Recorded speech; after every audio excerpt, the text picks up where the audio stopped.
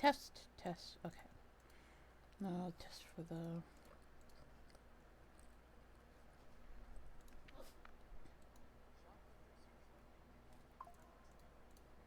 Alright, let me fix this. Properties.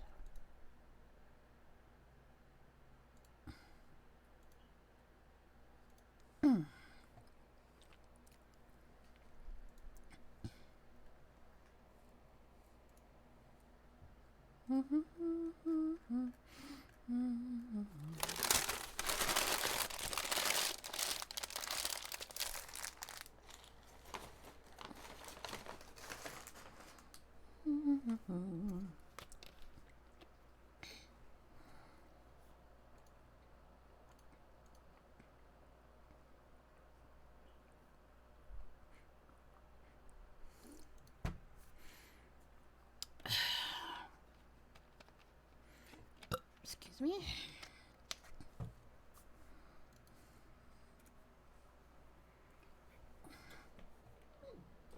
Grace, shut up. Disregard the consequences. Disregard the consequences.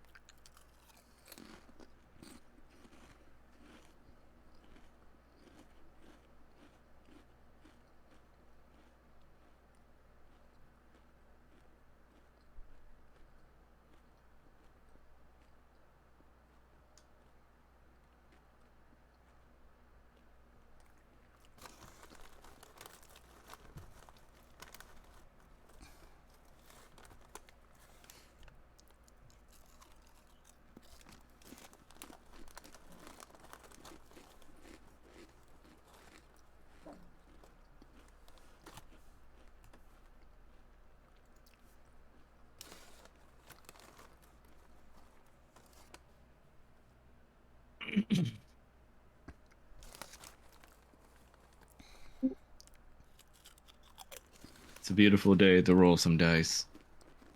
It's raining over here. Yep. Same. Yeah. Well, Oh, that's a beautiful day to stay inside and roll some dice. This is also true. But is everybody in? And in the room with the bucket. Oh, I'm in the Oh. house.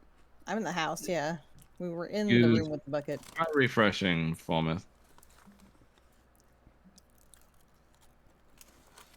We were in the. Suddenly, we're in our bedroom. And the weird thing is, I logged in after Rattles did, and even refreshed a couple times. To make sure I don't know what you guys are talking about. It was such a bad dream. That's The what bucket. I said when we showed up in the bedroom. The bucket is just the nightmare. It's just the bucket. It's Baham. We collectively have nightmares about a bucket. Don't imagine that. Max will make it You guys give me such fun ideas. I don't like that. It's like, what's wrong with the bucket? And I'm just like, rainbow dash jar.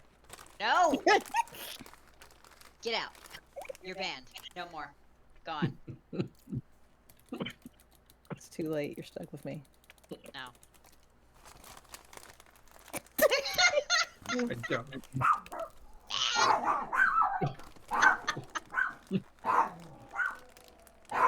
Oh my god.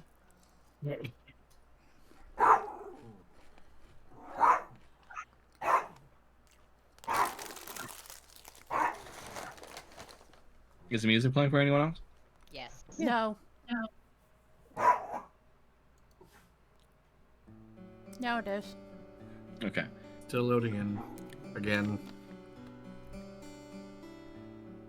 Yeah, let me know when you're back in, please. Mm-hmm.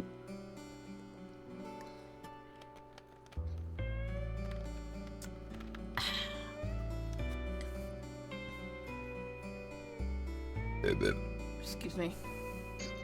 Damn.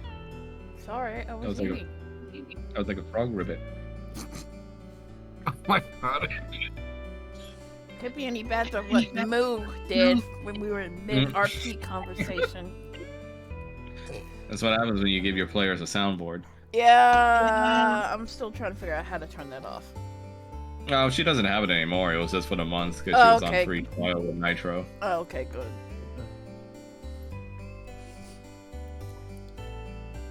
Okay, I'm loaded in now. Yeah, you shouldn't make me laugh that hard. But it's amusing when you do. Shut up. Oh, the music turned off. There it goes. Yeah. What the fuck was that? I...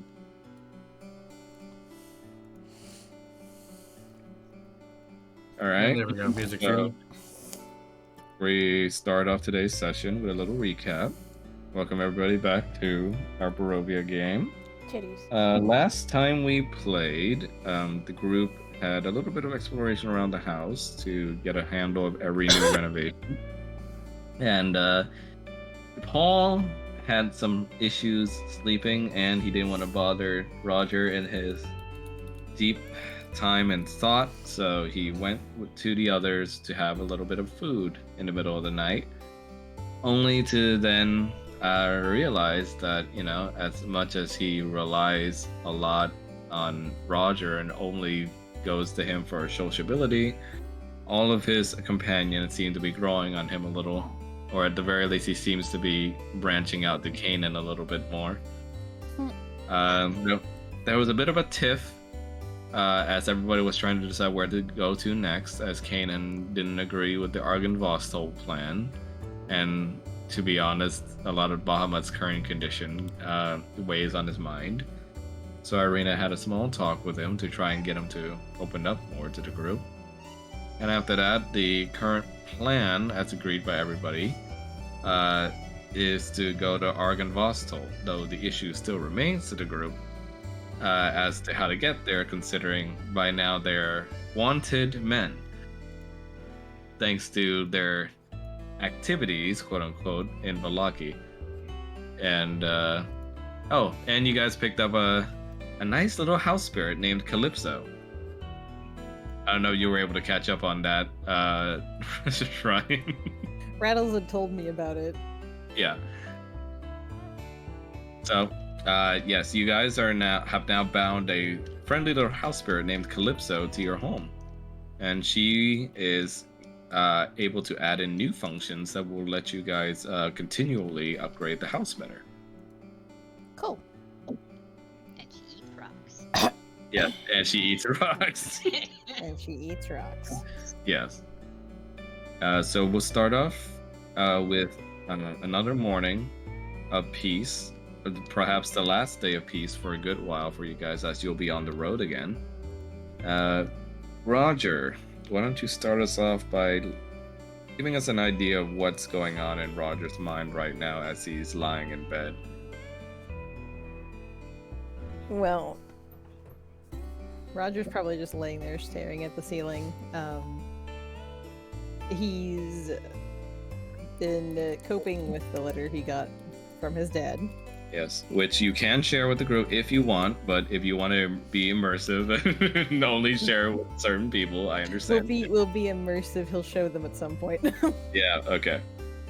Go on. But yeah, he's basically like dealing with some feelings because he's like, oh, well, you know, my dad is talking about all this stuff with him having debts and everything, and he doesn't want to think about it, but he's also like, I know I have a bounty on my head back home, Oh no. and I don't think my dad would do that, and I feel bad thinking that, but also like, is Mom giving him ideas? Is Faye giving him ideas? And he and Paul did have some discussion, and Paul pointed out, like, you know, you don't look like your family. I don't look like my family, and I'm adopted. So, Wait, so does he realize that he's adopted, or he doesn't know yet. Okay. Basically, right now, it's like they talked about, like, maybe your dad stepped out on your mom, you know, maybe they took you in, maybe your mom stepped out on your dad. It's like maybe you were just adopted. Like, I mean, they don't know. He's just kind of mulling that over. right? You spend the better part of the morning, even as the morning light peeks through the curtains in your room. Now that your room is a lot cleaner, it still feels like the loudest room in the house, even though you are in the middle of dead quiet, as your mind is filling you full of thoughts and what ifs and possible scenarios of how this could go down after you read that letter. And Roger, how are you reacting, knowing that Roger is going through a lot right now? I don't know if Roger has communicated this with Paul yet about what he's going through, but you know, how's it going over in Paul Town? At this point, he has probably let Paul read the letter, and talked a little bit about it. Okay. He's currently he's a little bit spaced out because he's just, you know, thinking over all of this and trying to cope with these concepts, because that's a lot of stuff that just got dumped on him. Oh yes. And you know, he's gonna sort of roll over to Paul and put his arm around him, and he's gonna stop and just be like, darling, did you always have a bruise here on your shoulder? That I know of, but would have gotten it from lady. I mean, you got a nasty one back here.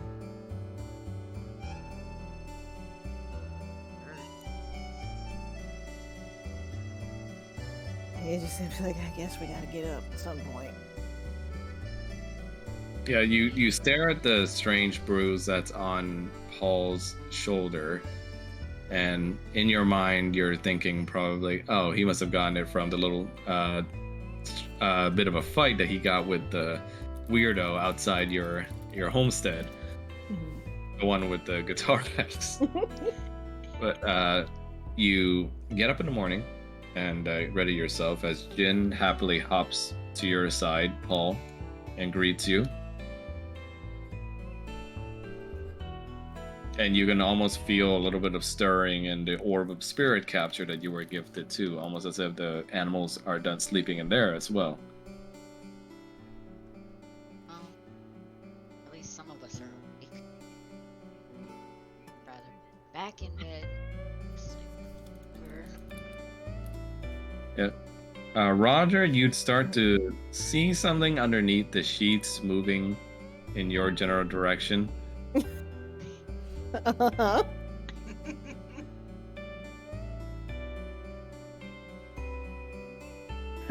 What would you Roger's like to do? going to just assume that it's Paul's tail. You see Paul's tail begins to whip out of the bed a little bit on the side, and it's definitely not coming from the little indentation you see coming towards you in the bed, under the bed.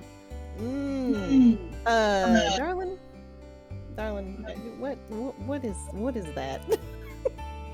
Roger's gonna get out of bed. He's gonna point and get out of the bed. You just hear a little bit of a muffled sound underneath the sheets.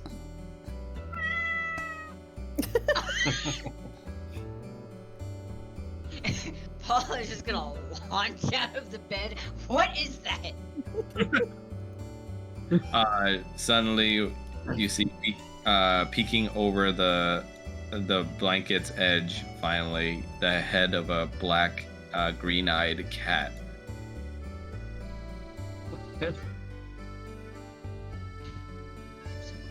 What are you doing in our bed? How did you get in here? You see, Calypso hops off the bed and she transforms back into her mortal form. And she just waves hi to you guys. Hi, good morning, friends. Just wanted to greet you guys as part of my job. You know, help you guys get up in the morning on time. Roger is just gonna grab a pillow and just cover himself because he sleeps naked most of the time. She just looks at us and says, "Oh, don't you worry. That really means nothing to me." Paul is just gonna gesture to Calypso. Calypso, this is Roger. Roger, this is Calypso. Hi, new friend. Nice to meet you. I am the new house spirit. She bows to you respectfully. I will be taking care of things in the homestead from now on. Is there anything I can do for you? You can not wake us up like that. Oh, sure. Would you prefer I wake you up at a different time? Maybe 9 a.m.? No, don't just show up in our bed. Just knock on the door. Or I mean, you could. I mean, if you're being a cat, you could jump on the pillow or something. Just don't come up under the blankets like that. That's kind of terrifying. Oh, I'm so sorry. I didn't realize that was disturbing. I was told that form was rather adorable for mortals. Oh no, it is adorable. It's just not when you don't know what's under the blankets and something's crawling up your leg or something. You know. Would you prefer me a little bigger? No. Oh, okay. Well, oh right. I will keep that in mind. I will. What's that thing that mortals? All right, I will pound on the door with my hand. Yep, that works. Knocking. Yes, that's what it was. As far as what do first, can you actually? And he's gonna take out the orb. Take these guys for a walk, perhaps. Oh, you want me to take a ball out for a walk? Yeah, you unlatch it, but unlatch it outside. They don't fit. There's She critters looks- in it. Oh, I see. It's a magical device. She looks down as Jen yips in her direction, and she's like, "Oh, how adorable! You have a little spirit fox with you." That's Jen. You see, she happily lets Jin lick her face, and she just laughs. Oh man, wow! It must be really attached to you guys. usually creatures like these don't handle like that to anyone unless, I don't know, some good deed was done for them.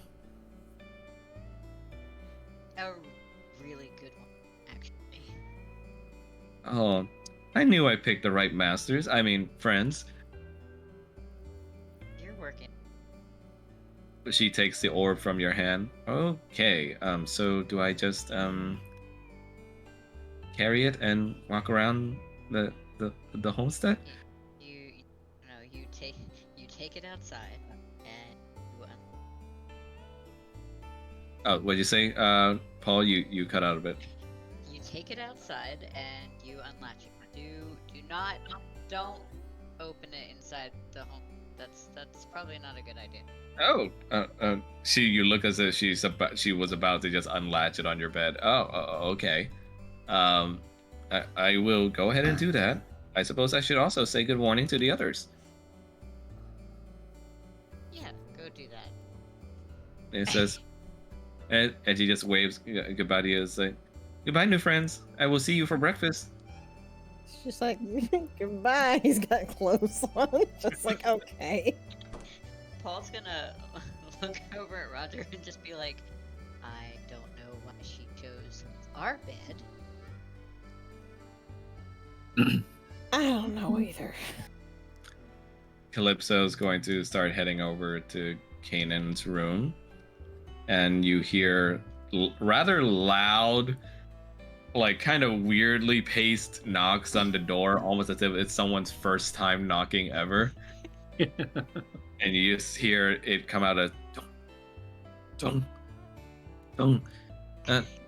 Hi, Mr. Kanan. He's gonna open the door, and he's not wearing a shirt or pants, and he's got like a towel or something wrapped around his waist. He looks at you and is like, "Hi, Mr. Kanan. Ooh, I like your new outfit. Is that some sort of new mortal fashion nowadays?" No, I am washing myself and doing scale maintenance. Oh, I see. You were in the middle of bathing yourself. Yeah. Do you require help with that? No. Kyle just raises his hand while he's bouncing on the bed. I might. Well, you're gonna have to wait your turn, kiddo. No. But if I wait, water gets cold. I will heat it up for you. Yay. And you see Calypso goes, speaking of water heating, I did the liberty of adding a little bit of heat and coals to the little mechanism you have in your bathhouse upstairs. So the waters in the house should be properly heated now if you need it. Oh. And as well as the baths, actually, upstairs. Well, thanks. Is there anything else I can do for you, Mr. Kanan?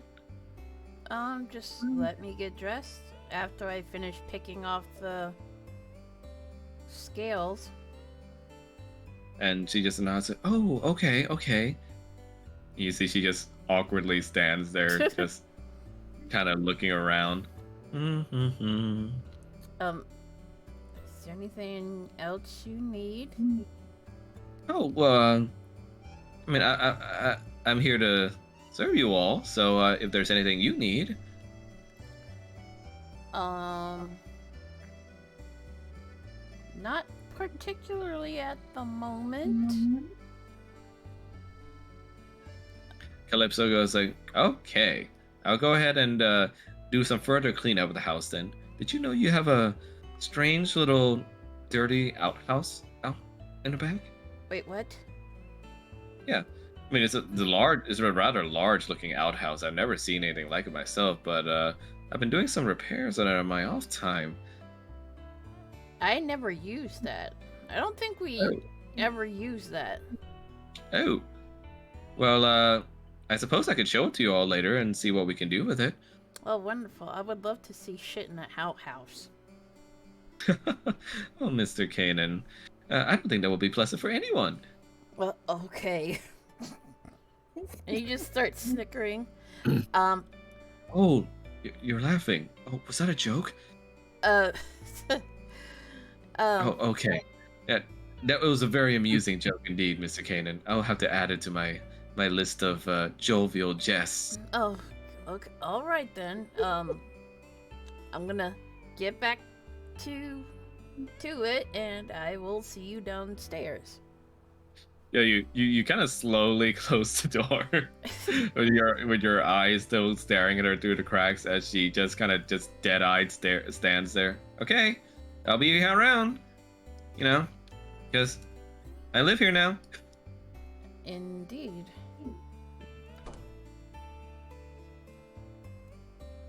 I'll just looks at you, goes like, she's cool. I like her. Oh, I'm glad you do. She's gonna be staying with us for a while. Ooh, if that's possible, can I ask her to make me some bacon? I don't know if she does cooking, but you can ask her.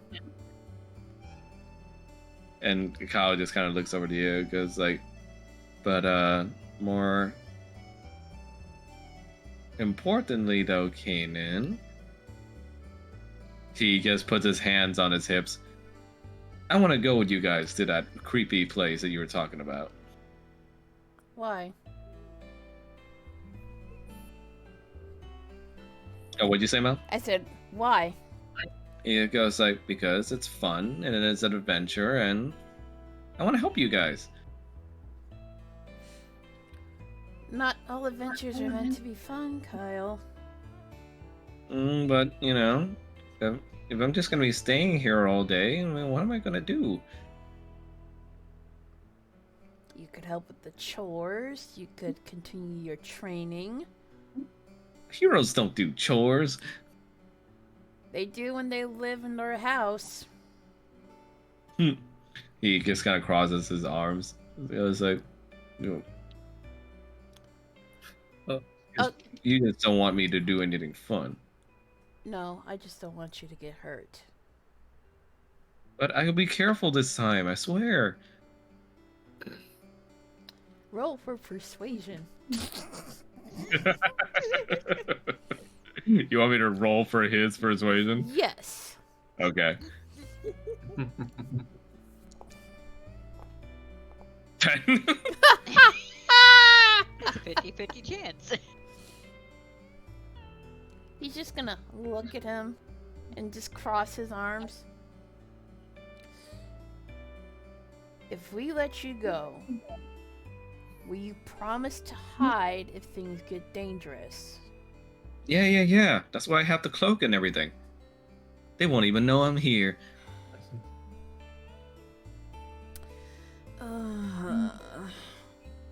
Fine, but you listen to what we tell you to do, okay? Are you listening? Yeah. Okay. All right. Roll for insight. Let's see, players. Roll. Da-da-da-da-da-da-da-da. I like how there's a decimal in there. But yeah, this kid didn't hear a lick of sense of anything you said after you said yes. Kyle, are you listening? Yeah? Repeat what I just told you. You said I could go. And I could go. And Special K's on the job. listen, I'm being serious. Come on, Kanan. You guys have been helping me practice. I understand that, but you could get hurt like before. I promise I'll listen. Pinky swear? Pinky swear. He puts up his little pinky. Okay. Fine. Go get washed up. Woo! You see he runs for the door. He's just gonna shake his head. Like... Hi, kids. Calypso. And he just kind of bumps past her and runs upstairs to go to the bathhouse. Lol. Children, as he's running by, he gets kind of immediately bumps past something hard, and he's just like, "Oh, Vinia, is that you? Oh, it's a small child. Calm down." And he says, "Can't. Gotta go bathe. Bye." Lol. She just kind of looks down at her invisible robes and see like a weird, kind of like a brown crayon-ish stain on her clothes, and she's just like, Oh no. "How does this even happen?" Wait, what? Yeah, she has a stain on her shirt for when Kyle bumped into her that looks like it's made of brown crayon stain. Oh, ew. Meanwhile, you see loud, rather strange knocks coming from your door as well, Falmouth. And it just goes out like dun dun dun dun dun dun. Really?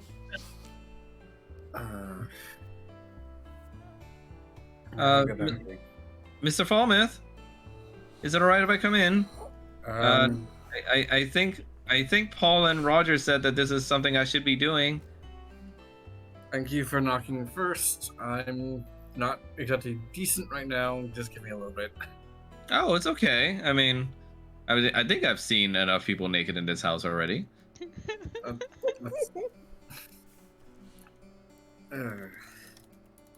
And plus for house spirits, it really means nothing to us.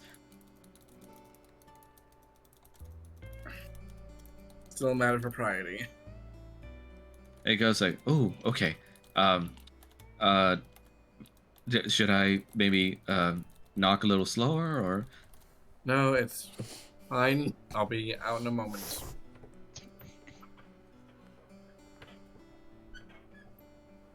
She just kind of hums to herself as she's waiting outside for you, just kind of skipping her steps a little bit. And once he is dressed, can I go through? Oh, I can move you. There you go. It's fine. Once he's dressed, he opens the door. Hi, Mr. Falmouth.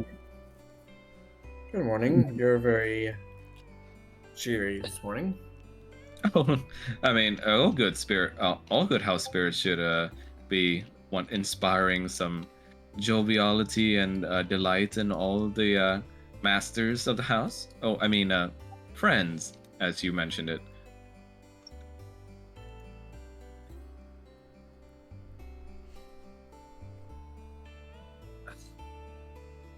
Okay. Have Paul or Roger said anything further as far as what they might be thinking? Oh, I saw them go downstairs. They might be heading for breakfast. It is the most important meal of the day, Mr. Falmouth. Pause. We have to see that off. Oh, okay. Right back. Okay.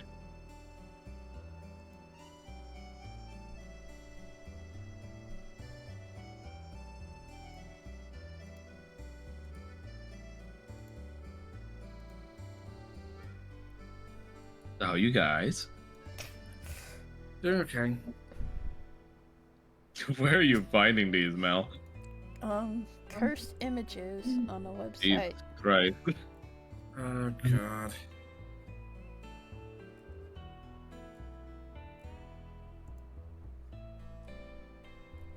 The anatomy of that second one just legs shouldn't bend that way. I thought that was something sticking out of his ass for a moment, and then I was like, oh, that's supposed to be like an underwear situation.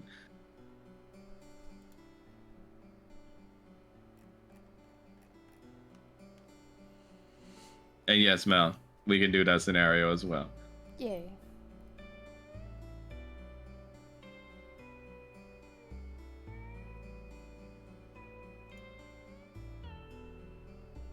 I like how Kanan prefers the wash tub of his own bathroom instead of the bathhouse upstairs. Well, it's so he can privately, like, Pick off his scales. like pick off the loose scales that are starting to fall off so that new scales can grow in. Life of a Dragonborn. Yeah. Yep. It's like it's like clipping your toenails almost ish. In my world, Dragonborns have a specific version of chicken pox, Oh God. just like humans do. Except for them, it's called scale rash. Ew. Yep. Lots of blue scales involved. Ew. All Dragonborns get it. Well, not all Dragonborns, but like some Dragonborns get it once in their life. Gross. Hey, every race, I think, adds a little bit more character when they have little stuff like that going on with their physiology and their lives.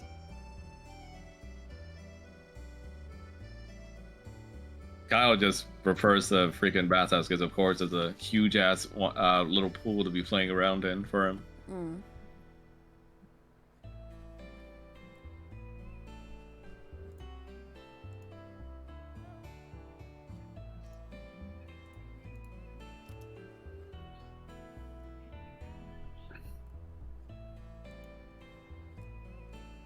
Hey, the Twitter links don't Embed embed anymore? themselves. Yeah. Mm. The Oh, only way yeah, you can become embed is by doing VX before Twitter. Oh yeah, I just love that it's completely canon now that Bowser likes thick women.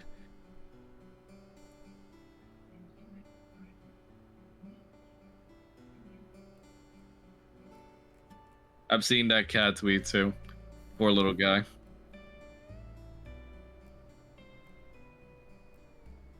Do you remember that phone game that was out years ago? Cut the Rope? No. Like the only phone game I played was Trigalia Lost. Oh, okay. Yeah. Really? You didn't play Fruit Ninja or anything like that? No. Oh, okay.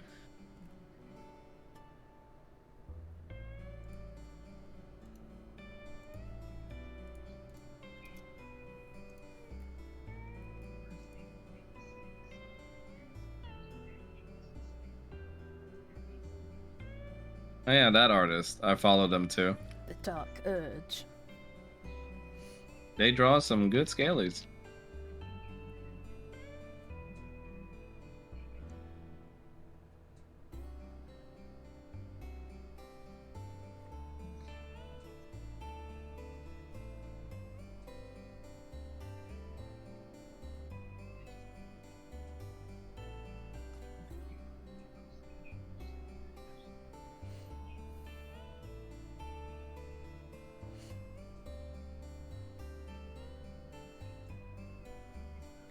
I hope the group is ready for some dungeoneering. I'm looking forward to it. Yep. Dun, dun. Dun, dun. Dun, dun, dun, dun.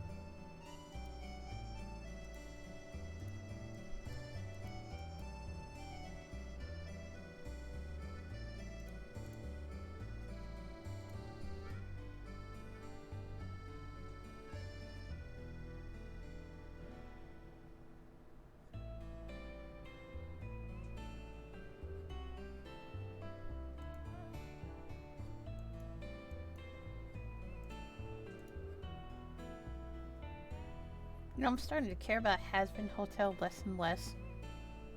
What do you say? I'm starting to care about Has-Been Hotel less and less. Tends to happen when it takes so long for the thing to be released. Yeah.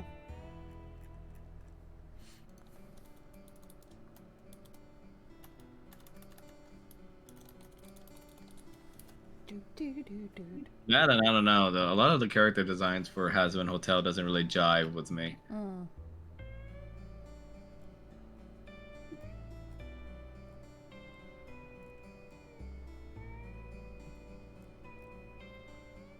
I should do more Dark Urge stuff. Dirge. Wonder if I should do the default design or use a different one. I think default design is usually what people identify him as the most. Yeah.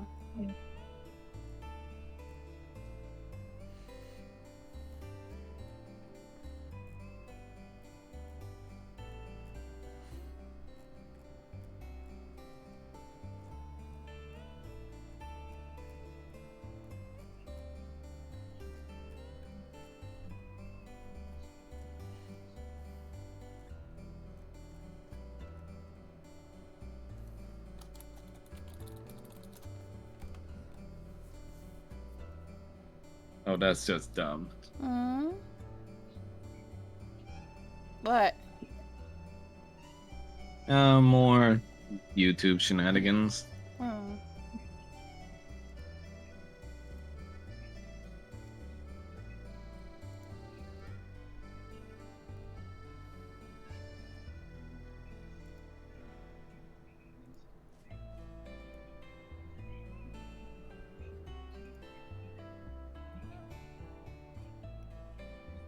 Ew, fucking AI art. For what? We're Oh, back. Looking up dark Welcome urge back. stuff, and like, yeah, this looks like What AI the art. fuck's in chat?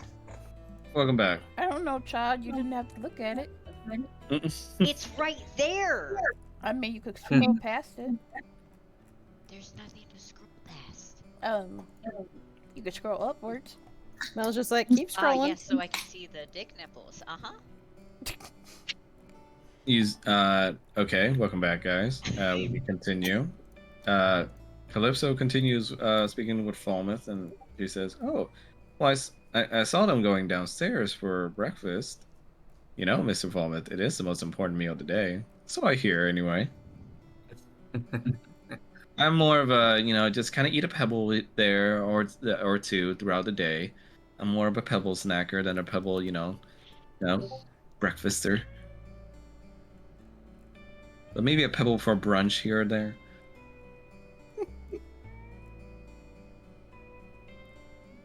What? Will you be joining them, Mr. Falmouth, or is there anything I can do for you? I think I'll be joining them. We have a long trip ahead of us. Perfect. And you just hear like the sounds of a meow going through the halls as she transforms back to cat form and just kind of pitter patters her way back towards the staircase. Daddy. Meanwhile, Kanan, while you're busy doing scale maintenance and bathing, you accidentally drop your message stone Oh no.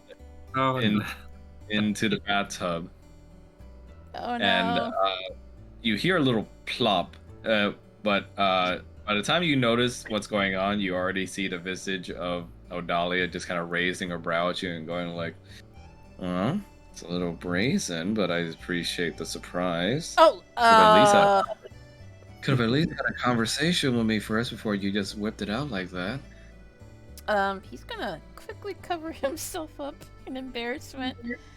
That was not intentional. It's like, what? Do you want me to show you mines now? Is that what it is? No.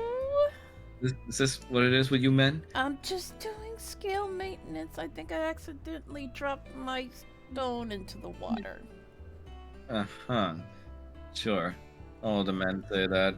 Next thing you know, it's gonna be one after another. I get clear views of your phallus through my breakfast, and then through my lunch, and then at night when I'm trying to sleep. Oh, like you don't like it.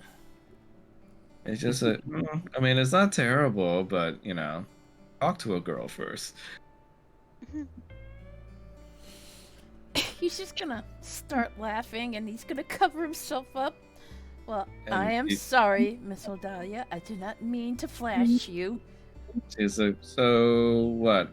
Are you actually gonna, speak to me like a normal person now, or is this just a sideshow?" You are anything but normal. You are extraordinary. She just kind of flips her hair and goes like, I know.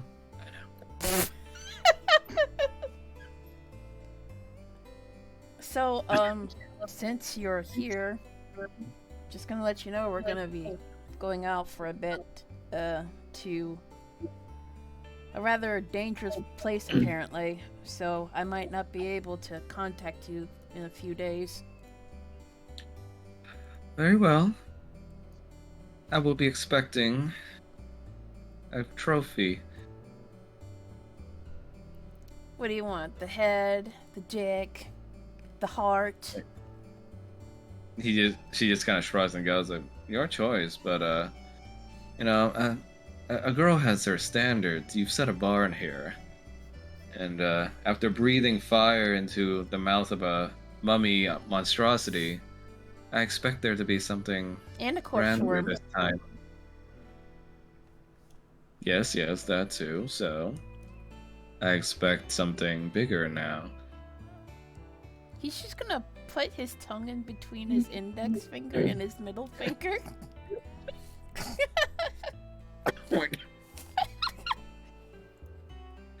She just looks back at you with a raised brow and just goes like, ugh. Complain all you want. I know you love it. She just says like, yes, well, get me something good from your little expedition, or you might not get something back in return. Oh, no, you're just not playing fair now. It goes like, fair's for pussies. When you're in a fight, you win with whatever tactics you can get. And trust me, she kind of lets you oogle her chest a little bit on the screen, just cleavage-wise, and goes like, I have many assets, Mr. Lalacris. Oh, I know. I've been through all of them and back. And then she just kind of looks over at the screen in the water and just goes like, don't forget to clean over and under. And then she just No, what? shuts off the mouth. Clearly, Valentina has been speaking with her. I won't say no until you give me those draws. God. Oh. All right, so you guys head off to breakfast. Let me change the map.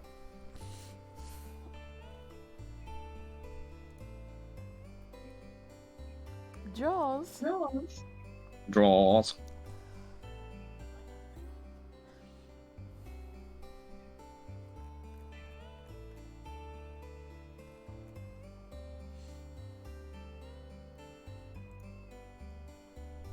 All right, now where is Roger? There you are.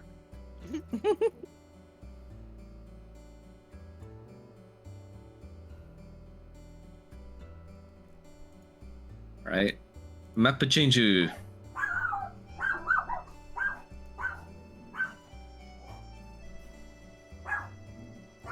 Shut the fuck up. Winston. I'm gonna punch You guys readily and heartily eat away at your specific separate breakfast dishes cooked by both Paul and Valentina, and you already hear the sounds of plopping feet as you see Kyle running at you guys, kind of hastily putting on back his clothes while he's still pretty wet in the hair and also like just general feet as he's trying to put on his shoes. Kyle, you shouldn't be running with wet feet. I didn't want to miss breakfast. Yeah, but you also don't want to slip and fall. I mean, we can always just freeze it and make a cool slide. No. Oh, come on. We did it back in North all the time. I am not going to be responsible for you getting hurt in any way and having Kanan wanting to hurt me in return. That was fine. Paul, you'll make a cool ice slide for me, right? He's gonna glance over at Kanan.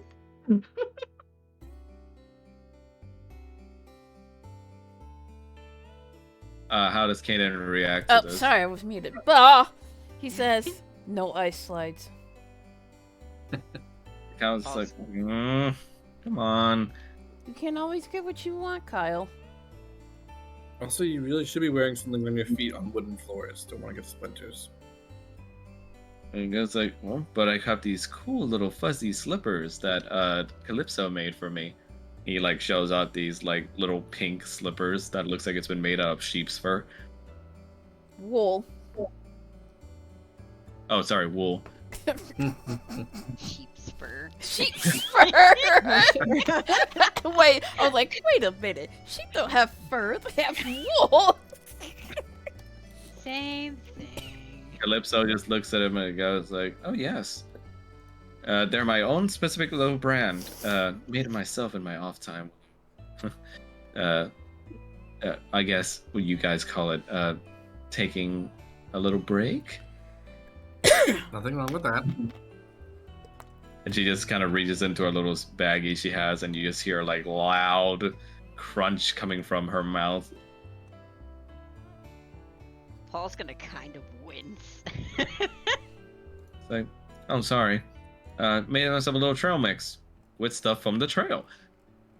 That's not. Nice. Ooh. It's really good too, because sometimes when you reach into it, you can possibly get like a little bit of a crunchy leaf in there too.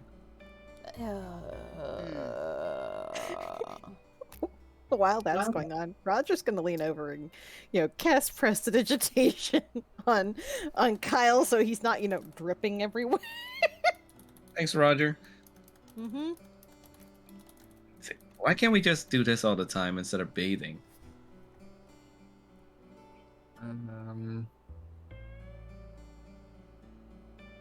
Can't use magic for everything. Al just looks at Paul as and goes like, but magic's so cool.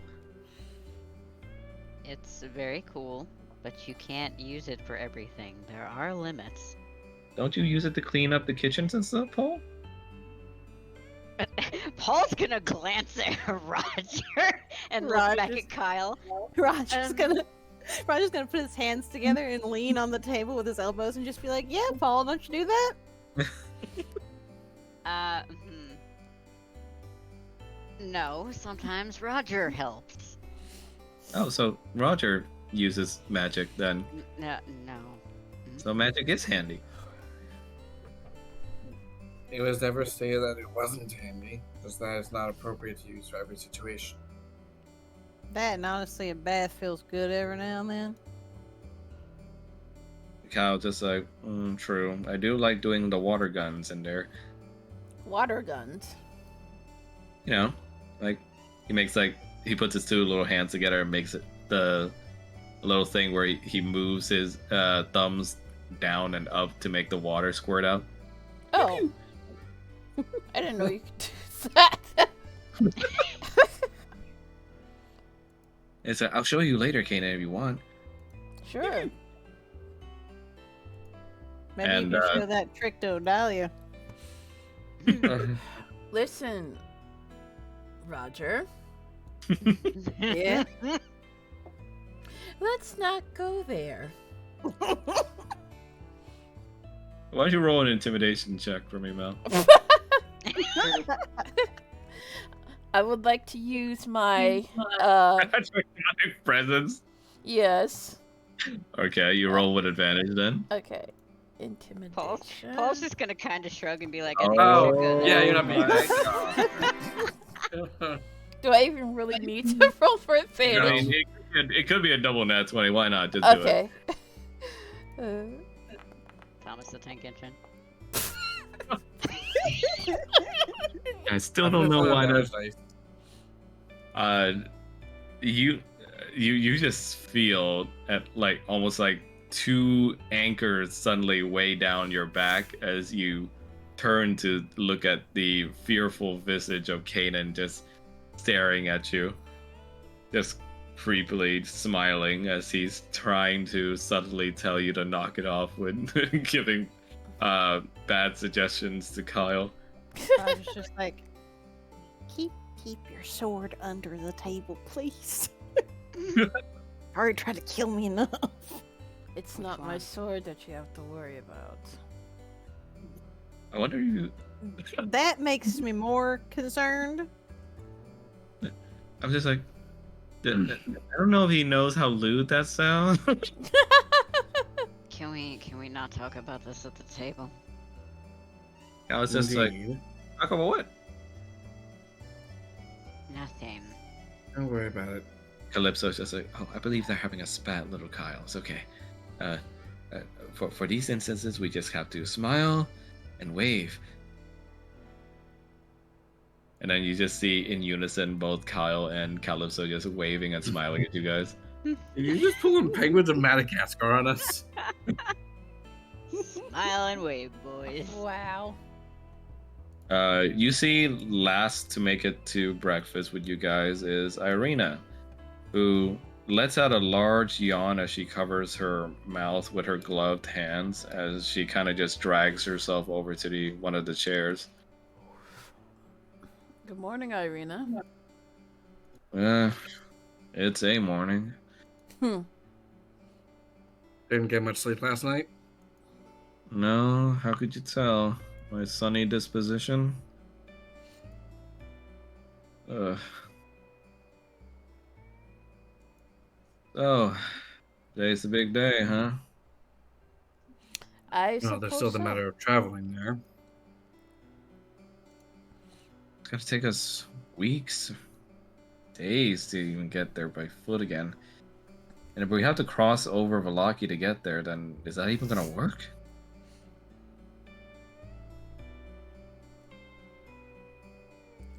We'll have to find Is there another any way way to get- across then. Is there a path through the Swallow Woods towards there? Didn't you guys say that that place was cursed or something? Yeah, it wasn't a good time. Roger just. Kanan You just say looks a that- little bit guilty. Yeah, all of you guys say that with the calmest faces, but Roger, Falmouth, and Kanan, you guys kind of have a 1,000-yard stare in your eyes, remembering what happened there. Kyle just kind of looks at you all and goes like, "See, I want to be like that. That's the kind of cool stuff you guys don't let me do." All right, Trust just, me, that ain't cool. Trust I me, really- you don't want to be in the forest. but it's a cool cursed forest. That's, again, not a place you want to be. Though I guess where we're going isn't much better. Irina just kind of rubs her forehead and just goes, "Right? Disguises then? Because there ain't gonna let us inside that town again for sure." Well, might be easier for you and Roger with his mask to disguise himself, but it might be a bit harder for myself and Kanan to do so. Do you think they'll spot us through the spells? Depends on if they have a capable caster. He looks over to Paul. Paul, do you sense any magic coming from the Baron?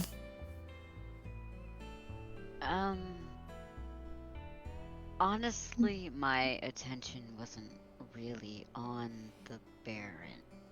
I'm going to guess it was on Roger's sister. Yeah.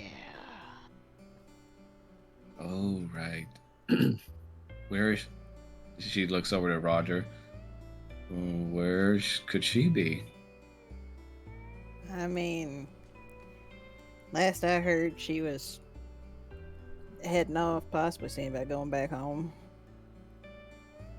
You think But she Strahd- said, I don't. But she did say that before she leaves, she'd at least check in.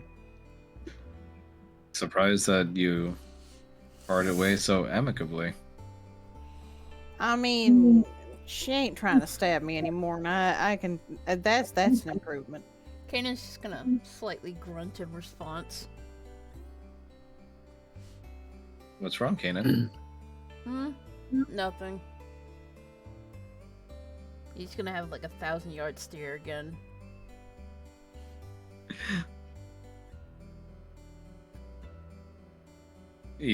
She looks at you and kind of snaps her fingers in your direction. Kanan, Huh? Kanan, What? are you alright? Yes, I'm fine. I'm just a little bit restless. Just ready Okay. to get this over with. Alright, well, no matter what we think of, we gotta find a way to get to Argynvostholt without getting caught somehow.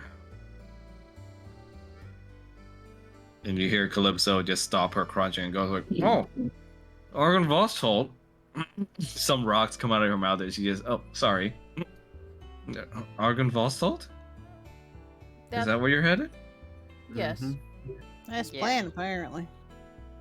You're talking about that big, imposing castle, right? Yep. Yep. I may have a solution. We're listening. Go on. Oh, sorry.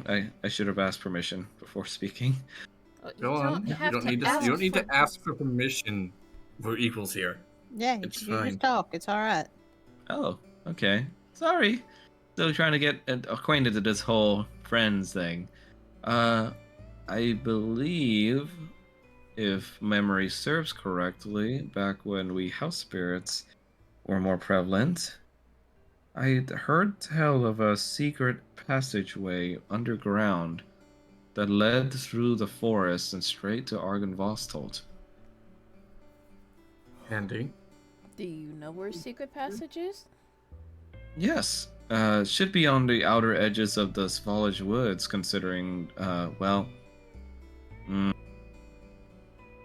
well, uh, it used to be underneath one of the churches of Bahamut that my people resided over, but, I believe they were slaughtered there, fortunately.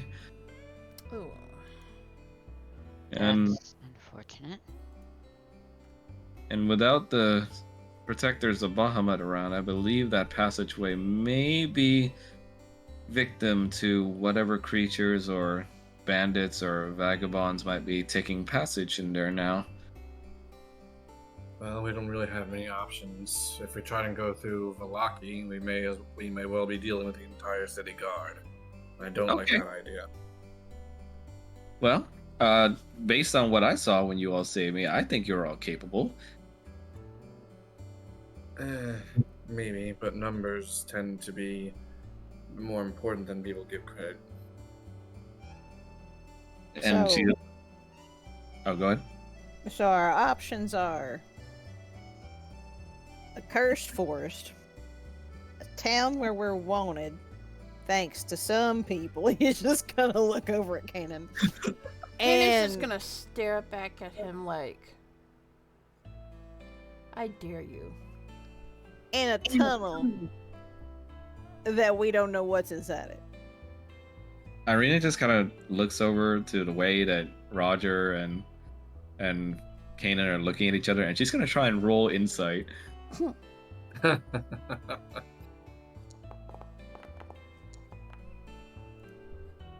Oh dang, she has a decent bit of wisdom. Dang. Damn. She looks over to you both and just goes like, "Are you two fucking?" No. Paul's Kanan- just gonna stop. Kanan is just gonna We- slowly turn his head. Look, I didn't want to be the one to say it, but I was party to certain events involving Kanan and Roger, and you know, I know the kind of weird stuff you guys get it into sometimes, and not that I'm judging here if this is some kind of like three-way situation or whatever, but like, Paula's just covering Kyle's ears again. First of all, don't say Right. that in front of my kids. Second of all, we're not screwing around. Roger's Okay. just gonna lean forward and be like, "When would I have had time?" And he's just gonna point at Paul. Paul's just gonna blush. she just says, "True," but you know, keep an eye on you two. You know, it's always the red ones. I swear to God. What? And you see Calypso just clear her throat and goes like, "Oh, should I not be here for this?" No, you're fine. You're fine. Splendid. Oh, speaking of which, Mr. Kanan, not that I don't enjoy the brutal viscera of the decoration you've decided to plant on top of one of the trees near the homestead, but the corpse is starting to smell up there, and I was just wondering, are we completely attached to going with that overall theme of you know, decorating the outside of our home? It's just You- there as you- a warning, nothing more. Oh, I see. Strapping, kind of like a go away sign. But you know, I could always just draw up a sign that says go away. It probably smell less bad. He's just And gonna wouldn't bring disease. She's gonna stare at her. I'm sorry. Fine. What's this about viscera in a tree? He's just One gonna of the- just smile. Roger just on that side of the table just sits there, asking, and then three of them on the other side just king silent. I don't like how y'all are quiet right now. There were some things that went on while you were out of it. Okay, How- yes, obviously. I'm asking for an explanation as to why there's apparently dead body parts in a tree. It's just a Kyle. I'm head. wondering that Kanan wanted to send to other curse eaters that were trying to eat Calypso and then trying to eat myself and Kanan in particular. And Paul. Kyle just throws his hands up and just crosses his arms while leaning back in his chair. Well, rub it in, why don't you? Roger's I gonna don't sit there and really be like, see. I don't Okay. really see talking about how I was actually pretty banged up. Is rubbing it in. Kyle's like, well, you beat them with your cool sword, though. All I ever did was just get stabbed with a fork. To be honest, Kanan and Paul probably did most of the work. That's Kyle a just lie, looks and at her. you know it. What you did? Kyle Well- looks over at Roger and goes like, they were really quiet with each other while you were gone, Roger. yeah? Yeah. He eyes the rest of them like, But we came up with maple syrup bacon. you know, I don't sound half bad, actually. Ooh, can we make some, Kanan? Sure, when we get back. But Irina just goes like, yeah, that aside, are we gonna take this little secret entrance thing, or? It seems. I wouldn't say it's the safest bet, but it's probably the one that might be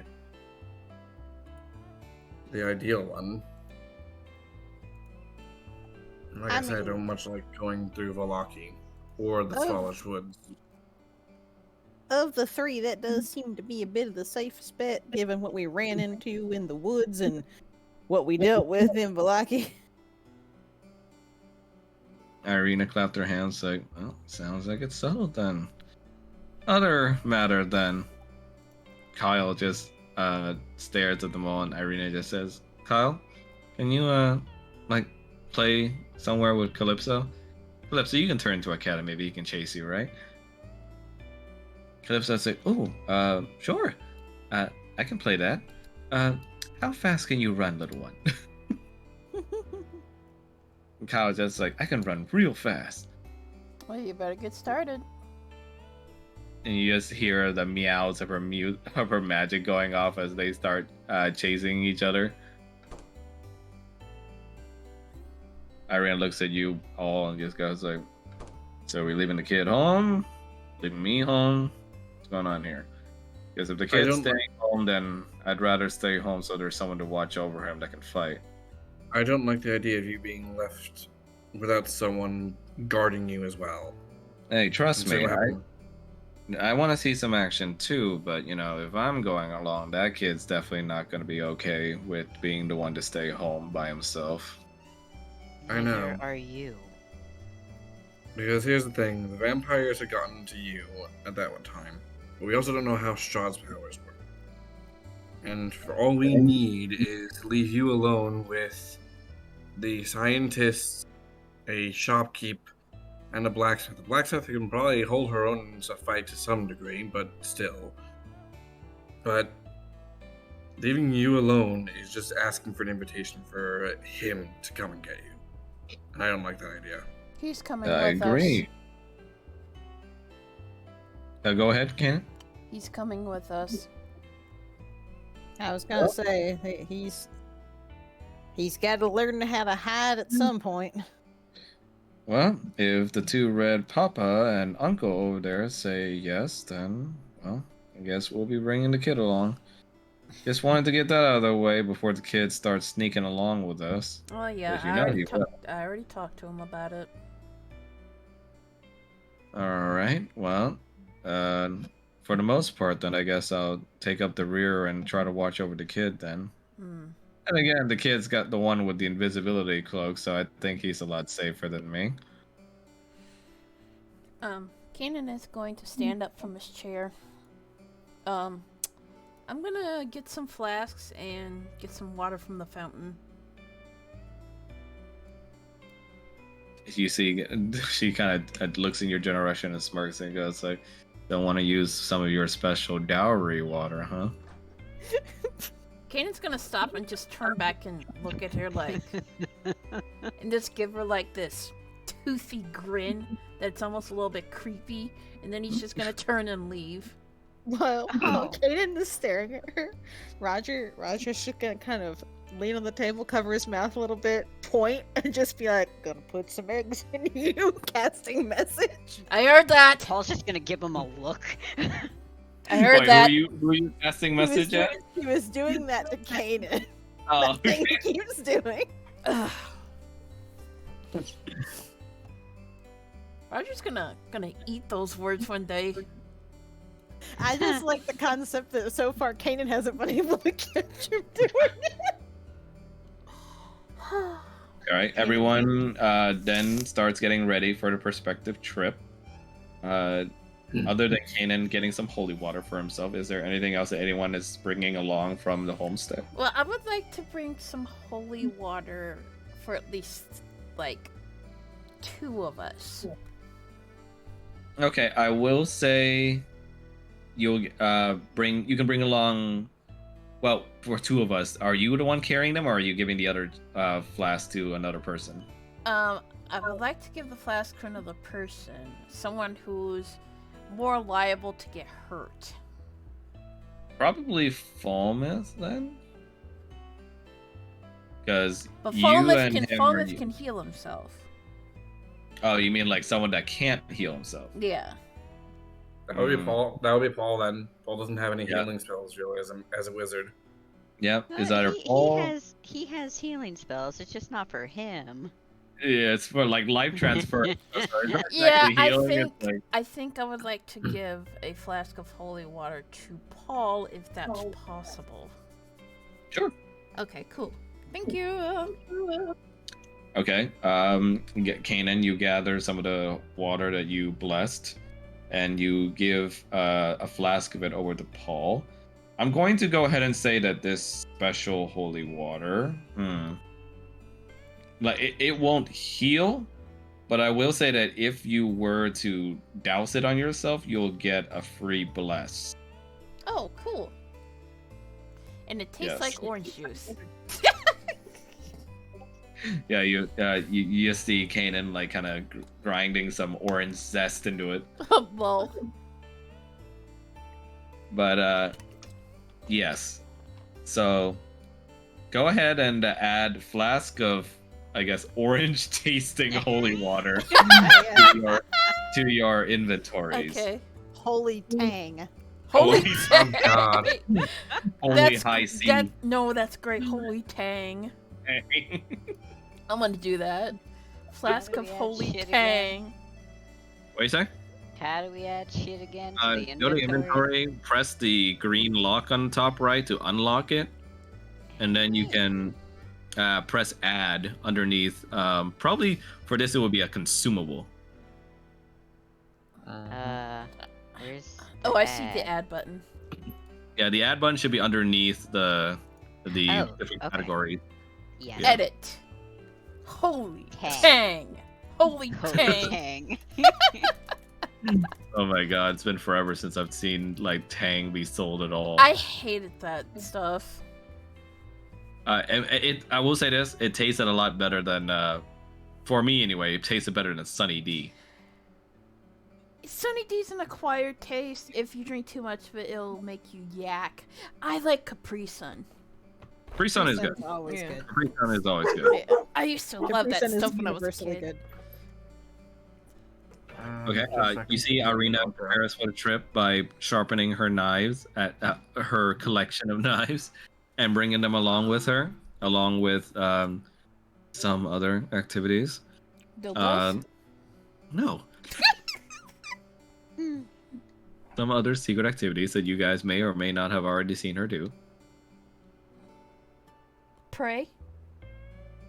No. Be right back. Need to let the dogs out. Okay, Blaze. Now, Paul, how are you preparing for this trip? He is packing up his cooking utensils. I'm guessing camping equipment too, just in case. And he's also bringing his Pokemon. Fucking love that I added that. You fornicated with a mind flayer. And Roger, how are you preparing for this trip? Roger is making sure one that he's got everything. Making sure his instruments are in tune, things like that. Making sure he's got Jake with him. Yes, you and Jake and Flubber is still your stalwart companion. Does Flubber fit in the Pokeball?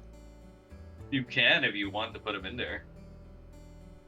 But if you do, then he won't be, adhered to your dagger, and you won't get the water whip situation. Nah, we'll keep him at like Pikachu. Okay. I thought that was Jin's situation. Pika Pika! I mean, both. Okay. Pika Pika!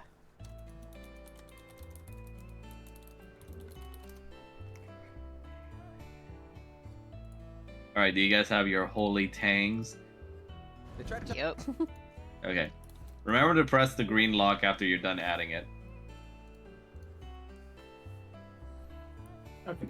Sorry about that. Time, all they hear is So it's Pika the Pika. Pikachu in German thing. Okay. Vous l'entendez comme moi, vous l'entendez? Welcome back, Blaze. Thank you. Okay, so how is Fallness preparing for this trip?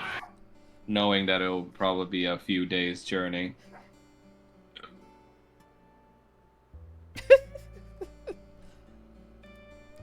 Pika Pika!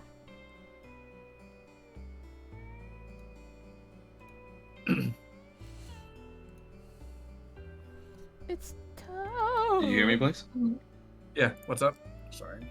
Oh, I was saying, so how does Fallness prepare for this journey, knowing that it'll be more than just a day or two of travel through the passage, and also whatever perils you will face at Argynvost? Somebody should be packing food. I think that's Paul. That's Oh, all. okay. I'm brain He's got tired. cooking utensils and camping equipment. He's ready for the cooking. Yep. Cock. Combat That chef. he knows that, and he knows Kyle is going to be asking for it anyway. Oh yeah. He's gonna be asking for more maple bacon.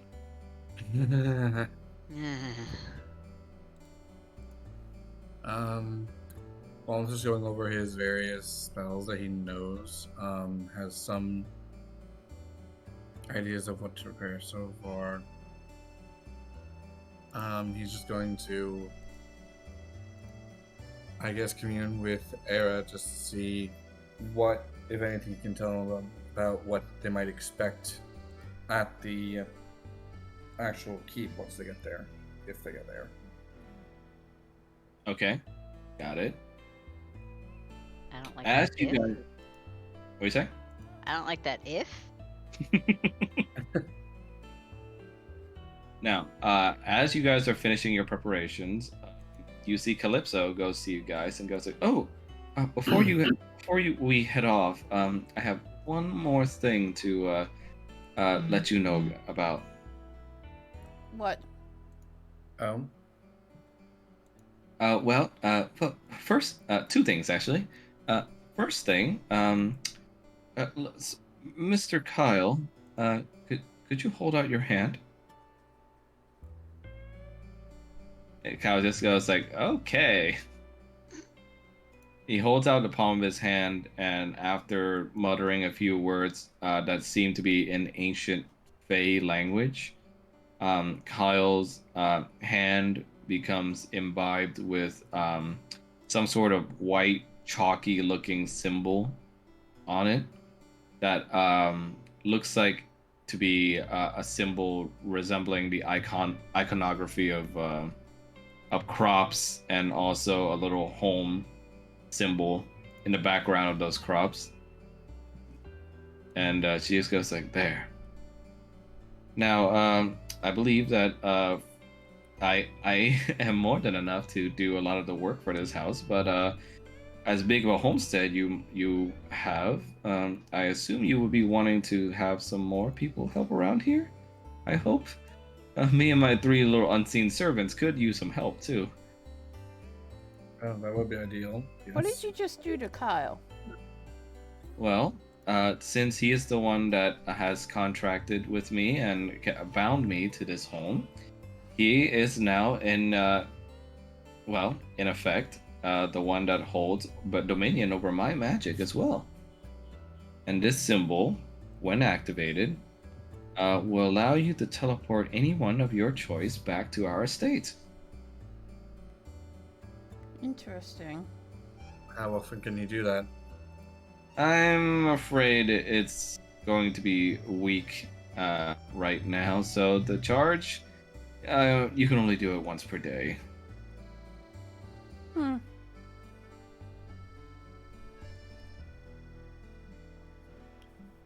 Well, I mean, that's a good out if we need it. And she just goes like, yes. Though I will have to add that the person has to be willing to want to go if you wish to bring them back to the estate. I see. Yeah, so no forcing of any wills around here. Though if you are in that trade, I would like to know. We're not. Okay, good, because no judgment, of course. If that's the work you're into, but might be a little bit concerning. Mm-hmm. You don't gotta worry about that around here. All right. So while you're off adventuring, I can go ahead and at least guide you in the right direction. I'm afraid, since I'm bound to this place, I can't really go too far from it. Just try to keep down the fort if you can. I will. Ooh, in the meantime, as thanks for letting me stay here, I actually had some gifts. Hmm?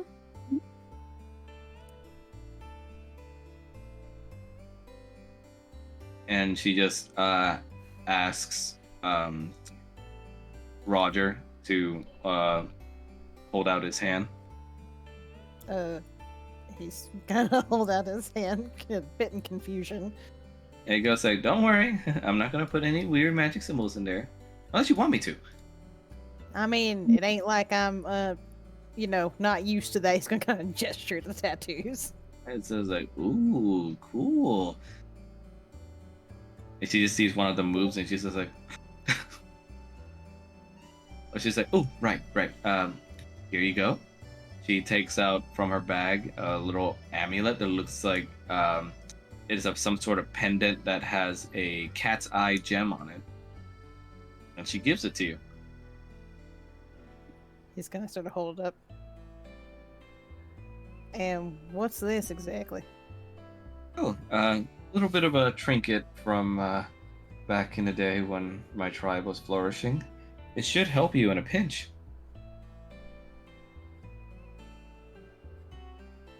All right. Do anything in particular? Anything I need to Well, do with it? you can go ahead and investigate on it. Go ahead and roll an investigate check. All right. Let me roll investigation. That is intimidation, not investigation. Roger, Didn't you are- intimidate it. You're not intimidated. You tried to investigate what's going on with this amulet, but really it just looks rather good on you as far as you're concerned, so you just wear it anyway. But Calypso continues, so, well, other than it helpfully getting you out of a pinch when you're in danger, you should be able to communicate with beasts with it on. Well, that'll definitely be helpful. Yes, though I will have to add, specifically only beasts. Unfortunately, you can't talk to many other beast-like looking creatures. Trust me, I've tried. And learned the hard way.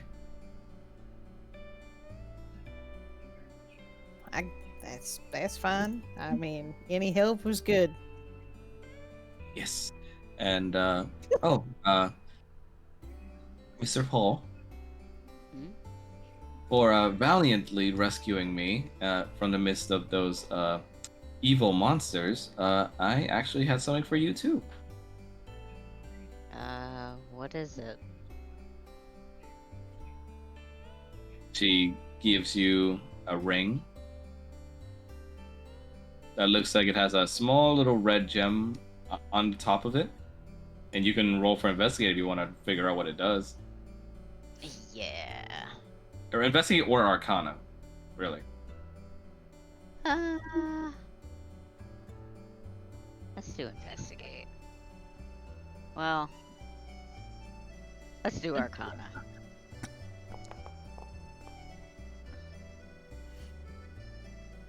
You investigate the ring, and you can tell that it is rather enchanted, and you can tell that it's a ring of spell storing. Andy. Yeah. When you cast a spell into it, it stores and holds onto it up to 5 levels worth of spells at a time. And basically, whenever you touch the gem of the ring, you can automatically cast the spell that's stored into it. Well, that's pretty cool.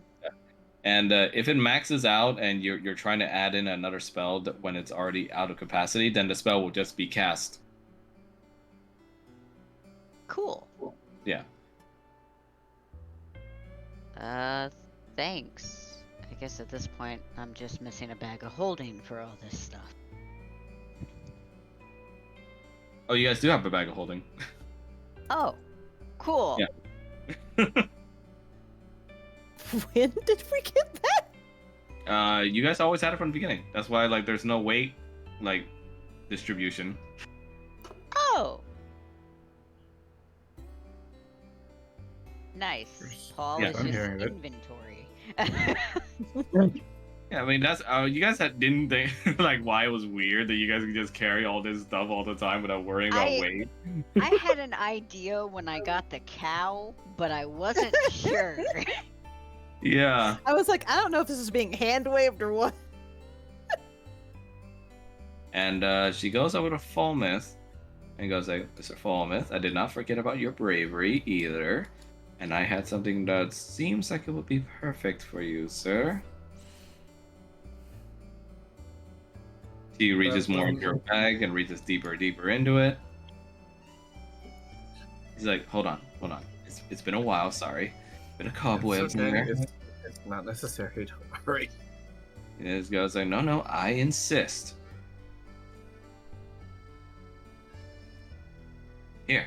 And she takes out what looks like to be another ring. And she puts it into the palm of your hand. And you can roll an investigate check to check on what it does if you want. I'm not good with either. So that's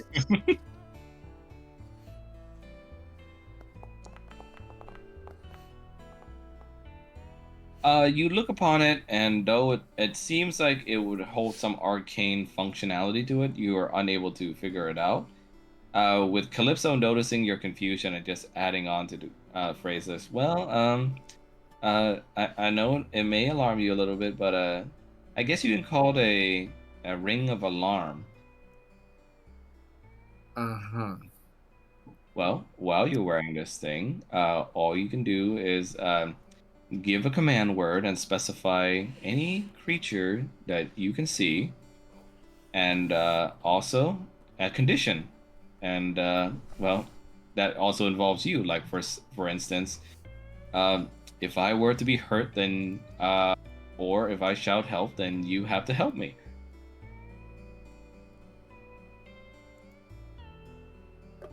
okay. That's interesting. Sounds a little odd, but I think you'll get the idea of it once you use it. And it should be in your inventory now.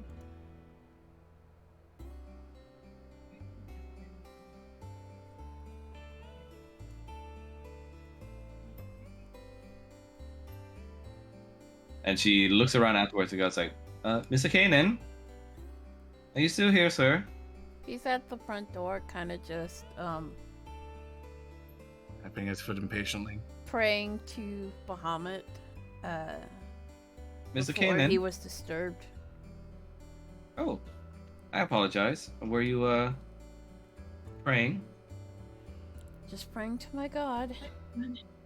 Oh, you must tell me about him sometimes. He sounds like a delight. It's Anyways, Bahamut. oh, the big scaly one? Mm-hmm. Yes, that's fun. Okay. What is it? Oh, I wanted to give a present to you all, considering you helped rescue me against those monsters. I know you didn't have to, but I'm still thankful nonetheless. So, I have something for you, sir.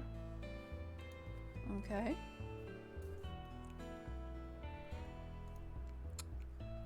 What is it? She digs into her bags. 1 second, please. Here it is. Now, I know it's not original.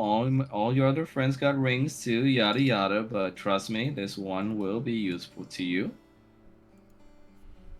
And Kanan, you're gonna have to roll for investigate or arcana in order to figure out what this ring does. Okie dokie.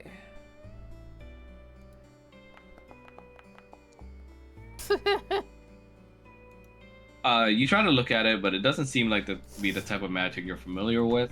It seems like a fey making, as Calypso just whispers over to you, saying, "This one's my personal favorite." So if there are any spells out there, any harmful ones that specifically come towards your way, by using this ring, you should be able to either get out of the way of it easily, or have it instead target the caster if you're lucky enough. Wait, what? He just kind of looks at you and goes like, it basically makes it so that a spell either misses you or gets put back at the person who threw it at you. So like a mirror? Sort of. Sorry, I don't know if I'm explaining this well, but I suppose you'll see what I mean when it comes to work. Oh. Alright. So she just basically gave me mirror force. Yep. Yep. And And he's gonna take the ring and he's gonna look at it. Might be a little bit too small for my fingers, but And it goes like, ooh, I don't know if I can do anything about that. Perhaps we can, she like kind of gestures towards your horns. Perhaps a lovely decoration? he's gonna snort smoke, but then he's gonna put the ring on one of his horns to see if it fits. It fits almost perfectly on the edge of one of your horns. As he goes like, see? Perfect. Thank you. No problem. Now, I believe I owe you all a little trip. Now, come on. Okay then.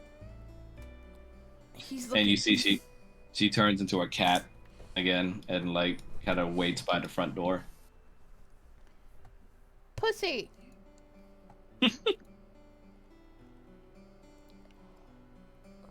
Kyle just excitedly goes along with you guys and just holds his little invisibility cloak up in the air as he's running, kind of like Superman. What the fuck was that? And he's just like, yeah, adventure. Kyle. What? I'm excited.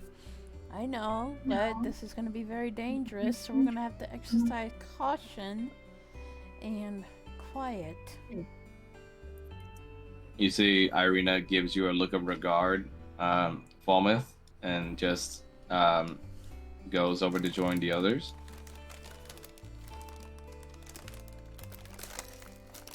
Special K! Alright, we all ready? I'm ready for titties.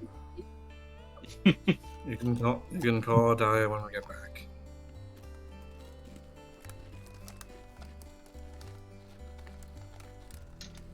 And yes, ready as I can be. Shrine, you can pre-roll those.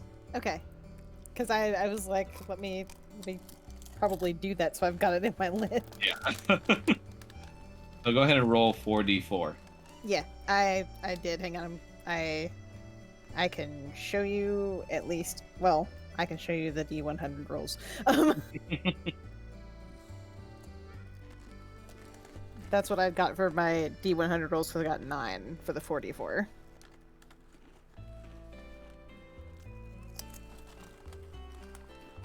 Wait, so what happened?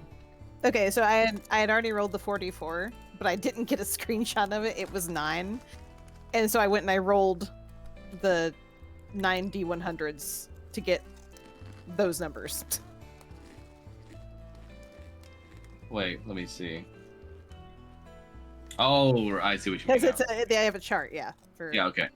All right, so 9 and then D100. So let's see. From the row of useful items, you get, let's see, you rolled an 85, so you get a patch on it that looks like a Mastiff dog. Ah, yes, more for the collection. Yeah, so you may want to write these down. Oh yeah, no, I actually have them written down here. Okay, and the number 1, so you get a bag of 100 gold pieces, just straight out. Stonks. Stonks. And 88, which means that you get yet another Mastiff patch. You have 2 Mastiff patches now on your robe. And each of them summon 2 masts. Yep, just dogs. Dogs. And then- Dogs for days. 49, you get a riding horse with saddlebags on one of the patches. Because this is a Pokemon tournament. Yeah, apparently. 58, you get a pit. So, you get a patch that looks like a large pit, like a cube of 10 feet to the side that you can place on the ground when you... Oh my god, this is gonna Some be... Looney Tunes-esque Looney shit. Tunes shit. And 29, that means you get 10 gems worth 100 gold pieces each. So 1,000. So 100 platinum. And I'll let you... Yeah, and I'll let you decide what kind of gems they are, just as a little bit of flavor for yourself. Yeah, because I mean, at the moment he does, they're patches, so he doesn't have Yeah. them. He probably doesn't even know these are all on there. Yeah, he just sees a bunch of patches right now. He doesn't really realize anything other than like what they look like on the outside. Mm-hmm. And 96, meaning you get a window that you can place on any vertical surface that you can reach. And number 9, meaning you get a silver coffer that's worth 500 gold pieces on one of the patches. And lastly, you rolled a 63, meaning you get 4 potions of healing in your inventory. Or not not right now, but like Yeah. you already used the patch. Roger's like, well, this is how I prepare for my trip. Reaches into the row. I like how one of the ones that you can potentially get is a rowboat that's 12 feet long. Like, Oh my god. how would that feasibly be used in combat? It's just a boat. It's like when you pull the thing on the Oh, the inflatable boat. inflatable raft, yeah. All right. Other than that, is there anything else you guys want to prepare? I think we're good. All right, then onward to adventure. Let me switch the map and the music.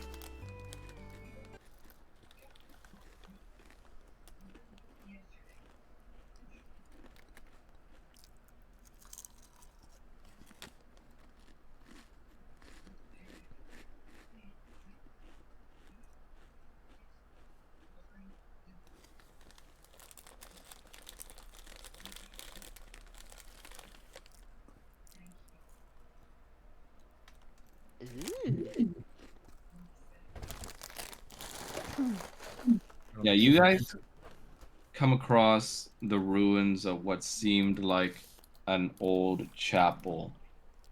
And Anan and Falmouth, you may both roll for religion if you want. Roll for Jesus.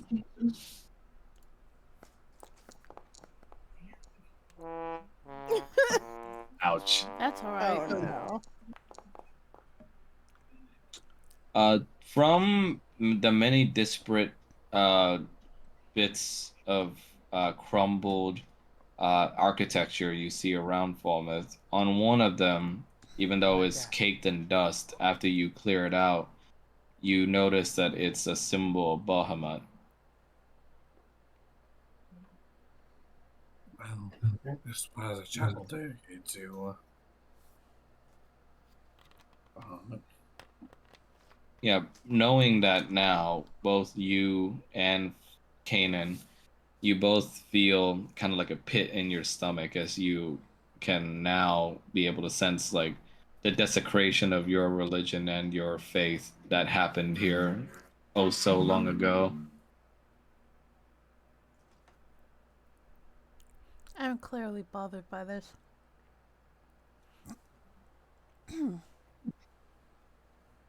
And everyone can roll for perception for me, please. Excuse me, sorry. Oh. Oh boy. That's always fun. As Calypso, you guides you all throughout these ruins and just says, "Yep. One of my ancestors was the house spirit ordained to be presiding over this grand church back then. I didn't know much about it, but I heard that there was a secret entrance here from our conversations with him."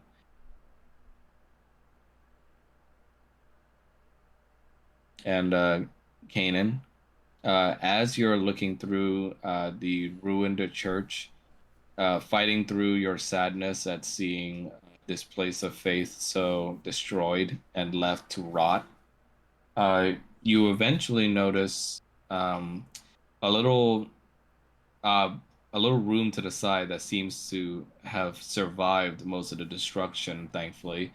There being no roof over it, there's only walls that sort of form a U shape around the flooring here. And on the flooring, you notice that the patches of grass that have grown over the area seem to be covering it in a strange way, almost as if the distribution of dirt there wasn't correct.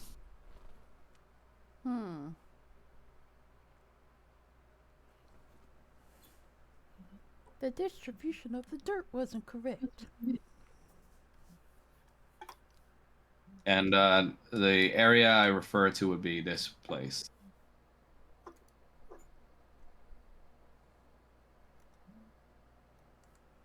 Irina and Kyle are with you guys as well. It's just they're not tokens for this particular moment.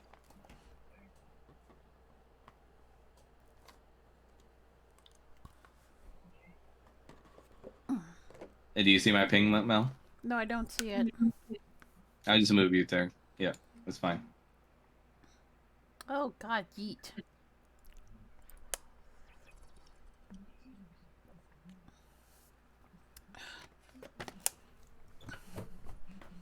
So there's like dirt that's like out of place, or Yeah, on the ground. can I inspect the dirt? Yeah, go ahead. Was that investigation or? Nah, you don't need to roll for it. Alright. Just go ahead and like roll me another perception with advantage. Okay, Daddy. This is why we have advantage. Damn. This is why we But have you do advantage. have. I was like, you do have advantage. I was like, dude. You sift around the dirt a little bit and you're able to see something that looks out of sorts. You see a metal grated gate of some kind that's imprinted upon the floor, but you see that you can't access it by yourself. You see what looks like to be the symbol of two iconic dragon wings on there that looks like some hands have already swiped past them. So did these like another person to access it, or? You can roll for investigate. God. Is there supposed to be music, by the way? No, it's quiet for now. Oh my god. These stupid rolls. Kanan is not having a good day. I'm distracted, yo. Like I'm in like a place that's all in ruins, and it's supposed to be like in homage to my god. So it's like it's pretty distracting. Kanan, you aren't able to figure out what exactly those symbols on the grate mean. You just know that you haven't been able to find any success in trying to force the door open.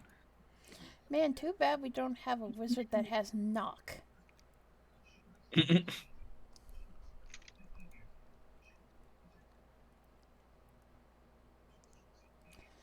Well, guess he'll go out and like. Oh, I guess I can't because my token's in the wall. So I guess he'll. Oh yeah, you can't go through there. I think I found something over here, but I can't make heads or tails of it.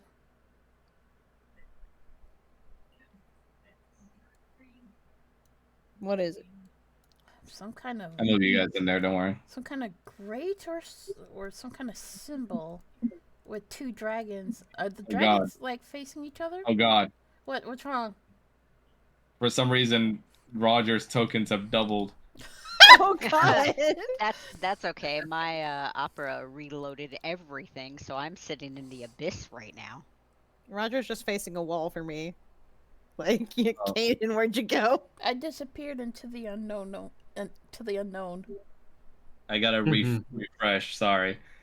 It's alright. I need Brian, to use the restroom. I think you and I tried to move Roger at the same time, That could be what happened, yeah. and I think what happened is that the game is like, "What is happening?" Alright. I will be right back because I'm going to use the restroom. Curse of Okay. Strahd Revived Edition. What do you say? Curse of Strahd Revived Edition. Like, what the fuck did they change with Say it? what, Sharon? I'm looking on Roll20. I'm sorry. I'm just browsing while we're waiting. The Sunless Citadel. Hey, we did that. We didn't finish it though. The Forge. One day. The Forge of Fury. Did that one. That guy though that we played with though.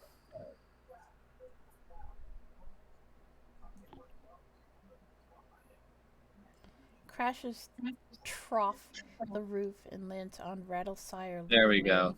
Now Roger can move in. I mean, she saw his dick, so they are friends at least. You didn't finish that rising. Quagmire would be ashamed. Like, who is Blaze Art Creations? Oh, that's one of my buddies. Oh, okay. I was like, they know you, and I'm just reading through their messages. Okay, but Yeah, he does that. Oh, okay. He's a weirdo. Max, is there supposed to be music playing? I already answered you. I said no. It's quiet for now. I could have sworn that you said yes. I'm sorry. I'm having a brain no. fart. I got two dogs that proceed to want to sleep on my feet, and it's very annoying. Sometimes silence is a lot better on certain maps. Winston. Winston. Where'd he go? Go back, Shrine. We're waiting on Blaze. I also managed to free you from wall purgatory. Yay, I'm no longer stuck in the wall. What you doing, buddy? Hi. Hello. Your breath stinky. Your breath Roger's just stinky. over here like, look, that's a thing that we do sometimes at the brothel, but that ain't the brothel, right?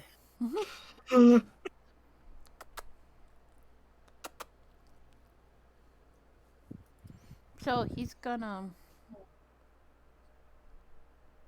look at the two symbols and like, I can't make heads or tails of it. Why are you shaking? Are you cold? It's chilly. Are you cold? Oh, poor baby. See, now you woke up, Grace, you fucker. Suddenly Vietnamese. She isn't even over here. Hold on.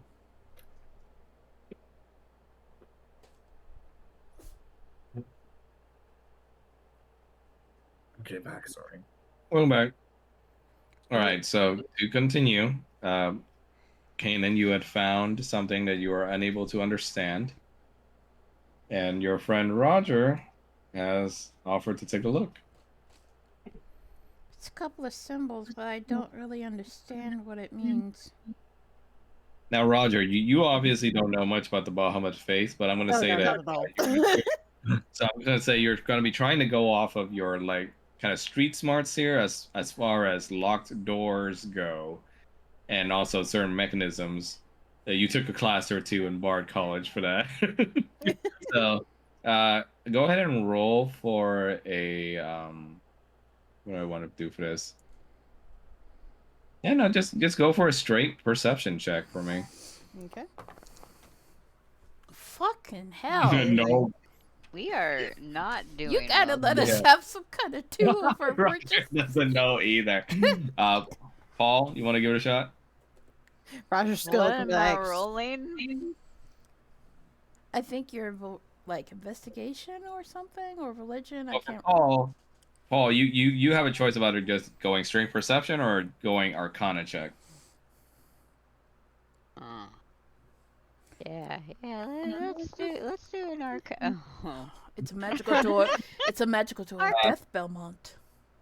Paul, you look at the door, and unlike the others, you don't try to look for any distinguishing mechanisms, but you are able to tell just straight off a glance by feeling around how it interacts with the weave that this secret entrance is magically locked, and that there is some sort of method here that it's asking for with the pictures on the front that could help open it.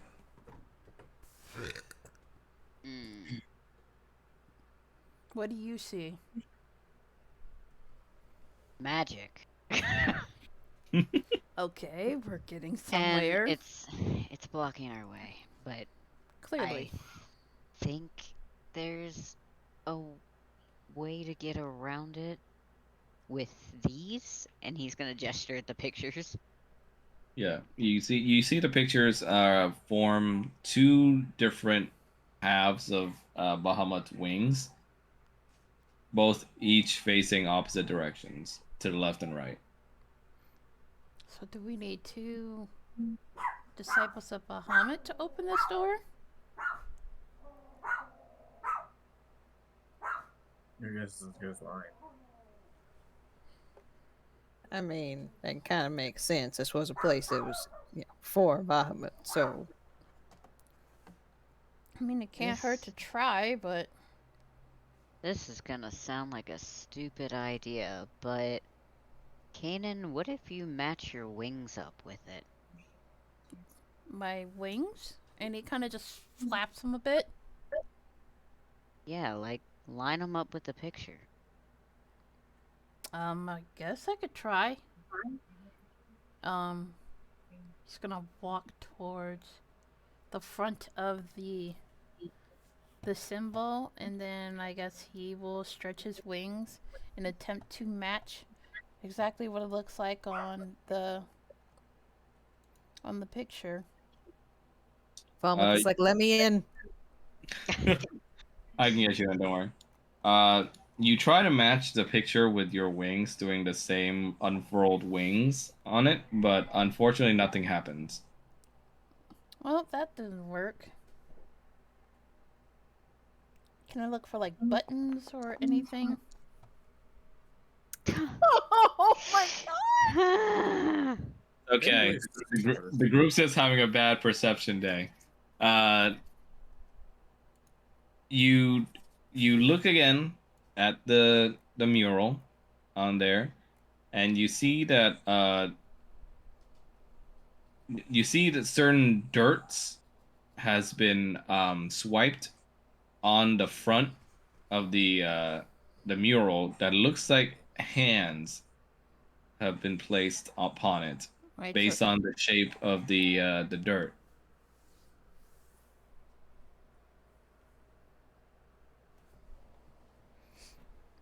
Yeah, I got nothing.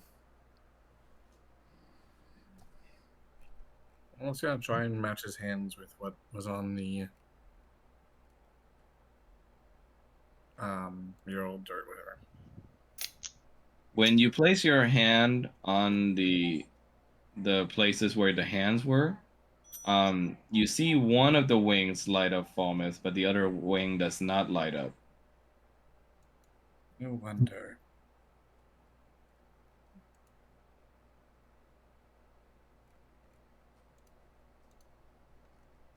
And did you happen to see any other imprints? Maybe your hand being there could be the other part. Nope, but I guess we could try. Uh, so, Kanan, what would you do? Guess I'll put my hand on the other imprint. You put your hand on the other imprint, and the other wing begins to shine with radiant light. And before long, the two wings lose their light and form a fully engraved picture of Bahamut upon the mural. And just like that, you start to hear the sound of stones grinding and some dust falling off the edges before the entrance splits apart in the middle to open the way to what looks like a staircase leading down. Oh boy. Going down below in darkness.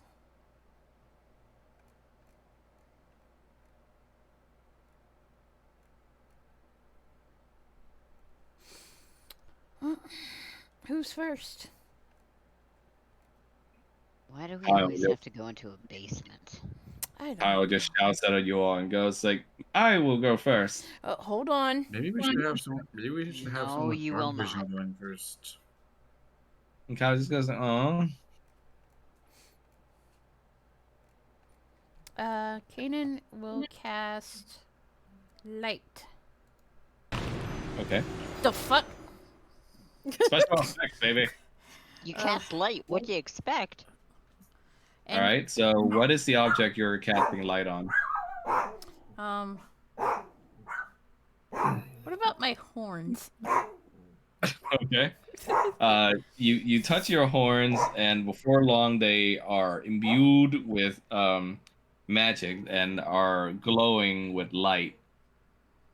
Cool, so I don't have to hold anything while I'm walking around in darkness. Yep. You just have glowing horns. Yay. He's gonna go down first. Okay. Everyone into Sure he dungeon.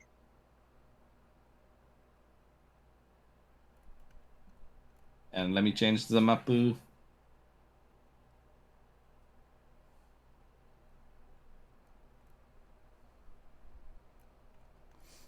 Ah, the bucket. You This know, I is just had a dream about that. it's just like that bad dream we had. All right, let me put on the music. Arena and Kyle get tokens for this? Yeah, hold on, I'm spawning them.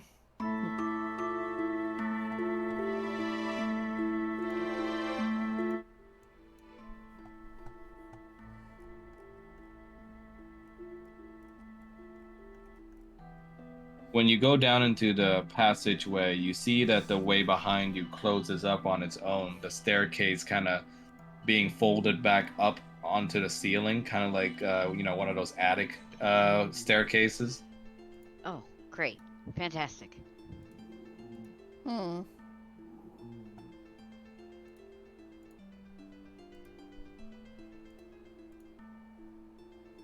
just looks at you and goes like, "The adventurers find themselves trapped in a dungeon." Not helping, Kyle. He's just gonna Sorry. shake his head in amusement. Does anyone still think this was a good idea? Nope. Can everybody roll for perception for me? Oh no! Oh, fun.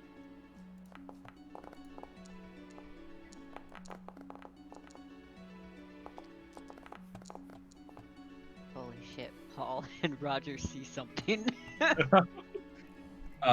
You guys look around in your current surroundings, and based on the dilapidated condition of the walls of this area, you notice that it reminds you almost of like a catacombs. And on the ground, you see some sort of strange, almost sand-like grainy dirt just fill the ground.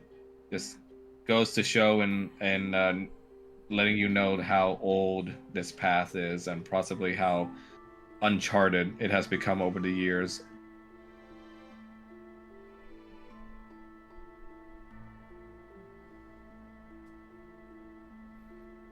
Paul's gonna kind of have a cold chill and shiver a bit. I don't like this. Arena just looks over to you and goes like, "What? I thought you... Are you claustrophobic?"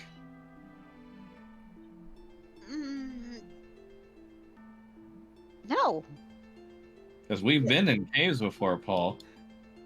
Bigger caves. Also, where did the sand come from? Got me, but I don't know. It's a little bit more pleasant than dirt and dead bugs, right? I Sure. was gonna say maybe it came from up top, but I mean, it wasn't really sandy soil, was it? Not for what I can tell. So, You see some narrowing corridors behind you that lead southward, and you see there's a turn that bends over to your right.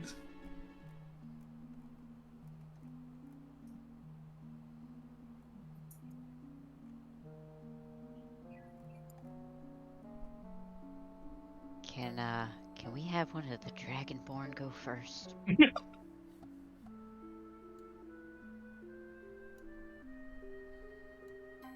Paul's like the Shaggy of this situation right now. Gee, Scoob. The Zoinks. other caves were fine. We could actually get out of those. We just casually leave Irina and Kyle behind. I assume Yeah, that they were Irina right is kind of behind following in the us. rear. Yeah. I kind of like to think that we like maybe stick them in the middle. Yeah. You guys travel down the corridor with Kyle being amazed and looking over at everything, this being his first true dungeon experience. And you come across this larger opening in the hallway, and you start to notice a carpet that looks like it has been ragged over time, with burn marks, just holes in it, and also slash marks, it seems. And at the very end of the carpet, you see what looks like to be a skeleton lying on its side. Wonder how long that's been there. Doesn't look like anything good happened here. Any one of you guys can roll for perception here if you wish. Yep. You're like, yep.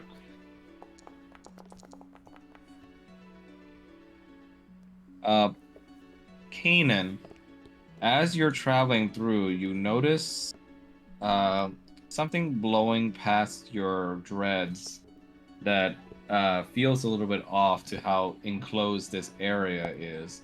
Falmouth, as you get closer to that wall, you begin to notice it too.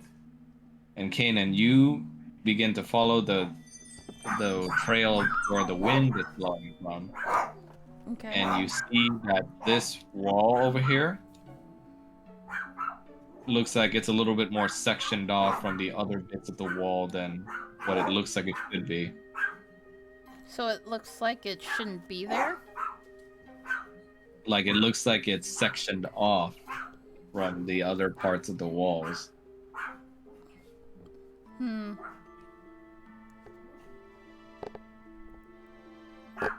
kind of dumb tonight, so like sectioned off, you mean like... Sorry. Looks like there's clear indents on two sides of it, on left and right, to make it look like it's separate from the other parts of the wall. Can I push out one of the indents? Yes, you can. Fall off the push of the other. I would like to push Okay. at the indent. That's Both of you roll for possible. strength checks. Okay.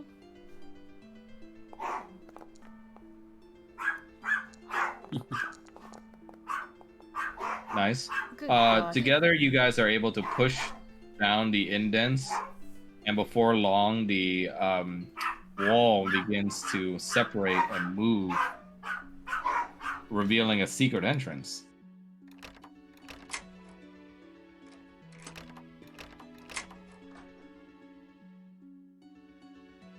Kyle looks at us and goes like, "That's so cool."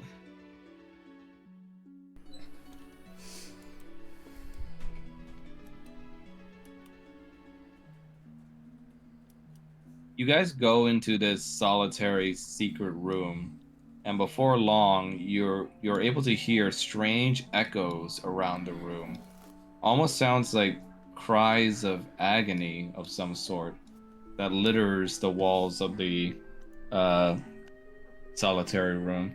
And in the middle, you see what looks like to be a wooden armor on display with a sword of some kind stuck through its chest. Why do I get the feeling that the thing is animated? And all throughout the room, you hear echoes of suffering and also what seems like vestiges of the last moments of one's life. You guys hear, "No, shame upon our house, death upon all. We have failed." Okay, that doesn't sound normal. You Yeah, can hear these we not voices touch that? repeat. You hear them on repeat over and over again on these walls, and they seem to get louder the more you get closer to the sword. Can we not touch that? That shit's on. I'm not gonna touch it.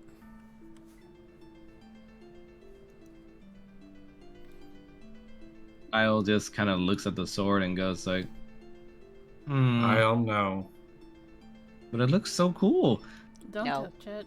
We don't know if it's even safe to touch it all yet. Irina Yeah. just looks at the boy and goes like, "Oh, I gotta agree with them there, kiddo."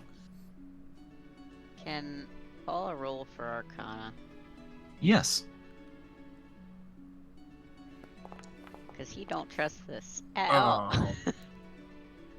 That would have been nicer than that 20. You focus your energies on figuring out what's the vibe here going on with this sword, and you notice that it immediately, just straight off of the negative energies that it's giving off, that it's cursed. But you notice that it's not the strong kind of curse. You know from experience, at least the intensity of the magic here, that if someone were to use remove curse on it, then the curse will be removed on this said weapon. Alma does have that spell. Okay, well, it isn't good, but we might be able to do something with it. Is it cursed? Yeah. I mean, given all the noises in here, I'd say so. Yeah.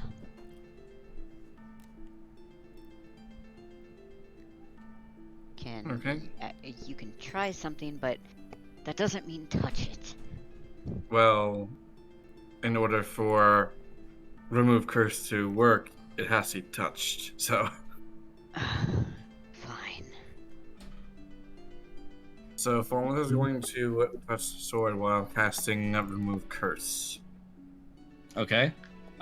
First, you notice the minute you touch the sword that it becomes latched onto your hand. But the minute you cast remove curse, the curse from the sword is removed, and the noises from the room and all the disparate sounds of dying that came from God knows who have been removed, and the room is silent again.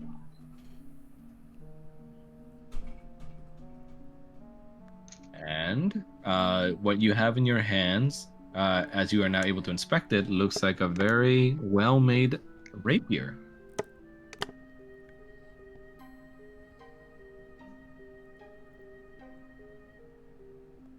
Well, if anyone here was skilled with using dexterity weapons, it would be good. Did that art show to everybody? Just checking. Yes. Yeah, I did. Yes. Good.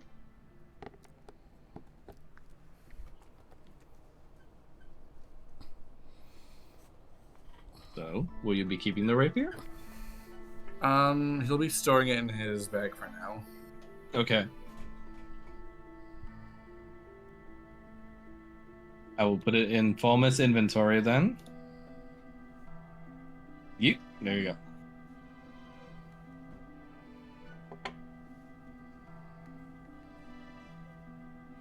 Well, that's something avoided anyway. Oh, that's neat. Okay.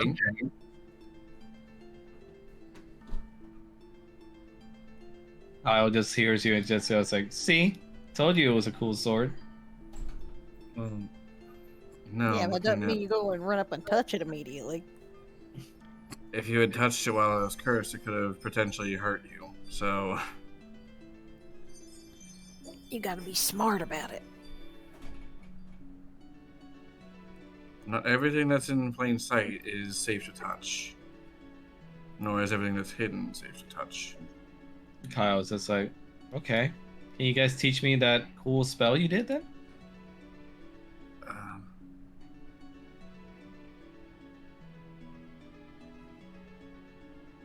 And then you'll teach me, right?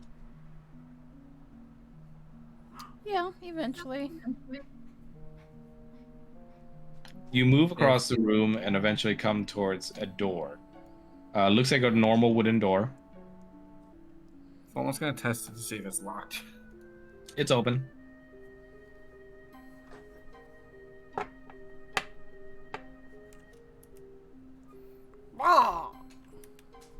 As you move through the door, you hear immediately the sound of what looks like to be a low grunt that seems to be held as if someone was breathing heavily through the corner of the hallway. Kanan is going to quietly unsheath his cage star and his shield. Almith, you move along the hallway and you immediately hear the noise emanating from the left side. Well, from your position, I suppose it'll be the southern side.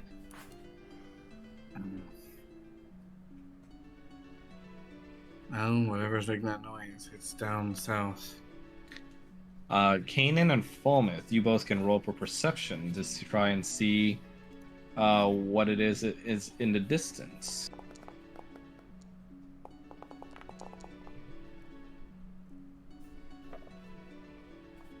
Kanan, you squint your eyes with the help of your light spell. It sheds a little bit more light in the darkness of these halls, and you're able to see in the distance to the south what looks like to be some sort of large looking bull monster that seems to be standing on its two legs like it was mortal. And on each of its two horns, you see two candles lying on there that are lit. Is that? And you see from the large musculature and all brutish nature of the way this creature is standing and breathing that you can tell it's not friendly. Is that a minotaur? What you say? Is that a minotaur? Hold on. That's a minotaur. It's a Minotaur, yes.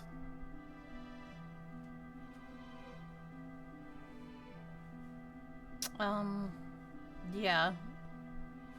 Kyle just starts whispering and goes like, "What's everybody stopping for?" There's something Minotaur here. south. Okay. Irene just looks at you and says, "A minotaur?" Yeah, might want to keep on the quiet side. She's like, "Those are real?" Yeah. You see the creature begin sniffing about, and it begins to look over towards the direction of where it sees a bright puff of light coming from Kanan's horns. Kanan's gonna slowly bare his teeth and try to back up and he kind of motions for everybody to like step back a few feet. You see the large stomping of this creature rumbles the very ground. As you can see, or sorry, at this point, since you're backing up, you start to hear sounds of it getting closer and closer as Irina, Kyle, and you guys retreat back towards the room. Walnut is drawing that Oathbinder in the meantime. I would like to prep an attack if possible. Oh, okay. What's the condition? As soon as he gets, let me see here. I'm just checking this weapon that you gave me. Cage Star? Yeah. Is it like 5 feet or 10 feet for the range? No, wait, it's 5 feet. 5 Never mind. 5 feet, yeah. Yeah. But the ability is not just 5 feet. Okay. I would like to prep as soon as he, steps around here and he's all aggro, I'm gonna smack him. Okay.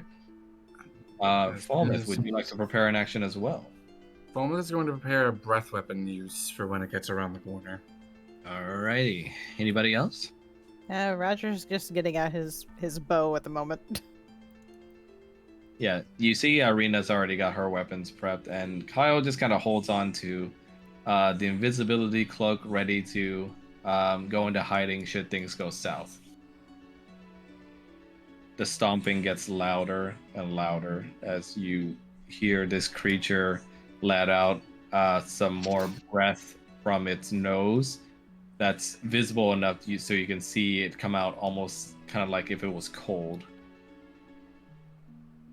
Gross. And you start to see its candle-lit horns start peeking around the corner as it comes towards the intersection. Gonna wait till he's fully visible. And you see as it comes around the bend, it starts to sniff around a bit, almost as if it can smell you. And it starts turning towards your direction. Smack! Smack! Smack! You can roll for the attack. There we go. Let me check on this thing's AC. Yep, that's a hit. Okay. Nice. And Falmouth, you use your breath weapon, correct? Yeah. Nice. So let me go ahead and roll for his dex save.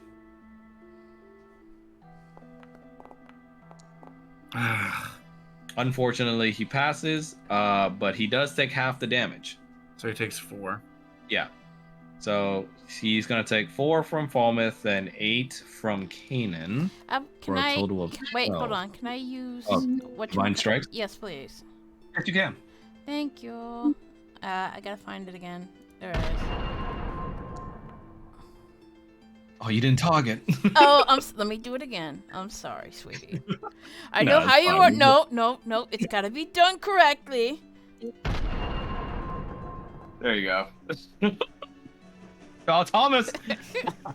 Oh no. Okay, so that's going to be from the breath weapon, that's 4. From your cage star, that's going to be 12. And that's an additional 6 from divine strike. So that's going to be 18 damage total. Nice, gang. Yes. And everybody roll for initiative. Yay! Oh no. Yay. Well, Watch- Kyle's just going to go invisible because, All right, you know, good. as Good, you good. do. All right, watch me be last. No, well, hold up. Let me add you guys the Oh. initiative tracker. Sorry. Okay. I think it auto-added you.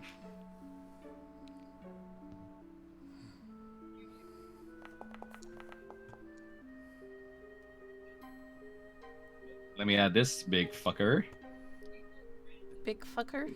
He likes to fuck. Probably. I don't know him. Oh my god. I don't know his life. And, we don't know each other like that. Me no. All right. So let me change the music. You don't know anything about Minecraft music. What? Titties. Oh my god, that scared the shit out of me. And this is not Minecraft music. No, it's not. All right, so let's get this party started. I don't like the parties. Big guy goes first. Unhappy that you pretty much bonked him. He's gonna try and gore you with his horns, Kanan. Okay. Well, actually, no. What he's going to do is he's gonna take. Actually. No, he's not gonna use that. He's gonna use Bellowing Curse. Oh boy. You see the candles on its two horns starts lighting up with purple flames as the light on them gets more intensified, and you see the glow transfers over to its eyes as it targets Kanan for a Bellowing Curse. Oh boy. So, Kanan, please do a Constitution saving throw, Yes. DC 15. Yes, Daddy. Ooh, just enough. Well, more than that, he has 22. Yeah, but the +2. And but- +5 for more protection. And you hear an almost sort of guttural sound coming from this thing's snout, as it seems to be using some kind of cursed spell on you. But thankfully, your friend Falmouth provides you with enough holy protection along with your own in order to break past the curse that it's trying to place on you. Well, that's just rude. And that's going to be its turn. Paul, your turn. Does Jin using an action count as my action? No. Well, you would use your action to summon Jin, and then he would be added onto the initiative tracker as his own movement. Okay, he is going to do that. Okay, so you summon Jin, right? Yes. Okay, so let me bust him out. Where do you want to summon him? Has to be within 10 feet. He is going to be summoned next to Irina. Okay. There you go. And let me add him.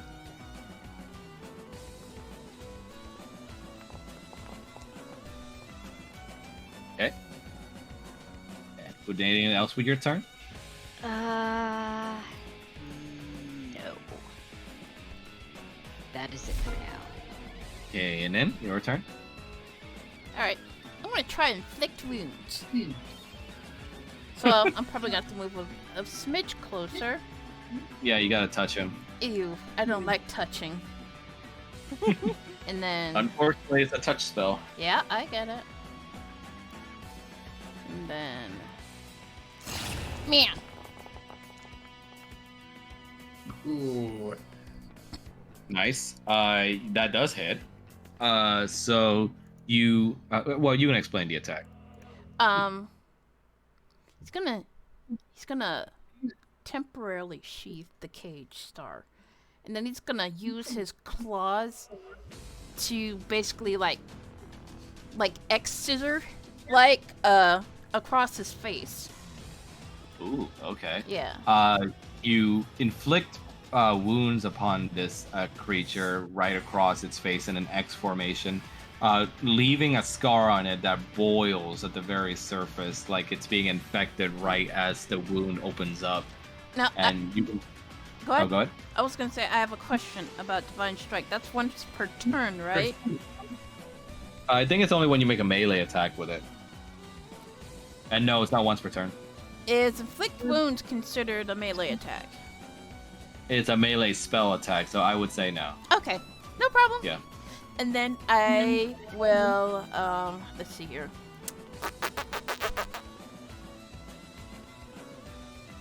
Use my bonus action Your bonus. to summon my Blade of Wrath.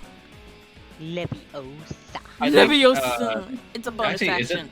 It's a bonus action? It's Oh, a damn. bonus action. I just can't attack with Nice. it. Okay. You summon your Blade of Wrath and pull from the very radiant flaming energy that you summon a blade made out of that very same holy flame. And I'll just use 4th level.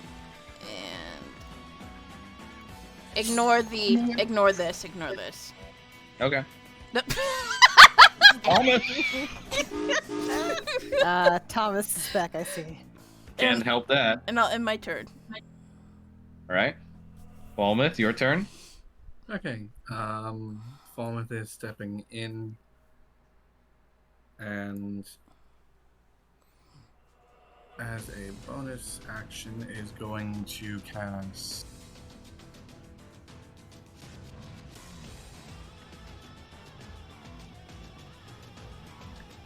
Wrathful Smite. Yeah. Smite it. Nice.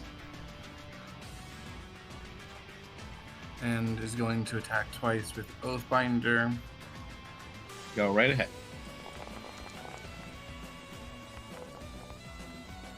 That's a hit.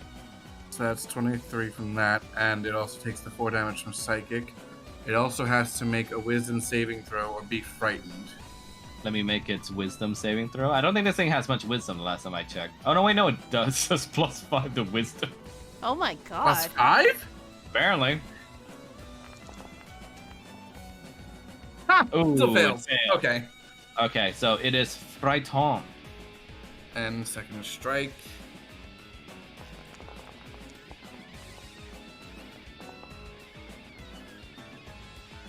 For another 29 damage. Also, if you guys noticed, I have a cool blood splatter effect now with all the damage you guys do on him. Mm-hmm. And I'll end my turn there. And that's a hit on the second hit too, by the way. Yep. So I'll deal that damage to him. So that's going to be 29.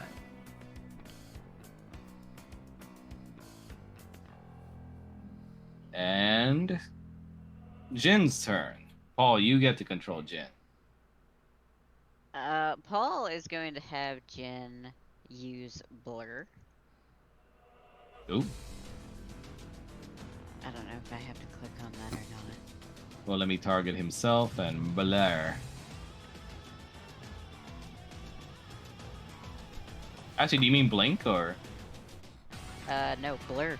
Oh, that's right. I forgot he has a spell book. You gave him a spellbook. I did. Unfortunately, you did not give him any slots, so I can't actually roll for it at the same time. Oh, shit. No, it's okay. He doesn't really... Oh, well, let me just give him some slots real quick. I can't attack if there's no slots, apparently. Yeah, let me just give him some slots real quick. Woo! Beautiful. And then as a bonus action, Mhm. he is going to use Misty Step and come up behind Falmouth and Kanan. Ooh, nice. And that is it. Okay. Irina's turn. She's gonna go over here and seeing the big monstrosity, she's gonna try and throw her venom dagger at it.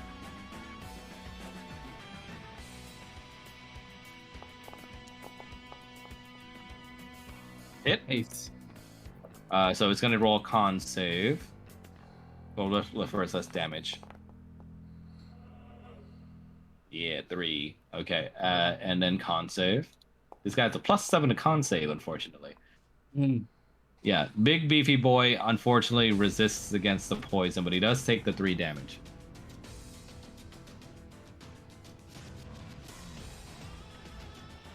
That's gonna be Irina's turn. Roger, your turn. Okay. Roger is going to step up here. And we're going to be targeting the Minotaur. Thank you for remembering the target. And he is going to point at it and just be like, "This fight for you will be an error because I bestow upon you terror." And he is going to cast Phantasmal Force. Shit, bars. Which, hold on, let me throw this in here.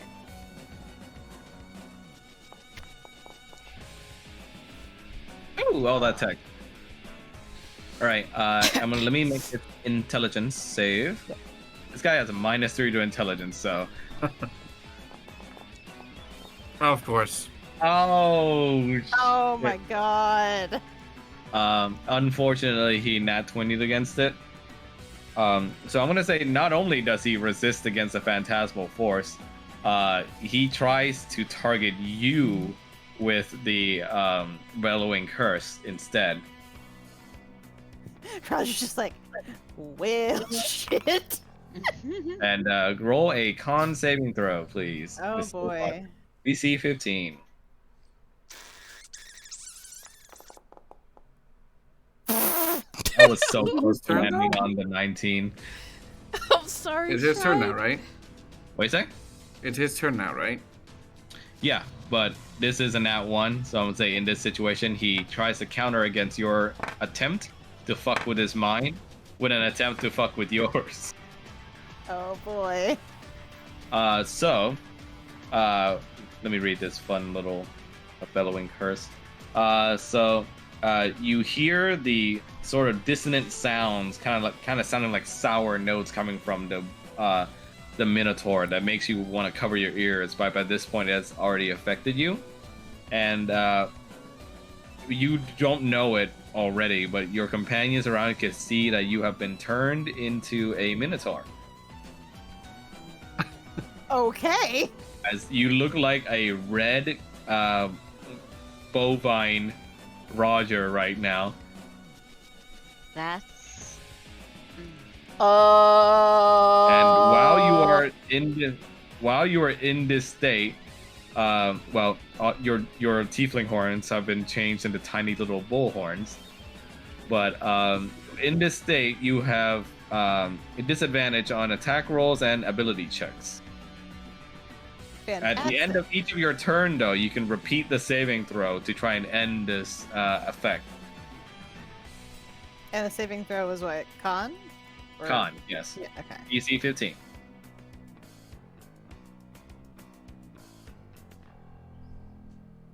Just Okay. bovine Roger right now. Moo.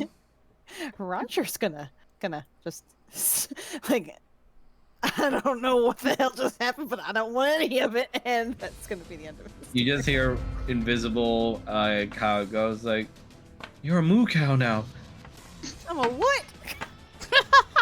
Yeah, he just points to your hands, which looks like your fingers are kind of slowly turning into little hooves. Fantastic. Okay. And the Minotaur, it being bloodied and battered by this point, is going to try and attack Falmouth with the bellowing curse. It's frightened No. though. Oh, that's It's right. so frightened right. of me. So it's gonna try and run away first. Mhm. You are able to take opportunity attacks if you two wish. Okay. Yeah. Let's see here. Do-do-do. Imagine not taking an opportunity attack. Both are a hit. You both can have the fun of describing how you two cooperatively killed this thing. Well, I'm gonna go for the head. Paul's going for the waist. Alright, so Okay. I'm just gonna aim my blade to where it slices him through the throat and burns him on the inside out. Ooh. And Falmouth? Paul's actually going to make a lunge, and after he's burned and the head severed, he's gonna, I guess, use Oathbinder to freeze it. Okay. Kanan, you with your holy blade set it aflame by decapitating it, and afterwards, Falmouth finishes whatever attempt it may have at an undead life by freezing it solid with his blade by stabbing it. And it did. Is Roger still cursed? No, with the minute that it dies, you see the candles on its horns go out and get snuffed out, and as a result, Roger, you turn back to your normal tiefling self. Nice. Thank goodness. That was a very short-lived curse. It's still leaning around the corner. I take it's dead. It's dead. Yep. Kanan's gonna look at the blood on the floor, though. What are you saying? Kanan's gonna look at the blood on the floor, though. Oh god. What's he doing with the blood? Oh, he's just gonna kind of look at it curiously before moving on. Almost just gonna like tip the frozen body over, just like try and make it shatter on the ground. Roger's going to pat Kyle on the head, just like, good job, buddy. Yeah. Does anyone else feel like that was a little too easy? Uh-huh. Well, Yeah. there's probably more. This place does seem rather expansive. I We can can't either go move. south or we can go north. I cannot move. What the fuck? Well, which way did that fucker come from? Came from the south. Weird. I can't move Mel either. It's a Well, bit actually, laggy. did I end combat? I did. Okay. It's a bit laggy. That's all. Oh, okay. So do we want to head this way or do we want to head If this way? if it came from the south, I'm going to assume it was guarding something. You see the room that it came from looks like to be an entirely clear little alcove of pillars that hold up the ceiling. Why is my shit so laggy? Careful. We don't want to damage these pillars that might be bearing weight. And you see Jin kind of revert back to following you around in spirit form, Paul. Paul is kind of distracted, looking at the ceiling and hesitating. Roger's gonna look at him. What is it?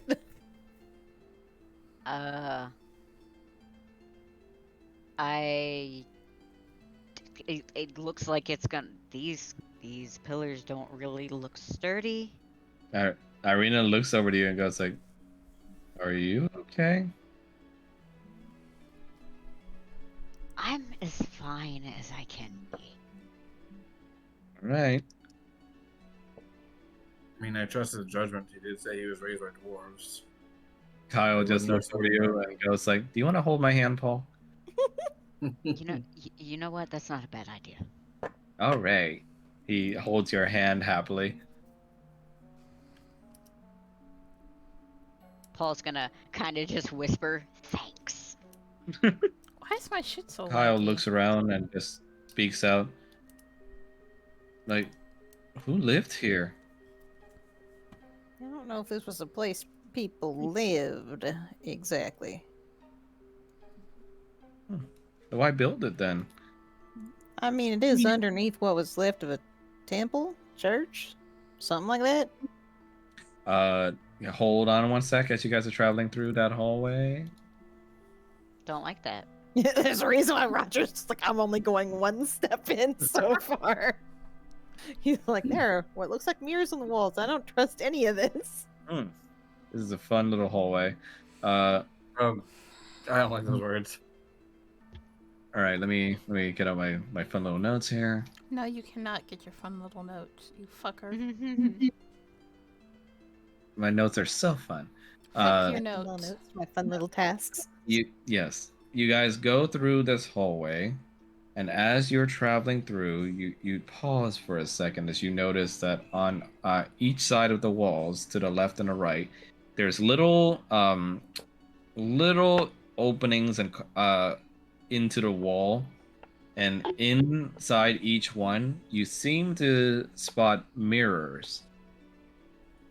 And you're unable to tell just how many are in this hallway, but so far you can tell that there's definitely more than 5. That's a And bit each queer. one of them holding a mirror inside them. That's a bit queer. I mean, I'm a bit queer too, but I don't know what's going on here. Not that kind of queer. And soon you start to notice that. Oh wait, that's not what I meant to do.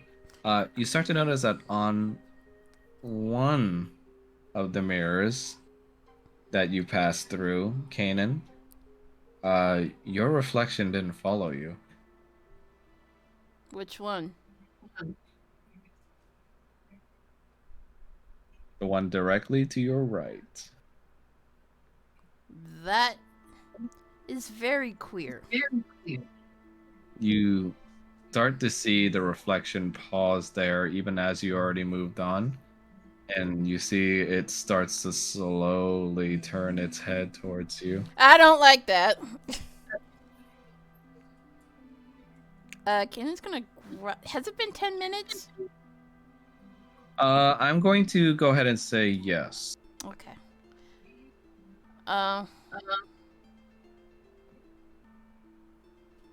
Yeah, he doesn't look very comfortable with that. There's something going on with this mirror right here.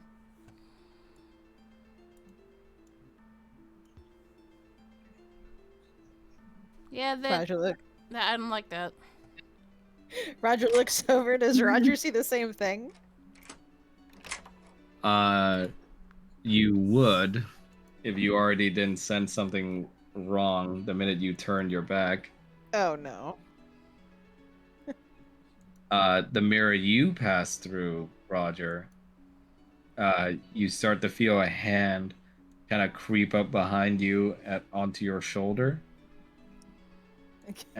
And at first you might think it's Paul, but when you go to touch that hand, you notice Paul walking off to the side already, not on the side where the hand is coming from. He's immediately gonna spin around like smacking it off. You immediately turn around and it's like staring into a mirror. Your own face staring right back at you. Oh, I don't like this.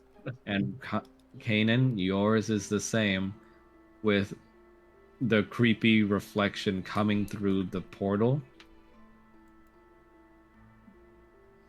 Its hands both holding the rims of the mirror, almost as if to pull itself out of whatever dimension this hellish thing is coming out of, and coming towards you. And you start to notice these reflections look exactly like you, like the T. The only difference is their creepy black out eyes. Can I just smack it back into the mirror? So you would like to attack this thing? I'm gonna smack it back into the mirror. Okay, roll for it.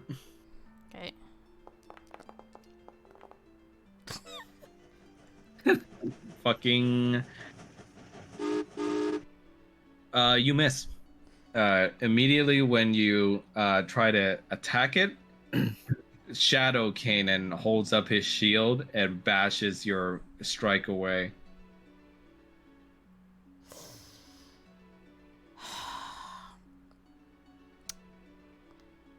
Any Roger chance is you already can't just digging go in his back to bag. your mirror and just, go back from whence you came, huh? And Falmouth, the mirror that you passed as well, you start to see your own reflection come out of there as well.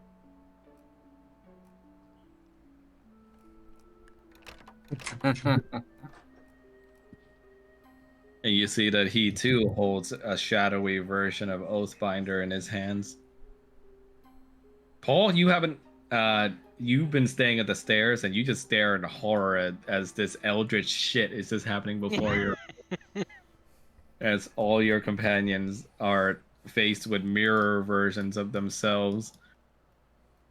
Yeah, he doesn't want to walk any further.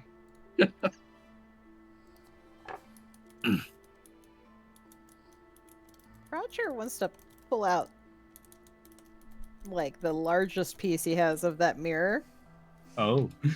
that shows you what people see you as, Oh, interesting. and try to sort of take a look at this thing in it. At yours? Yes. how about you tell me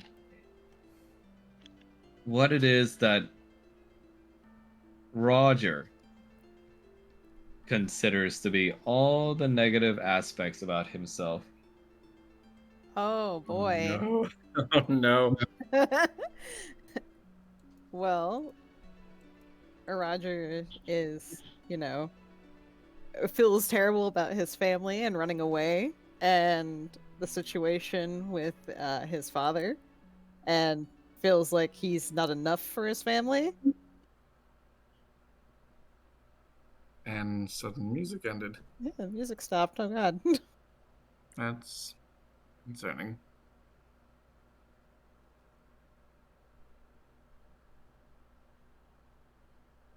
Hold on. No fear. The music stops. One fear. When the DM changes the music.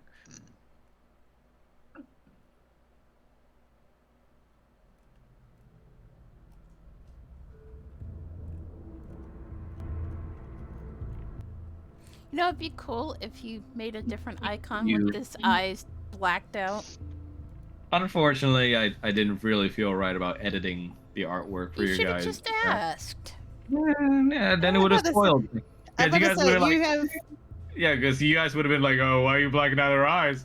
you have full permission from me if you want to do shit like this. To Yeah, edit me yeah. too. Okay, I'll remember that in the future because I was like, oh, To don't spoil them though if I told them. to do what?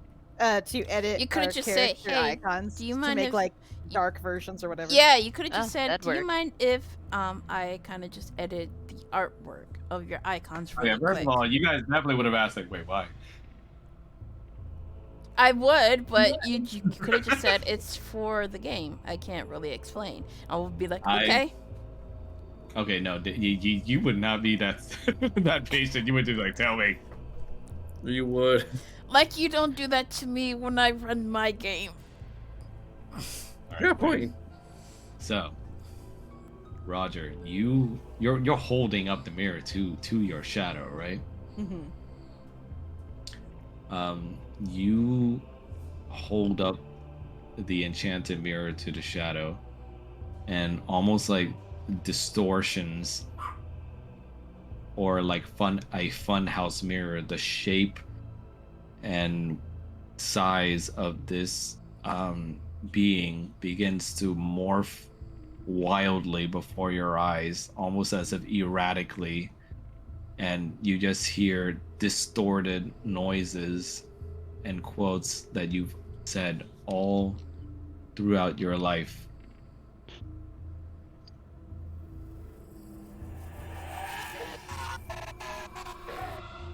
And before long, your shadow, which was a perfect, almost like kind of like crimson porcelain copy of you, becomes this distorted mass of just flesh, horns, and also just naked body parts.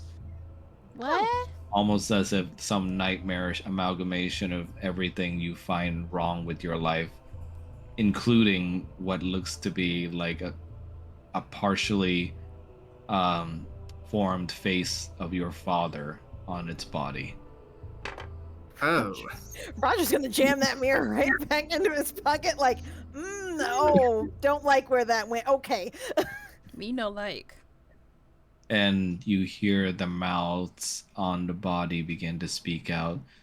It speaks somewhat in the voice of your mother, chastising you for being a disgrace to the Cunningham name.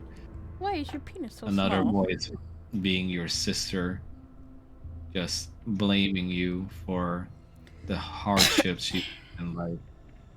And lastly, your father asking why you couldn't be at his side when he needed you most. Roger's just got his hackles up at this point. And the creature starts dragging its feet as you hear the fleshy amalgamation begins to drag across the floor, some flesh even plopping down onto the ground with a wet impact noise.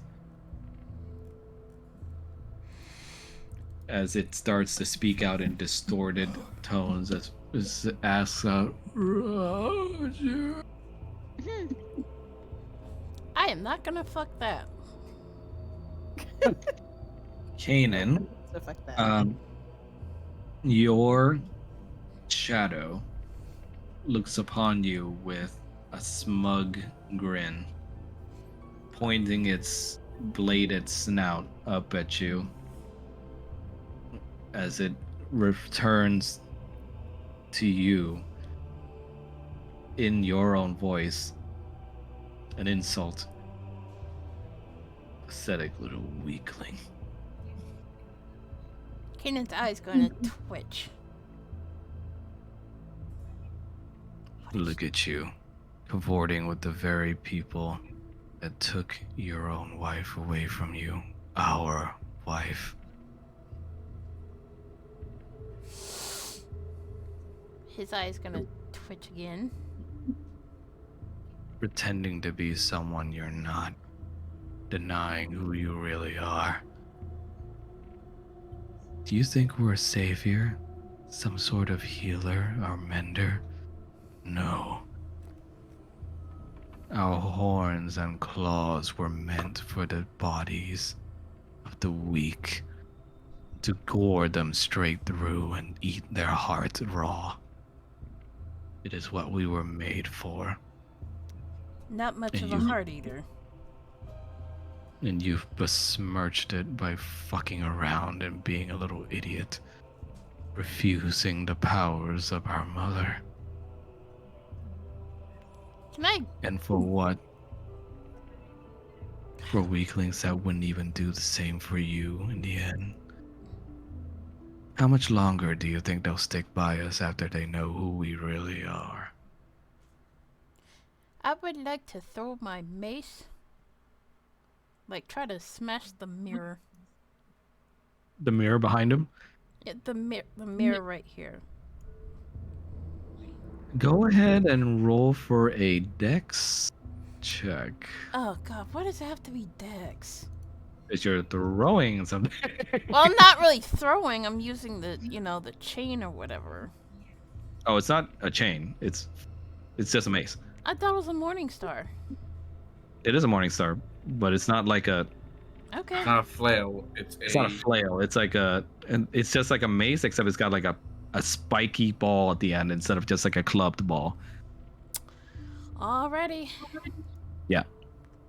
So, do you want to still throw Cage Star? Ooh. You throw the mace straight past your shadow, and it hits the mirror straight on, shattering it.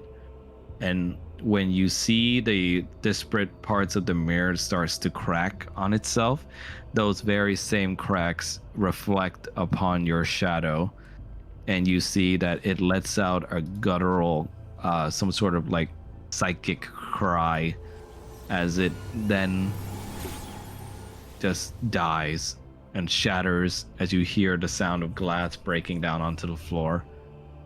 But it leaves you with haunting words as it tells you, almost as if you look down upon yourself and see the very same damage done on you for a moment. Why is And my all you- HP 0? And all you can hear are the words, "You will kill all that you hold dear, Why is my HP 0? and no one will ever love you." Then when you blink again, it's almost as if you were just hallucinating. Gonna pick up the mace and just look pretty disturbed. Falmouth, you are drawn in by your shadow as well. Though instead of hitting you with insults, it instead looks upon you with pity. And this creature, you see, it holds blood upon its hands, an oathbinder, bloodied as well, as it looks upon you and says, "We have constantly failed everyone that we sought to protect. Who are we to deny that we are just? You see it closes its eyes as you hear the voices of Sylvetta and your old mercenary troop come out from behind it. They're calling out to us. We shouldn't have survived. They want us to join them.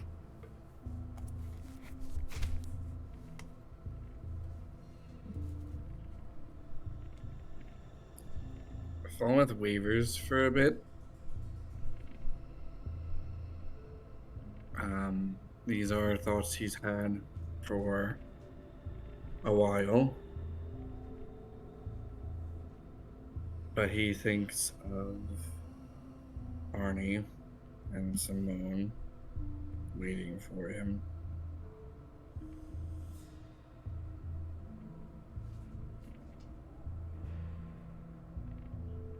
I know I failed them.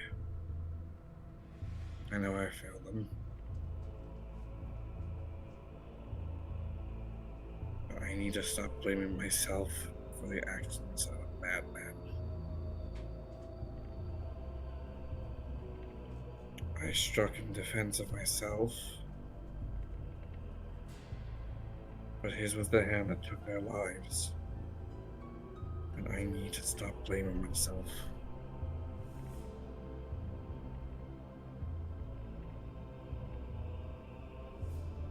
You see, with your acceptance, the mirror reflections begin to waver a bit.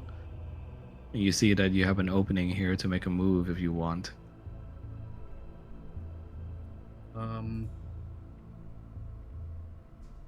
Falmouth is going to try and lunge with Oathbinder, not at the reflection, but at the mirror behind it.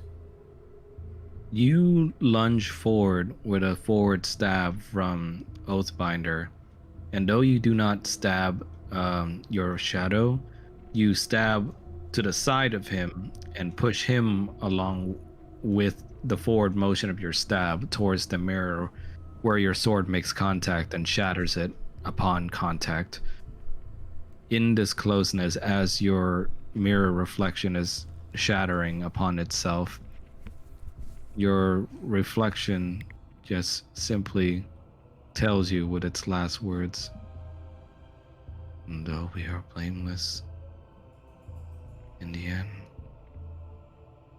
we cannot protect the ones we love. And once we lose them, there'll be no one else but us to blame." I won't stop trying. The minute I stop trying is the minute I truly fail. You see with those words, the final pieces of your shadow shatters upon the ground into nothingness. I'm gonna wait till Mel comes back before I move on to Roger. I'm here. Boy. Oh, you're back? Mhm. Okay. So, Mr. Roger, how are you feeling at this very moment?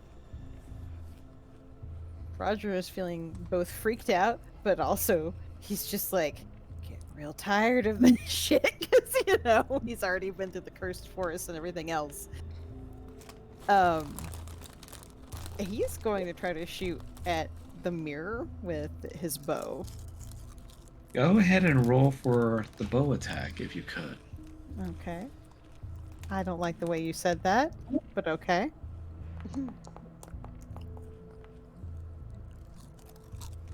You shoot out at the mirror, and it doesn't take much since it's a stationary target for you to be able to hit it dead on. And the mirror makes contact with the arrow, and you see that it shatters a little bit in the center, but it doesn't fully break apart. And as this is doing so, you see bits of the creature begin to crack from the center, kind of like a broken picture.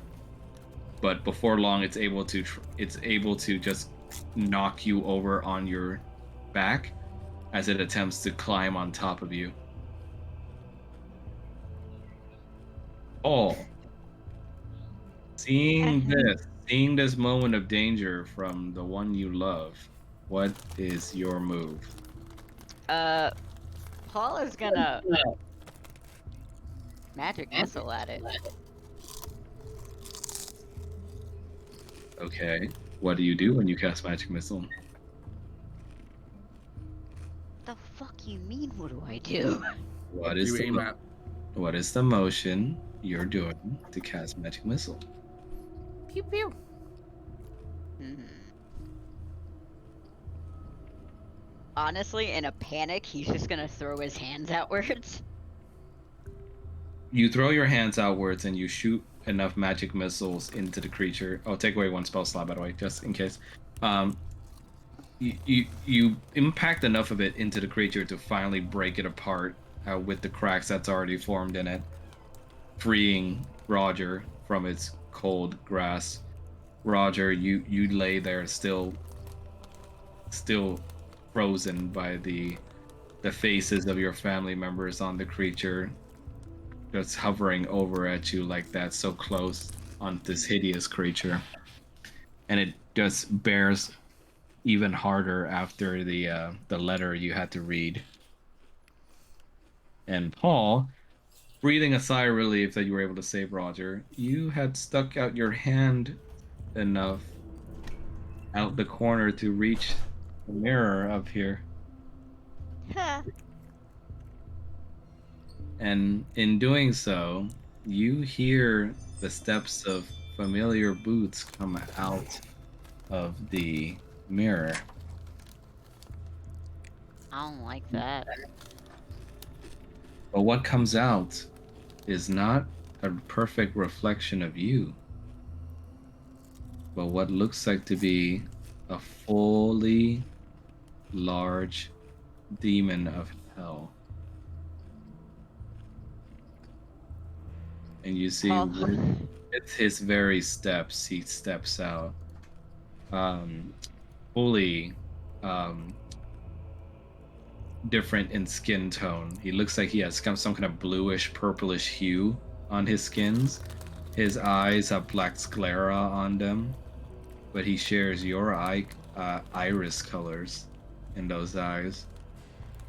And his hair is pretty much the same, except he's shaven the sides of it to allow room for his much larger horns to come about. You see his very footsteps causes the brimstone and smells of the embers of hell with every step. And you see that he stares back upon you with feathery wings on his back as well. Paul is gonna promptly panic and look down at himself and turn around and make sure he doesn't actually have any of that. I'm gonna say you're within full view of this, Roger. Okay. And you can go ahead and roll history for me if you want. All right. 1 second.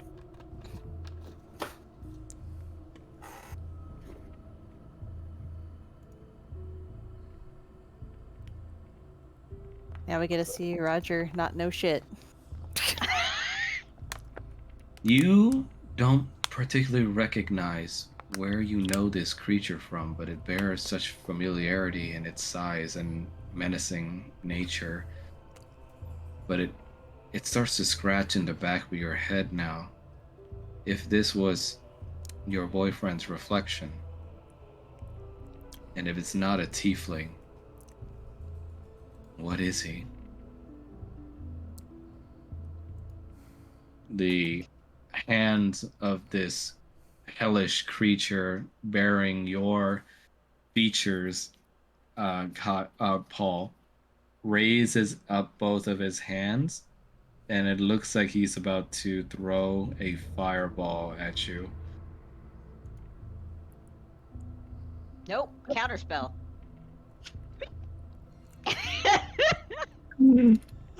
Go ahead. The fuck do I do with that? Isn't that like So an instacast? let me see. If it's casting a 4th level spell or higher, Nope, it's 3rd level. Okay, yeah. So you insta buff it out, Yay! and it gives you a little opening to do something as the creature begins to grin at seeing its fireball being snuffed out. Remove 1 spell slot from that. By the way, as he snickers and says, "Dad's calling us home." No, he's not. And he's going to use Vortex Warp. Okay. Where are you warping him? As he's actually I don't know if that's even allowed. Hang on. He is gonna look behind him and send him as far back as he can. Behind you? Yes. Okay.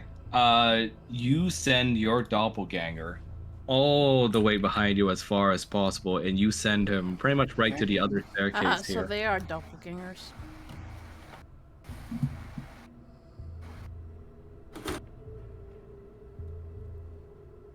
And after doing so, your doppelganger can only grin in delight as it runs off into the darkness. Where did it go? Roger's gonna kick that mirror. You kick that mirror, but you don't hear a resulting crash like you did with the other ones. Oh no. That don't seem good. It seems like from vicinity, Paul's shadow may have found some sort of freedom. Oh boy. So anyway, Paul's gonna start hyperventilating.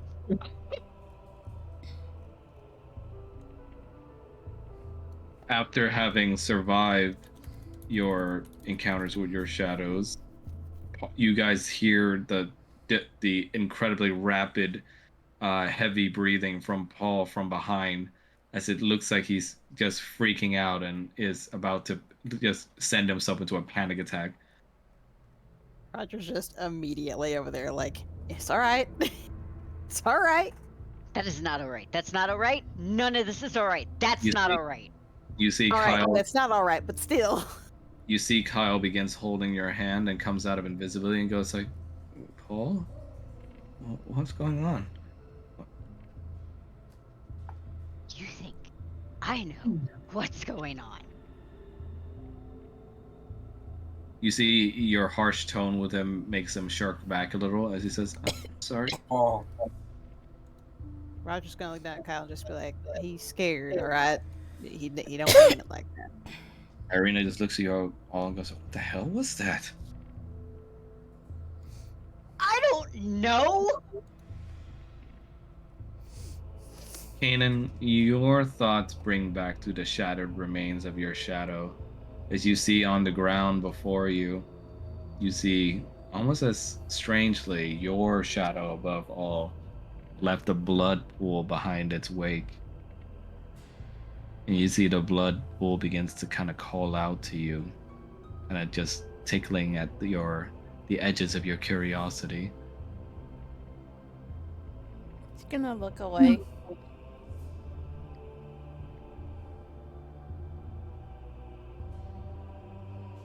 You look away from the blood pool, resisting against the temptation to do so, as you hold fast to your faith in Bahamut.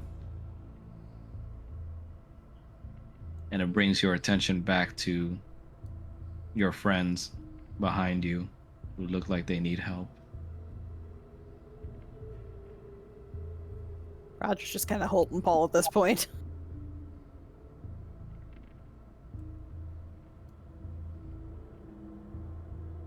What's wrong? You didn't see that? No, I did not.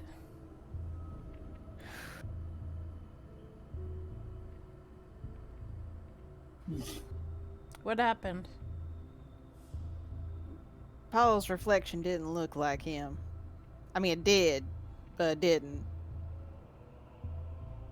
Irina just adds in, like, maybe it was a trick of magic. You mean, you can never know with this crap.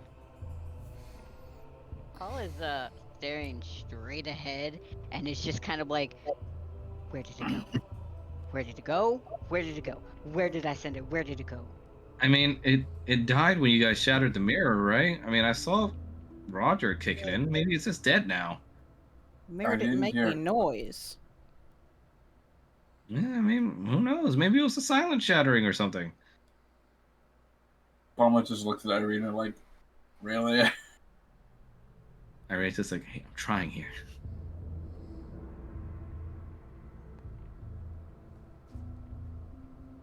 That thing is somewhere down here with us. We can't get out, and you expect me to be fucking calm. Kyle just says, well, I mean, Roger's monster guy didn't look like him, right? So maybe it's just, monsters. He didn't look like me because I showed him what he looked like with a mirror. So long as we stay together, we will be okay for now. Kyle just looks over to Kanan and says, are you okay, Kanan? I'm fine. And he You're- gives him a smile. Irina just looks at you and said, Kanan, your hand. He's gonna look at his hand. Without even noticing, you had balled your hand so hard into a fist that your own claws were digging into your palm and drawing some blood.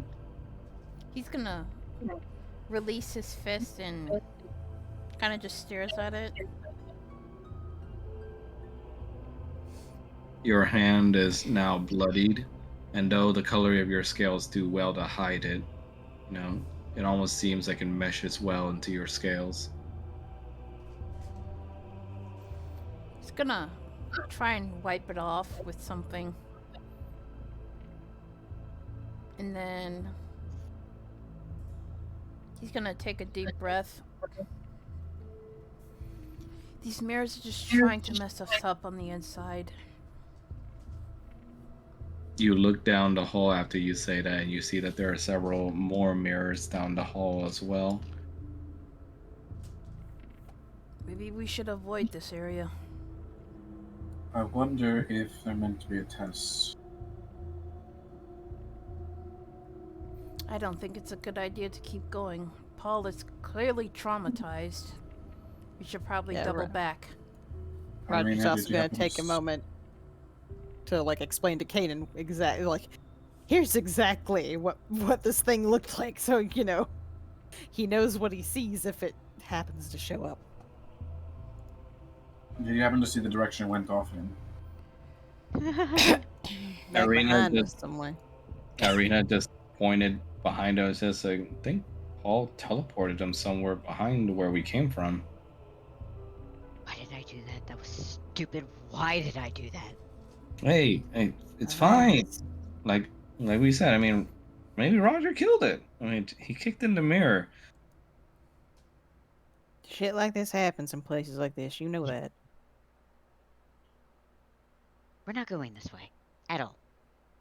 I agree. No. Fine. We have a number of ways we can go. We can go back to the east where we came from, see if it was maybe teleported that way, or go south or north. We have a number of directions we can still go.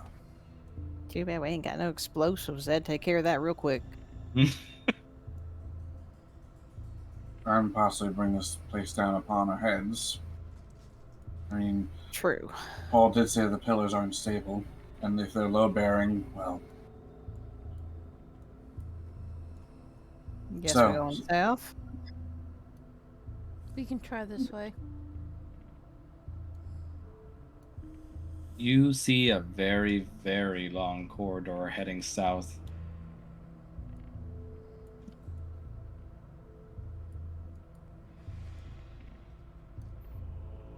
Keep up, Kyle. Paul is pretty I'll much just- just gonna bolt through this room. Kyle just kind of freezes a bit and goes like, oh, okay. Are you okay? Yeah, is Paul gonna be okay? As long as Fine. he's got Roger, he'll be fine. He'll be alright.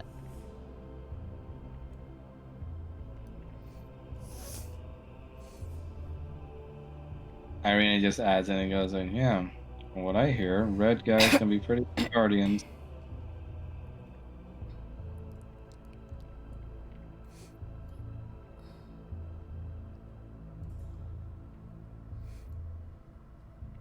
You head down the hall.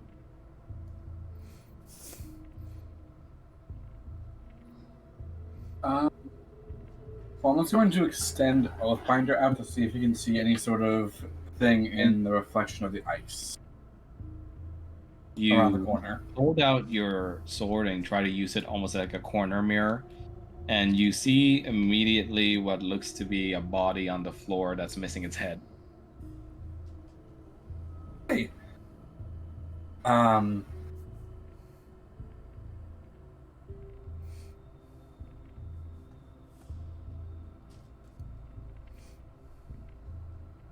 Well, there's a headless body there. As Well, for that's how reassuring. as for how recent it is, I don't know.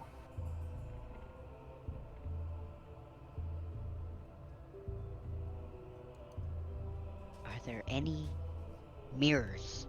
Don't matter if there's mirrors or not. What this place has is traps.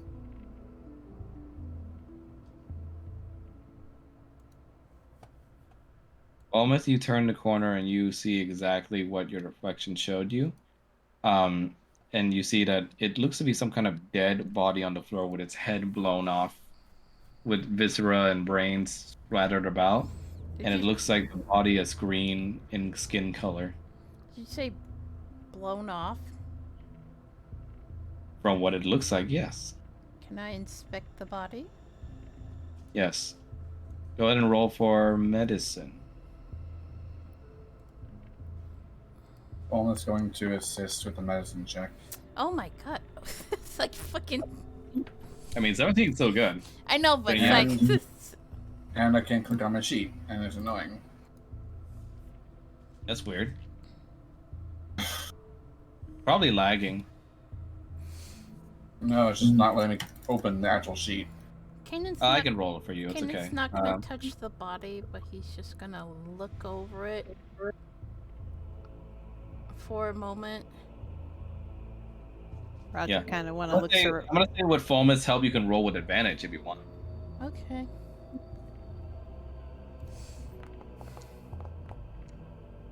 Yeah, that didn't Nice. do nothing. You look over the body, and from what your experience with some doctor work can tell, the body looks like it's been completely bashed at every body part and looks incredibly bruised. So it looks like perhaps after or before the head came off, the body was incredibly beat up. And from the way the blood splattered out, along with the violent way the brains are splattered across the pavement, and the way the body is positioned, you can definitely tell that it wasn't it was not a painless beheading at all. And it looks like it was either explosive or stomped upon. There's a lot of blunt force trauma on this corpse. And he kind of traces the brain splatter, not like touching it, but kind of just tracing it with his fingers. You trace it with your fingers, and you see some of the blood trails seem to lead you further south, where you see before you some mining equipment like shovels and mining picks scattered upon the ground. Was this man excavating this temple? I don't think anyone who would be of all Bahana would be excavating. Maybe as treasure hunters come to see if there's anything left behind. Whatever happened, he did not have a very painless death. Roger sort of wants to scan the walls or any ceiling, that kind of stuff, see if there's anything that looks like any indicator of something that could have hurt this guy. Yeah, sure. Go ahead and roll a perception for me. Almost as if his head was stomped in.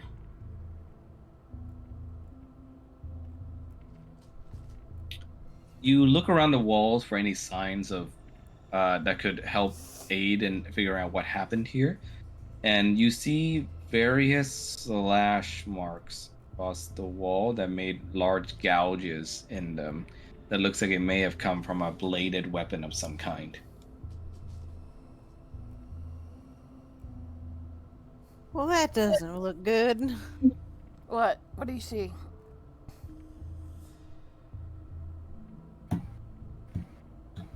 It's like I said, there's marks around the wall here. Falmouth, can you tell anything about these?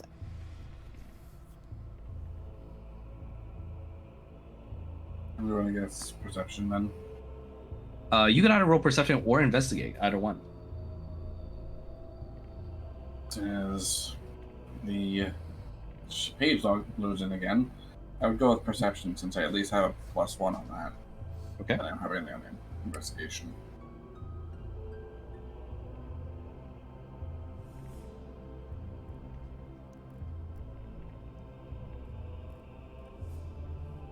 Let me roll for you.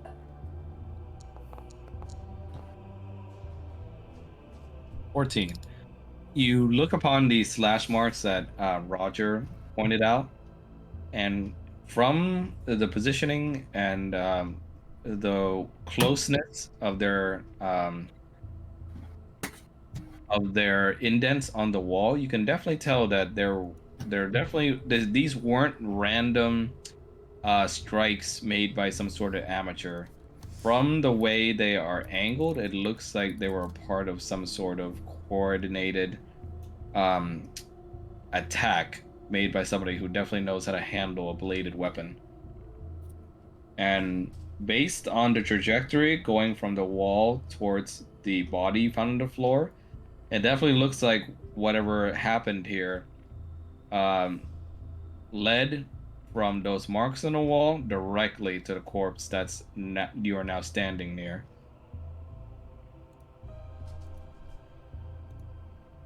Okay, so the marks went from the walls to corpse, so this corpse is also cut apart as well.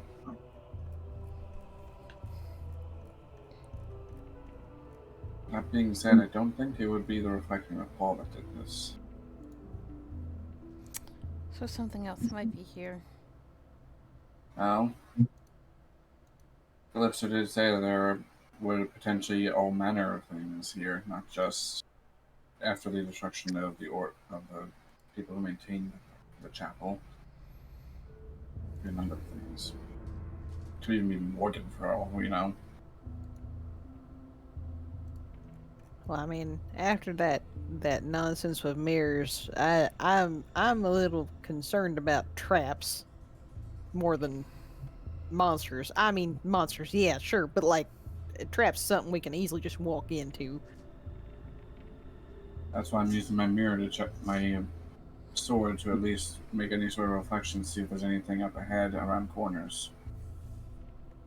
Irina just clears her throat and just goes like, okay, so perhaps means whoever it is that made this place didn't want a lot of just strangers, bystanders going through it, obviously, but I mean, hell is this place that's so important that a bunch of paladins had to like get up with traps?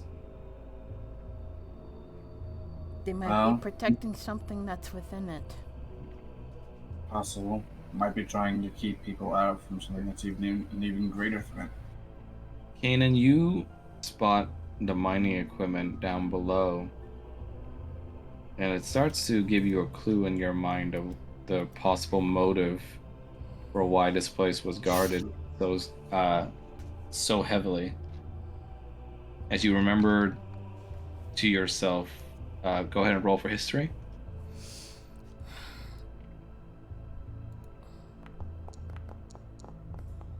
You remember the words of Magda, the blacksmith that's been helping you guys, about the special rare material that the paladins of Bahamut and their smith like to use in this region called mithril.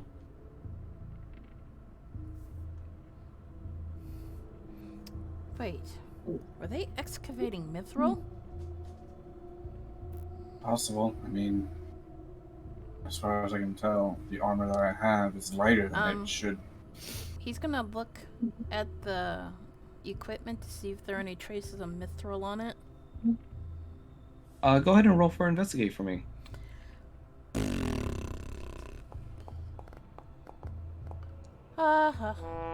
You try to look for traces of mithril on the mining tools, so you are unable to find any traces on there.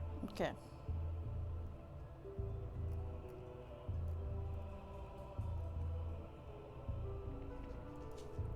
Well, I've got nothing, but I'm pretty sure that they're excavating some kind of material here that can be used for profit or for some special kind of weaponry.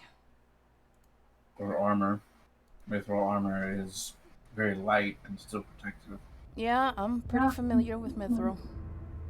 If slash marks came from this way, think it could have been a big boy you guys knocked down back there? I don't think so. The guy's head is stomped in. That might be something Minotaur would do. Could be something else down here. Almost going to use the blade again to see if there's anything around this turn again.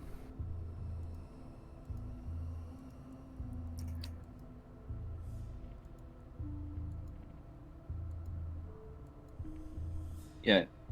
You see before the mining equipment lies a small tunnel that's been bored right through this hallway, with the flooring beginning to shift into what looks like to be real dirt, with the walls inside this tiny little cave being that you would find in a natural mountain formation.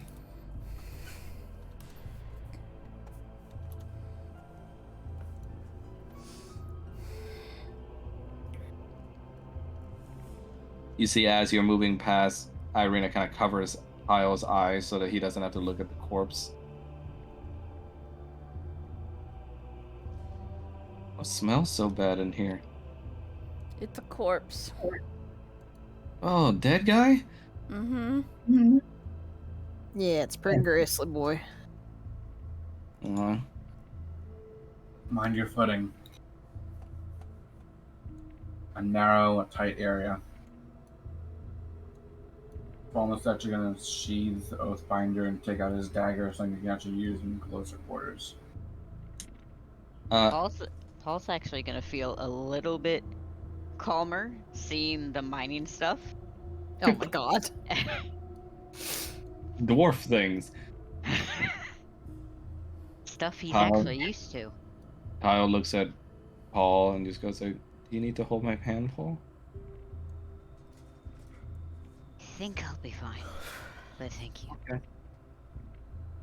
And Paul, why don't you go ahead and roll for a perception for me with advantage as we're moving through the cave. Perception with advantage. Wait. That. Okay. So I guess I roll twice. Yep. Really? Amazing. Paul don't remember shit. You go through these mining caves, and fond memories come back to your mind of spending time with your dwarven family. It brings you a little bit of relief in this time of crisis and within yourself. And most of it, from what you remember, comes to mind as you bear the memory of your fathers showing you the different kinds of ore and material that one can get from these mines.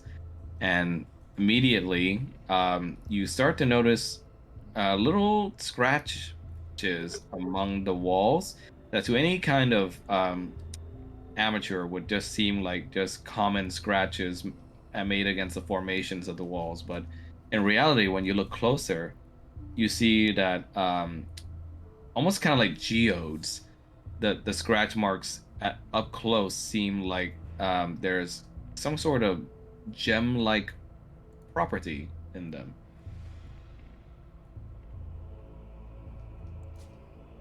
Can he attempt to pull one out? you can attempt. So yes, I'm gonna say I was gonna say, performance. the fuck would I use? I'm gonna say performance here. Ah, Or would it just be dexterity since he's reaching into a small place? Yeah, is it performance dexterity? No, it's charisma. it's charisma. Okay, I'm gonna say yeah. Optional here. You can either do performance or dex if you want. Uh, I mean, you have a dex mod, you have a charisma yeah, penalty. yeah.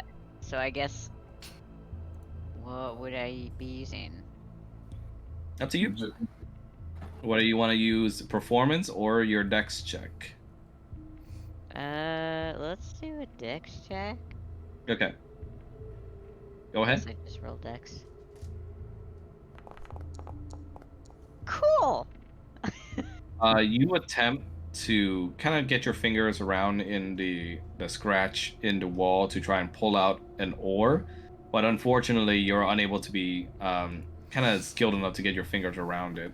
You can, however, request for help from your companions. Before he does that, he's gonna look over at Irina. Give me one of those pickaxes. Uh, uh, okay. Didn't know you were into mining. I'm a dwarf. She slowly picks up one of the pickaxes from the floor and gives it to you. You're a what? Don't question it. I'm a dwarf. Aren't are you being sarcastic or? Don't question it. Why would I be sarcastic about that? Because you're pretty tall for. You know what? Here, I told you don't question it. if it's what helps you, Uh-huh. she He's gonna hands take you the pickaxe. He is going to attempt to take a swing to see if he can get this goddamn thing out. Okay. Go ahead and roll for Dex again with advantage since you have a pickaxe. Cool. Wow. Okay, that advantage is gonna come real handy. There you go. Really handy. You manage to strike upon the ore in specific spots that you call from memory that your dwarven fathers taught you to be careful about in order to preserve the sanctity and the purity of the material. And immediately, with a big chunk and a big impact sound from your pickaxe, the ore looks like it's loose enough now from your strikes in order to pull out. He is gonna go ahead and tug it out and take a look at it. You take a look at it and you see that it's almost like a beautiful ore that you found. Kind of like those, those geodes where you look inside it. It's like a fucking beautiful crystallization. It's like that, except the crystallization inside seems to be of some sort of sapphire, sparkling blue material. Hey Kyle, you wanna see something cool? Always. Come look. Oh, wow. Is that like a crystal? Sort of. This is a geode. Ooh. Like, what do we do? What do we use it for? You can use it for all kinds of things. You can make rings, you can make weapons, have stuff in the hilt that makes it look pretty. Ooh. Does that mean that Magda can make like a cool sword out of it? Cameras don't make for good weapons. I mean, I could make one. He kind of just gasps. And he kind of looks around to make sure Kanan isn't looking.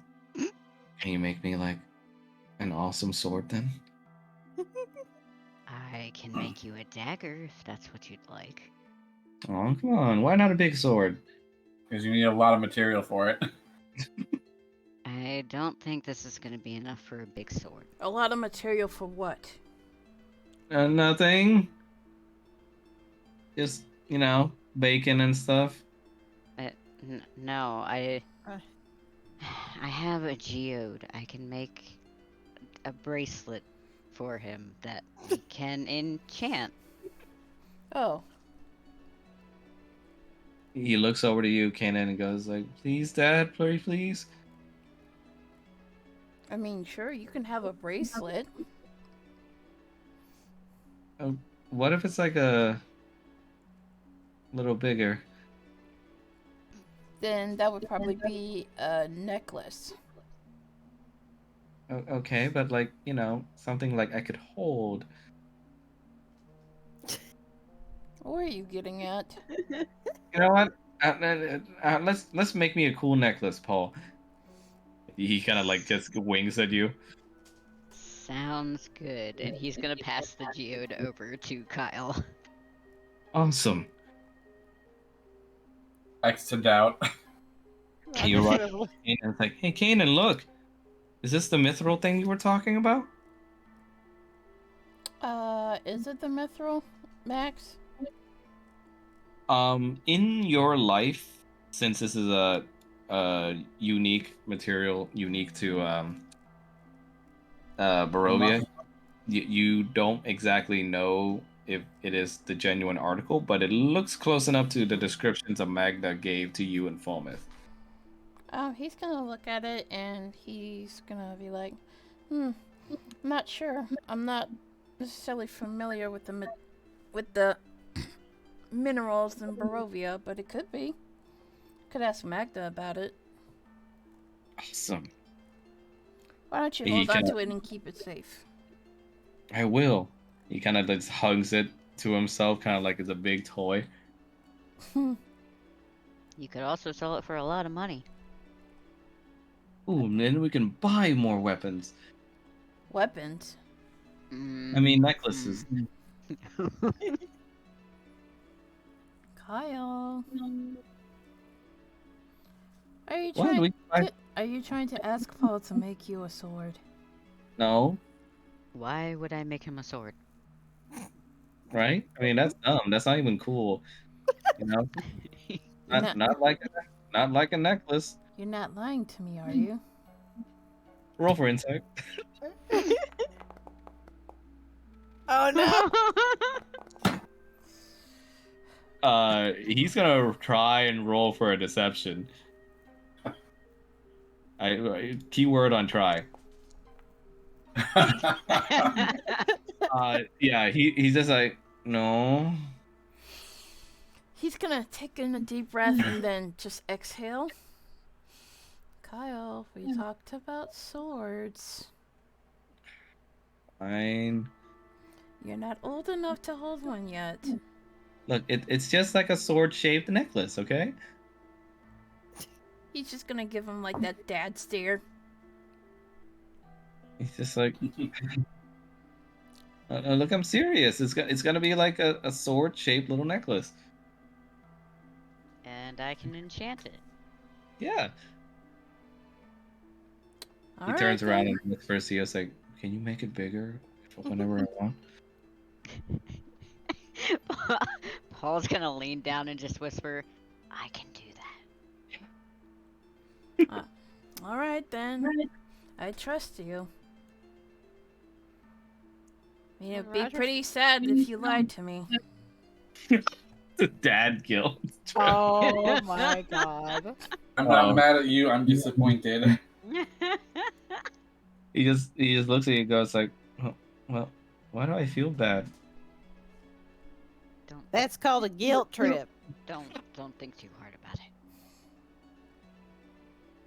it. You guys eventually come out of this small little mining tunnel into another room that's more similar to the rest of this passageway that you've been in so far. And immediately, it seems like you're coming out from behind some sort of large statue. Tight fit and careful now. Roger's gonna come out of there and he's gonna be like, I don't say this often, but that was a little bit too tight for me. Fallen's just smirks. Irina just kind of innocently asks you, "It's like, oh wait, are you claustrophobic, too?"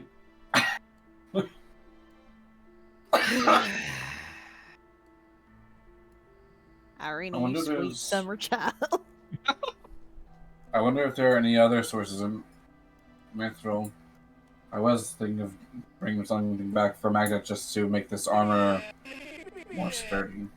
Kyle just presents to you the geode that they found. Goes like, yeah, maybe we could find more and they can make more. He looks over to Cannon. Necklaces. I'm more looking to have more protective armor. Oh, that too. Irina comes out from behind a statue, just goes like, damn, what is this? She turns towards the statue, and you guys are able to see that it's a large statue of what looks like to be a headless dragon. And she just goes like, oh,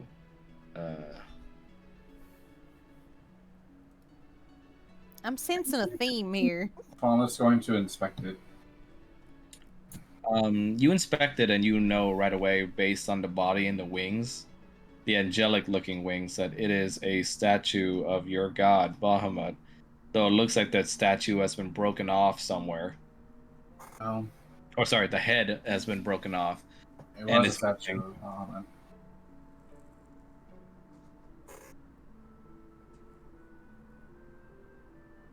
Well, it was a statue of Bahamut, but the head's been taken off. Clearly. All of you can roll for a investigate if you want. Fine. That thing I'm excellent at. Yeah, because I got +0 to int. Same. Same.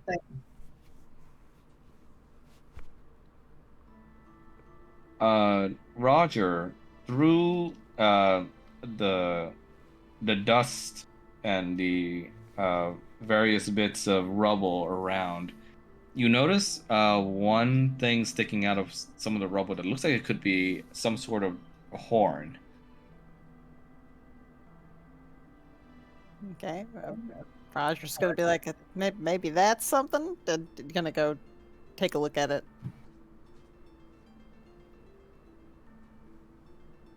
You take a look at it, and it looks like it's going to require some heft in order to pull out. You could roll a strength check on this if you want. No, he's just gonna look back and be like, hey, Falmouth? Let me guess, you need something pulled out. Yep.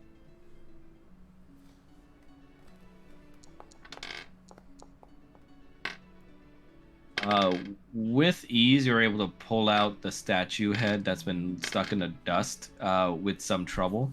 You see that it is indeed the missing Bahamut statue head. Though it looks like some bits of it have been chipped off, but it looks like you would be able to place it back on the statue if you want to rejoin. Falmouth is going to do just that. Carefully walking around everyone since it is heavy and he wants to make sure he doesn't drop it. You carefully place the head back on the statue, though it looks like without some adhesive, it might fall off. Shoot, anyone have any sort of spell or anything that can be used to stick it on? Irina just says, "Oh, all I got are knives on me." And Kyle just says, Special K doesn't know magic yet, but we're working on it. I don't think I have anything that's gonna help. Roger's just like, I mean, I got a rope, you could tie it together, but I don't think that's really helpful right now.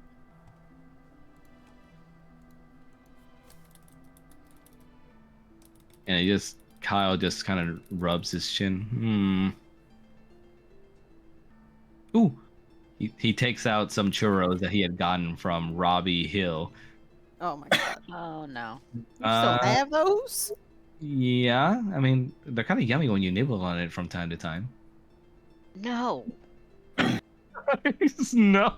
Uh, And he just goes like, "What? It's kind of like the sugar cubes back in my village." Just been I carrying don't them in think- your pocket like that? How long have you had those? Since we left that one place? No. I think they're still by this point. Well, but, I mean, they're kind of sticky, right?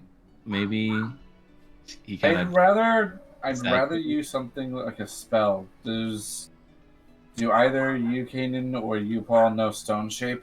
Maybe we can use it to fix the cracks. No. And anybody got that?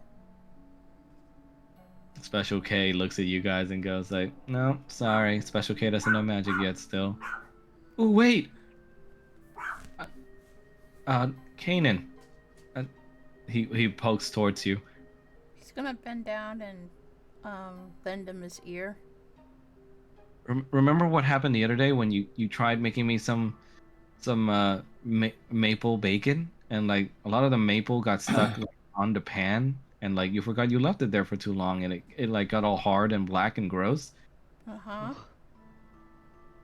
He like gestures towards the churro and the head. Eh? I don't. Maybe if we heat it up. He's gonna snort smoke and he's like, okay, give me the churro. He just before he hands it over, he is like, wait. He licks on one of them. Kyle! Oh, He's On the gonna road. he's gonna like take his wrist and take the churro. Let's not do that before you get sick. Okay. I don't know, guys. I mean, I have a good feeling about this. I mean, maybe I could use Era's ice to seal it. I don't know if it'll even melt or not. That could work too. Roger's kind of looking up at it, and he's like, "This might sound weird, but my first thought is cure wounds." I know it's not. Look, God stuff's weird. Are you saying my fire's weak? What you say, Mom? Are you saying my fire's weak? No. I'm just saying alternate options whenever we're gonna try things. It's fine. God, Mel, that just reminds me of is it the one that called me weak? He's gonna snort like a stream of smoke as if he's like, kind of like, well, I never. And he's gonna put the sticky ass churro He at kind of, broken you base. see Irina looks over to Roger and goes like, I mean, why not try all of them at once? Churro, I mean- she points over Falmouth ice and then points over to Roger, cure wounds. You know, ain't a bad idea, but I think we do the churro one first, mostly because, fire ice at the same time ain't really gonna help much. You see Ricardo goes, yeah, don't discount the churro plan. He's Paul gonna is- slap the Paul is churro just at the base of the broken head. Paul is just gonna kind of shudder at all of this, clear down to his tail, and cause it to fan out a little bit. You see Kyle kind of notices the sound of something fanning out and kind of looks towards you. Paul's like, was that you, Paul? What? What was what? I don't know. Sounds like something like whoosh, like flap. No. Roger's gonna look over and just be like, "Is something on your tail?" Paul's gonna kind of pull it around. Oh, it's like a fan. You see, he grabs your tail and kind of just plays around with it. Hey, no. Kyle thought exactly polite to grab someone's tail. Well, it's like Kanan's wings. Like he like flaps it around a little. No, he's gonna tug his tail away from him. Are we gonna? Meanwhile, Kanan, you've adhered the churro to the base of the broken statue head, and now will you heat it up? So he's gonna. You might want to stand back a little bit. I mean, I kind of have to hold it up since I know I'm strong enough to get Well, obviously I wasn't Fine. talking to you. I was talking to Roger. Kyle's like, yeah, everyone stand back a bit. He just gets pulled back by Irina. And he's going to, instead of doing like this big cone of fire breath, he's gonna concentrate it to like a straight, narrow flamethrower.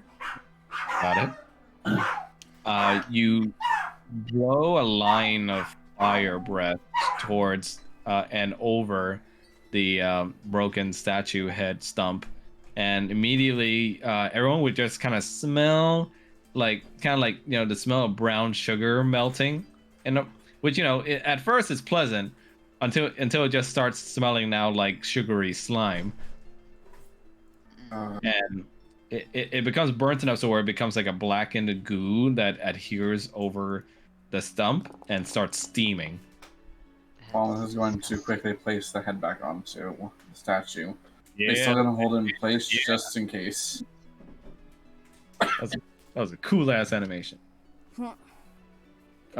You put the head back on there and you hold it for a bit before you feel that it's firm enough in there now before you're confident enough to let go.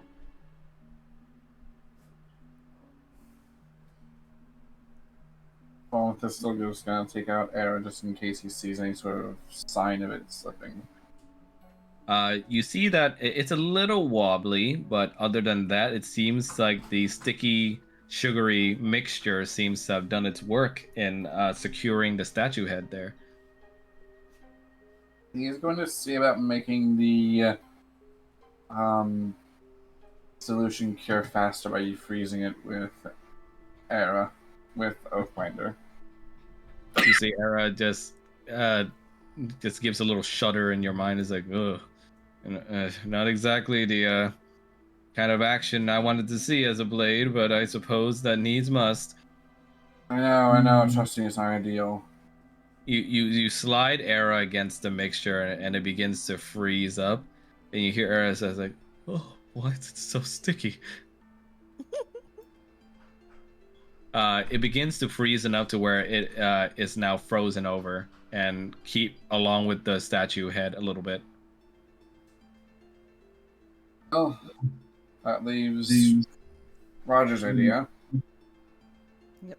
Roger's going to step up and he's going to cast Cure Wounds on the statue.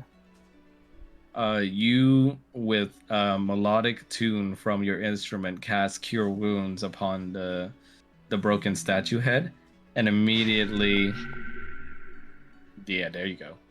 Yep. Cool.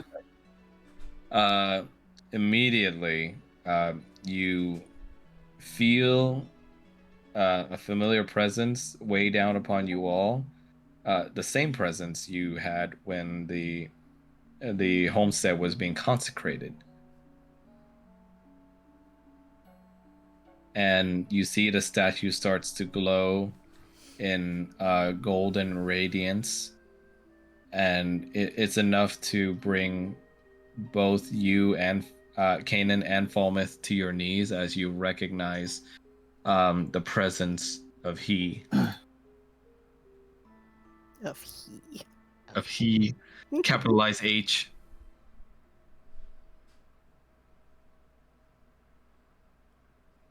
Kanan's gonna start like closing his eyes and he's like praying. And Falmouth is doing the same.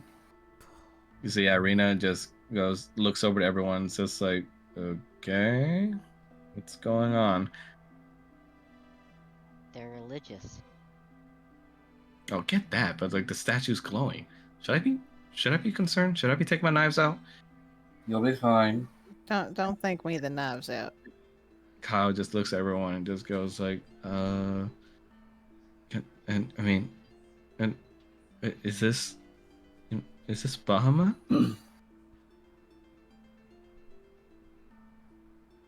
Kanan will come out of his like trance and he's like, yes, this is Bahamut.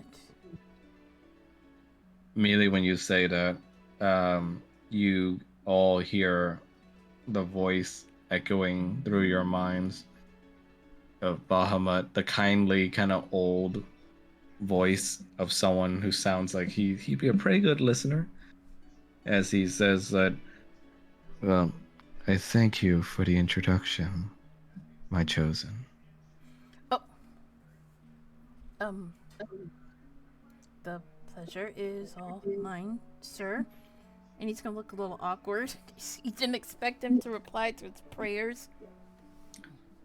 And my thanks to you as well, young Falmouth, for your service in repairing this old statue of faith. The honor is mine. Now you see he pauses a little bit and goes like, is that some sort of sugary mixture you placed on the neck? Sir, it's all we had. He just pauses a little bit, and you kind of feel his whole presence starts to be like, all right.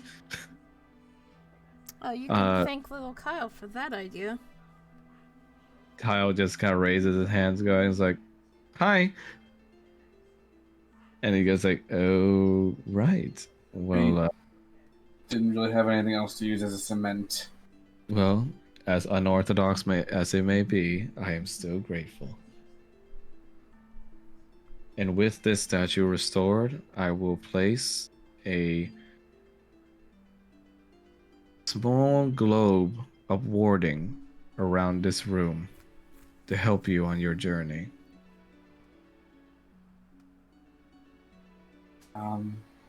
Is there anything you can tell us about this temple? We found a hall with mirrors that made our reflections come to life. One of them has escaped, possibly. He says, "I know not of what you speak of, young child, but this place is connected to Argynvostholt. It was a fount of power for those that believed in strength and justice, and followed in my teaching. But years ago, they fell prey to Strahd.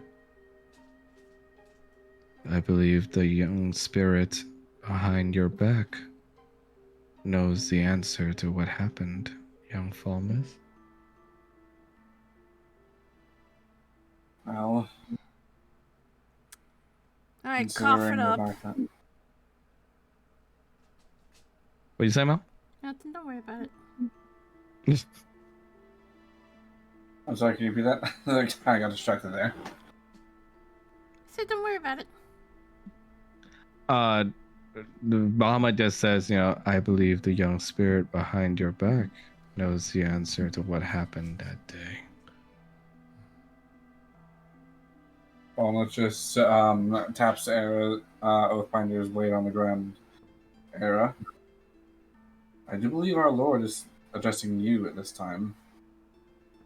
You sense something coming from Era that you don't hear much. And it's both hesitation and also a great sense of humility as he stays in sword form and speaks to Bahamut's voice. "I am not worthy. I failed in my mission. I only hope to atone for that failure today, Lord Bahamut."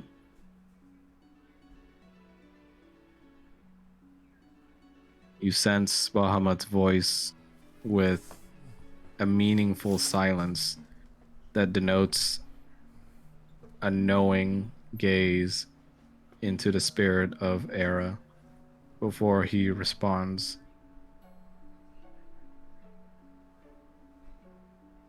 "The sins of one's soul are always that to bear. I will not pry further, as it will become a part of the destiny laid upon these heroes. But know this, young spirit. In atonement lies unity, not solitude. I only hope that my teachings in that can apply to all my followers." And you can kind of sense to yourself that he's referring to you on the side, Kanan. Wait, what did he say? What do you say, Mel? Like, what did he say? He says that at the end of atonement lies unity, not solitude. Oh, okay. Kanan's gonna look a bit troubled. And he kind of just moves his head to the side and just clears his throat.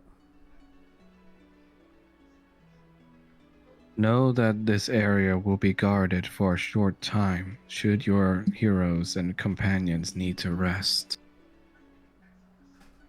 For the road ahead will be perilous. There are many souls of the paladins that died within Argynvostholt that has gone without rest. And seeped in the darkness and evil that Strahd has spread over the lands. I'm afraid their strength has been corrupted for other means. So Their if they come, Their very will and stubbornness in protecting the word of Bahamut has become their own undoing. Have care in your journey.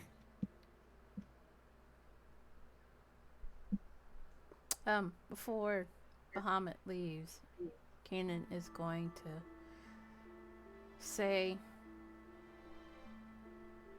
"My lord, something's been troubling me. Speak your mind, Kanan. My creator, my mother, has been whispering me for a long time now, and her whispers grow louder and louder every day. Pretty soon I won't be able to ignore it. I think I'm gonna sin."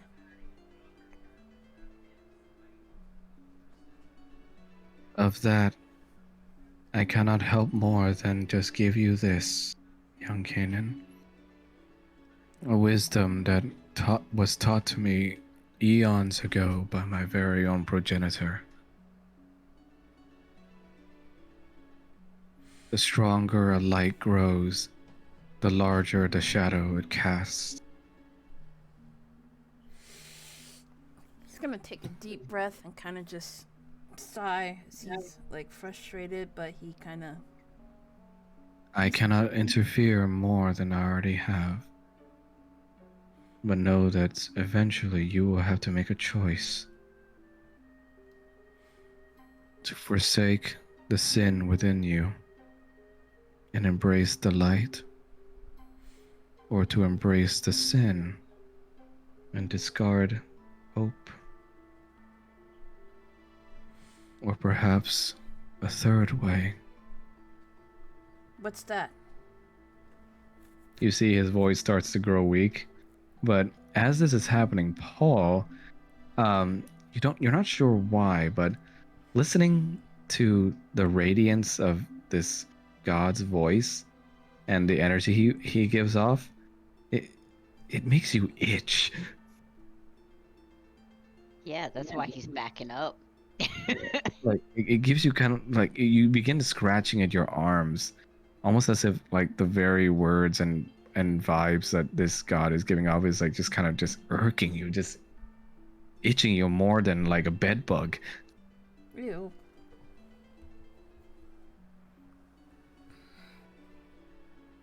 He is just gonna be pretty much scratching all over and trying to get the feeling off.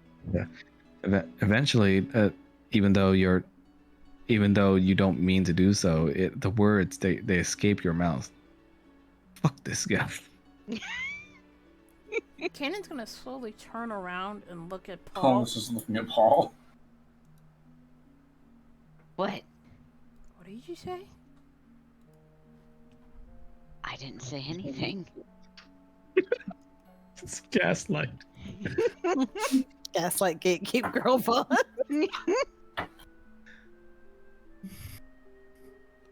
Kanan's This just is gonna give imagine him like Kanan this stare, like... Yeah, Kanan giving that side eye. I didn't say anything. Just ignore me. Like you remember that gif of Tom like putting down the newspaper and like just staring like hella pissed off. That's It's Kanan right now. It's more like God, I can't find it. Closer to this. Oh, it's a gift. Never mind. On the top right.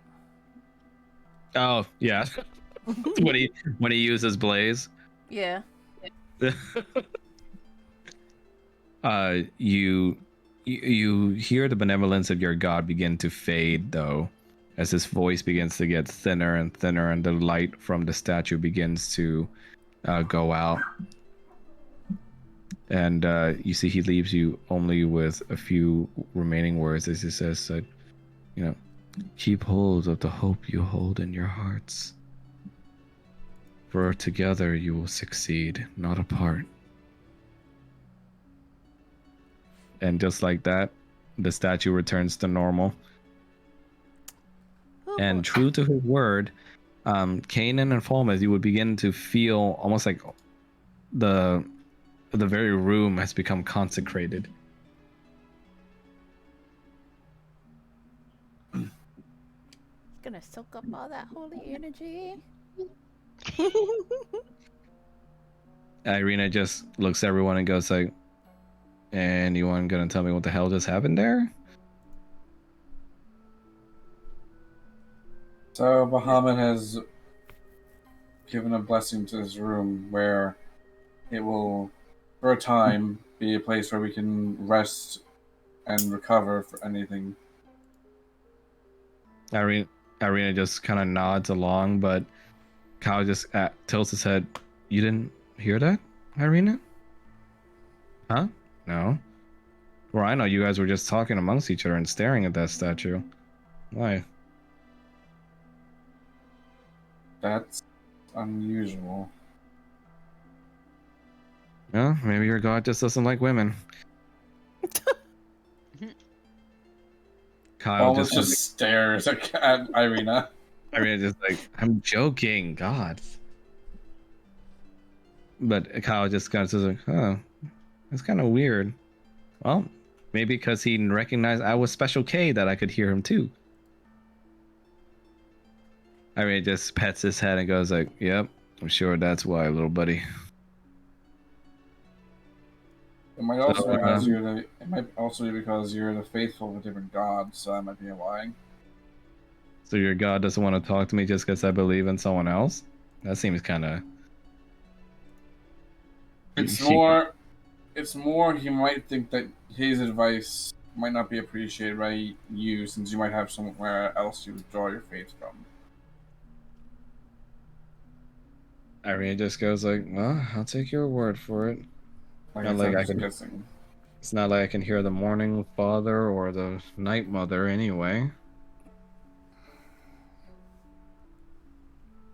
He kind of puts her hands on her hips. So does that mean we're camping out in here, or? I guess so. Good. I'm just gonna catch Paul's hand real quick and just be like, darling, you are scratching the hell out of yourself. You begin to roll up one of his sleeves, Roger, and you begin to kind of see more of those bruises appear. And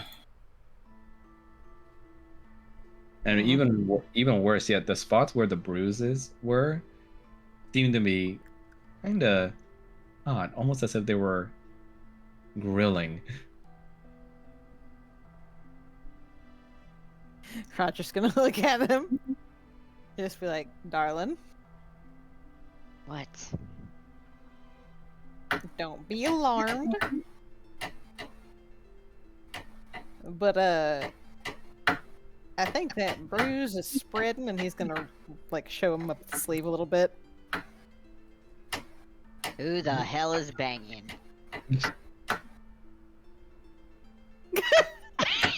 Some immediate stuff. I think it's coming from Blaze's side.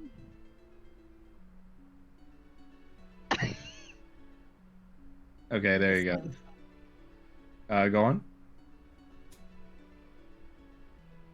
What was Roger saying? Oh, he was gonna be like, yeah, I think that bruise is spreading, and he's gonna just roll up the sleeve a little bit so he can see it. That. Okay, when you said it looked like a bruise, I thought it would be a bruise. That doesn't look like a bruise.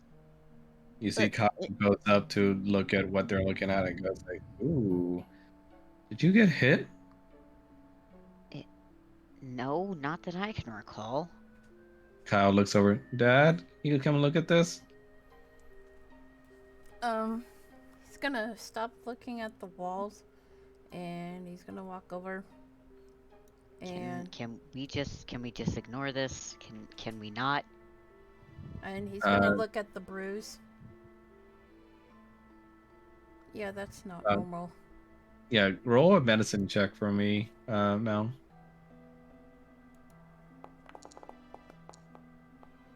Nice. You definitely can confirm that these aren't normal bruises, and certainly they shouldn't be in little splotches on his arm like they are. And even worse, yeah, for some reason, when you feel over them, they kind of feel like they've been singed, like almost as if they're steaming from some recent exposure. He's gonna take his arm and inspect the wounds a little closer, and he notices the steam coming off from them, and he's like, yeah, there's something going on here. These aren't normal wounds. Wow, thanks. That makes me feel so much better. Would you rather I lie to you? Yeah. Well, I don't do that. I'm sorry. And Doctor Code. he's gonna cast Cure Wounds on Paul's arm. You cast Cure Wounds, and Paul, you do start to feel the itchiness start to alleviate, and the kind of burning feeling on these blotches on your arm begin to ease off, though the bruises themselves don't disappear. The bruises aren't disappearing. That's odd. At least feel a little better. It's like maybe it's just one of those. I mean, is it possible maybe they've been there for so long that you can't cure them anymore? I mean, I've never heard that happen with healing magic. These weren't here this morning, as far as I know. Yeah, only one he had this morning was one on his shoulder. Wait, so he had one? Yeah. Wait. Okay. Look, it's fine. Can we do something else besides paying attention to me? Well, it's How's kind it, of hard like- to do that because you are clearly not well. You Going don't through some. fucking say. Irina just says, well, then maybe it's a good idea that we're hunkering down from here for now, then. So that I feel like you could use a little bit of R&R after, the whole thing. I'll keep Yeah. first watch. Even if there is a global warning, I still don't like the idea of us not being. I'm not sleeping. Then don't sleep, but you have to rest.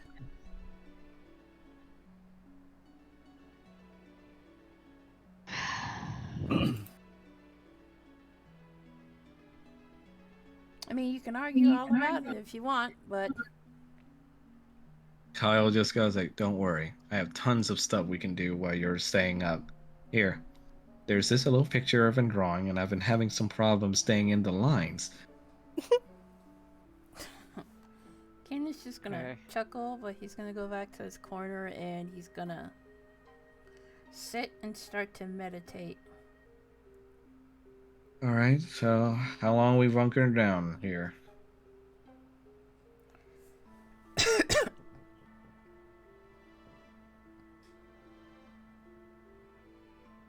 Guys? Maybe for like 7 hours? I don't know. Like a long rest? Well, I certainly don't mind a nap, I guess.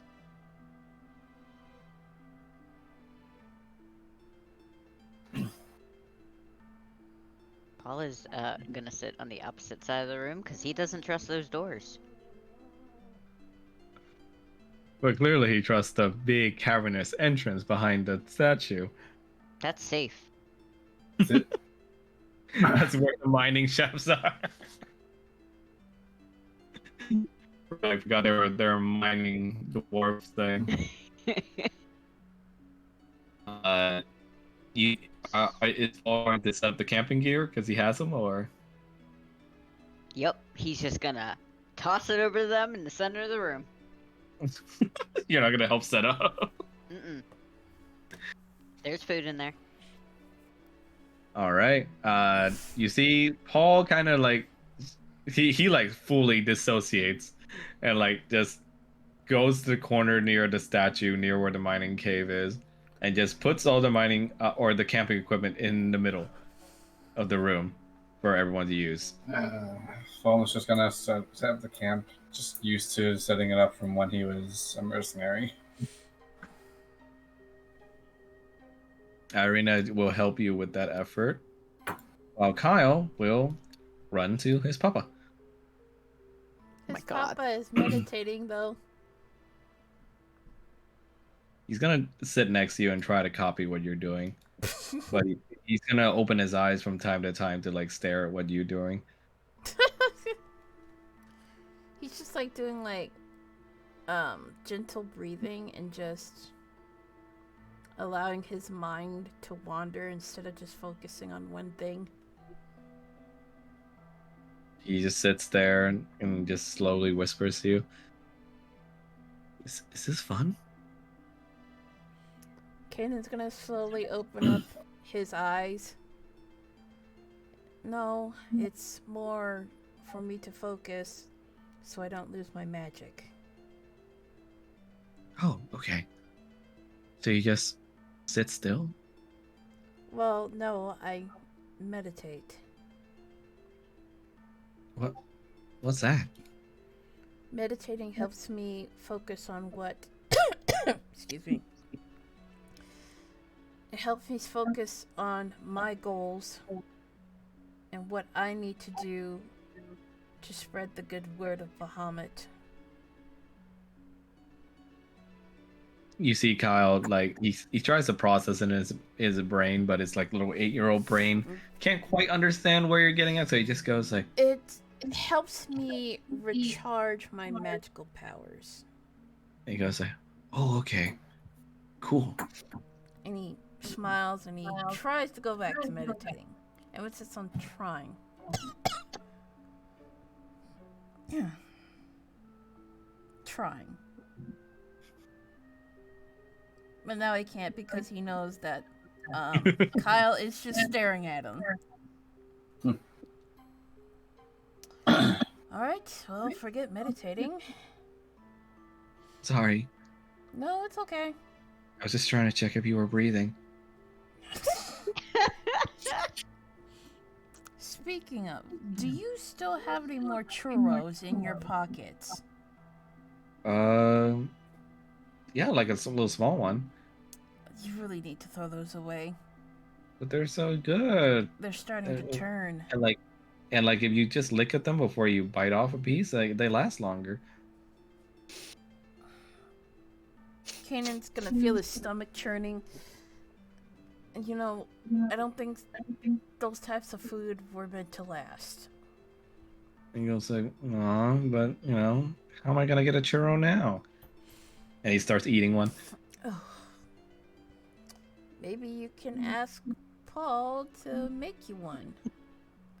Instead of- Every time I bring them up, he just kind of flinches. Well, they're kind of just nothing but sugar, but yeah. But sugar is awesome. That's what Sugar, makes things taste good. sugar gives you cavities. Oh. And cavities make you lose teeth. And he goes like, better than dying, though. Okay, well,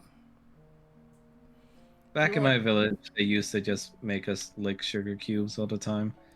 do you want to walk around for the rest of your life with no teeth? No. That sounds gross. Yeah, that's gonna happen if you eat nothing but sugar.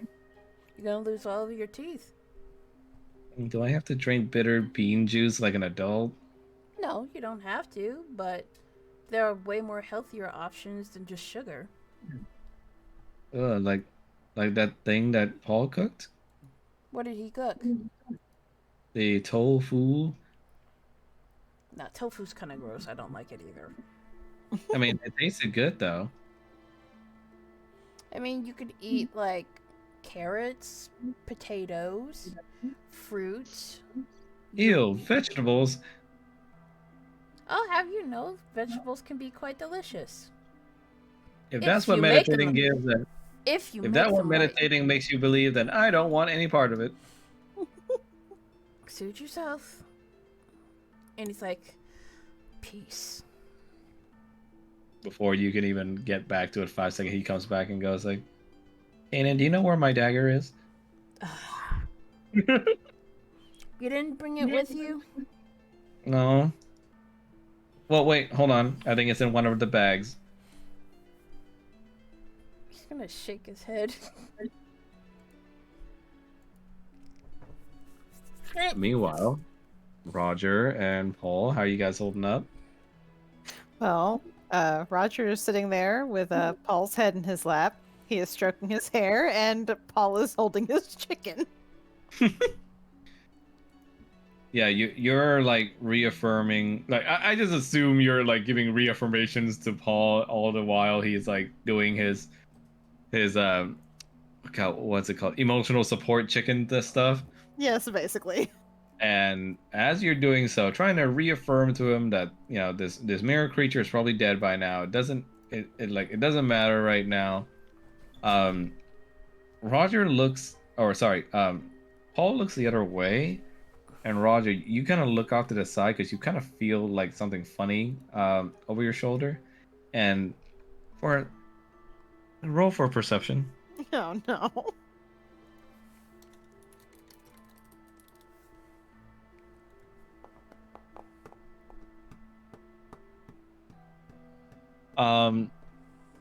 You look towards behind the statue, and you could swear you saw some kind of horn go out of view.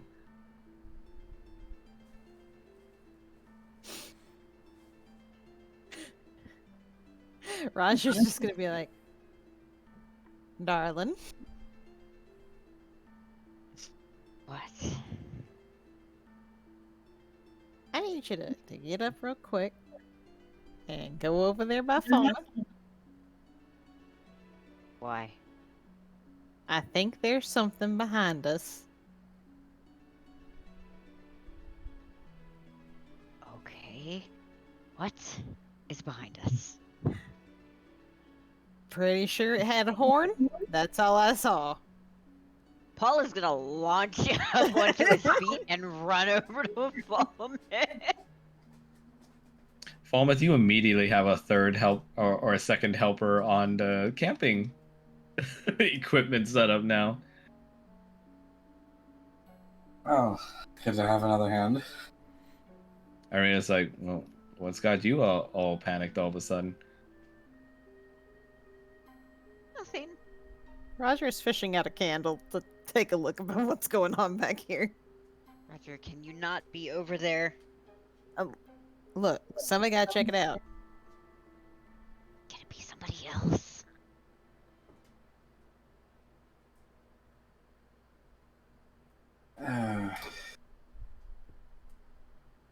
So, Roger, will you be checking things out?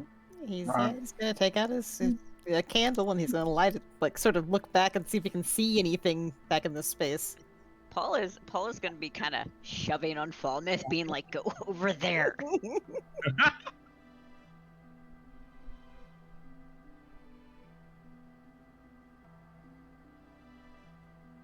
Did you see something, Roger? Yeah, could have sworn I saw a horn going back behind this thing.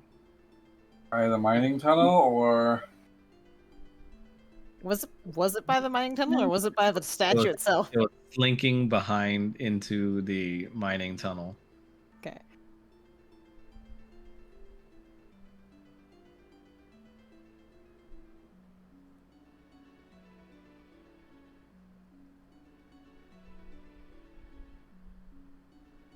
Palmer just has his dagger out since it's too narrow to bring Oathbringer to bear in there.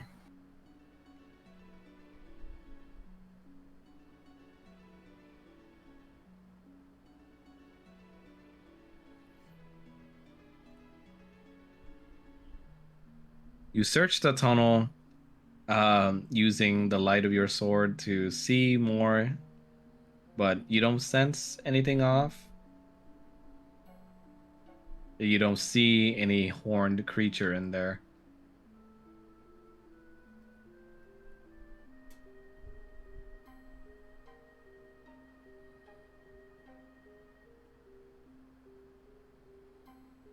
He's still gonna go through the entire tunnel just to double check.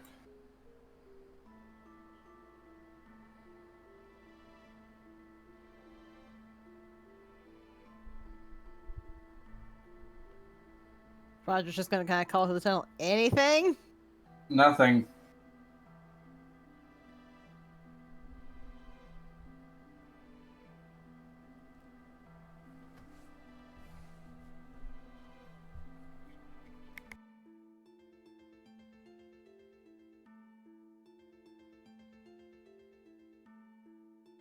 See, Falmo says it's fine. Ain't nothing over there. Then why did you see something? Maybe it's a trick of the light. This place is creepy, and we're all on edge. Yeah, and we should leave. Arena just says, wouldn't be the first time he spotted a few horns in his life. She just looks over at her. Paul is just gonna be glaring at her. What? Sounds like you guys can't take a joke. Look, he's real wound up right now.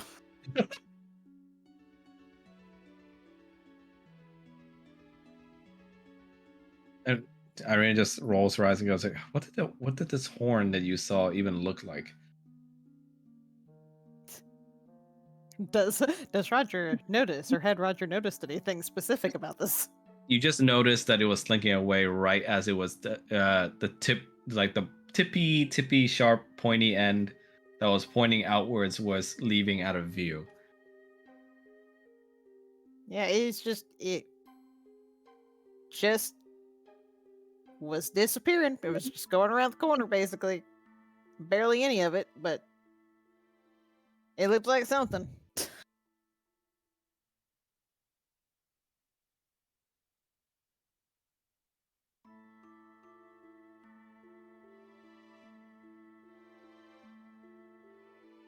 Paul's gonna look over at Kanan and just be like, isn't your dragon god thing supposed to have like protected this room? Is he protecting this room? Is he just kind of sitting somewhere? Relax. He said he has consecrated this room. It is consecrated. Have a little faith. Yeah, I'm liking a lot of that right now. Well, you better find some because we're gonna be here for a while. Or we could. Kenneth's gonna like breathe in and then sharply exhale. What is the problem? What is the problem? Yes, what is the problem? What problem are you having right now that needs to be addressed? There is a demon that looks like me that ran off somewhere. We don't know where it is. We're stuck in this place. There's no exit. Have you seen where we are? Panicking isn't gonna make our situation any better. Leaving is. Well, at the moment we cannot leave, so complaining about it isn't gonna help anybody.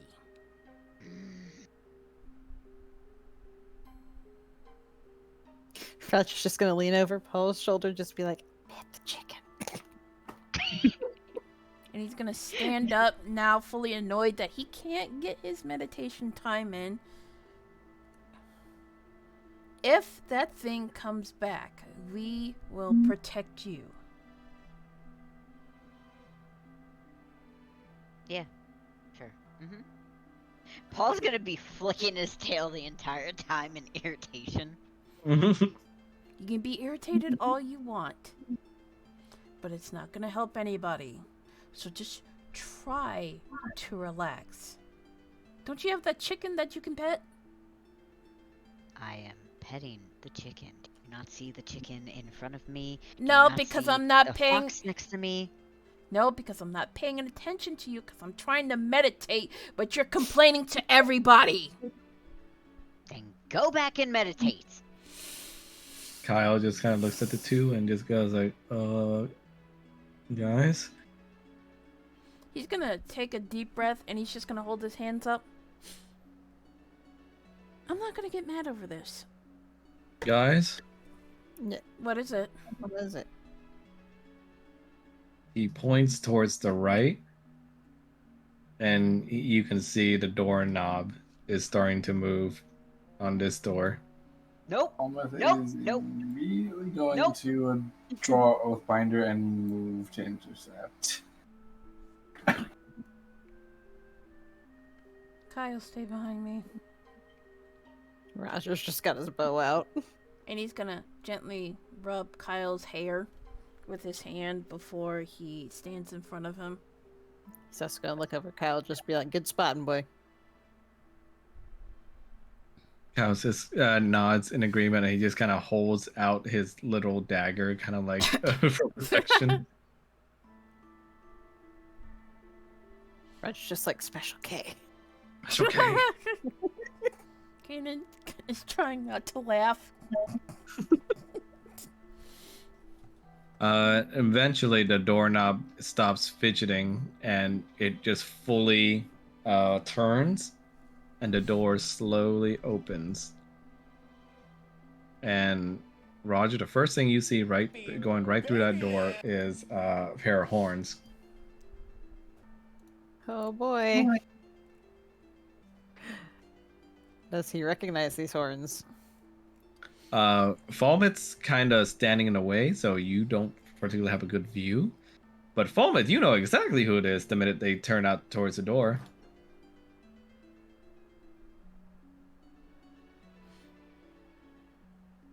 There's no token. No, hold on. I want to describe it first. You hear the voice ring out through, and it says, "Hello, little brother, idiot. Is he here?" Yeah, your brother's here. And lo and behold, What in God's You're- name are you doing here? Scared the hell out of us. Well, the Baron did tell her to also go on this sort of thing, so that explains why she's going to Argynvost herself. she points to all you as like, I could say the same for you a lot. What the fuck happened? Did you know there's a price on your heads? Long story short, the Baron is one of Strahd's lieutenants. He allowed vampires and a demon. She a just little- points over to you and goes, yeah, I know that part. I have a deal with him. Problem is, you shouldn't be He's- going anywhere near this little passageway. Are you nuts? The thing is that because he put a price on our heads, we can't go to Argynvost through Valaki. Why would you- Because he set us up. Little place.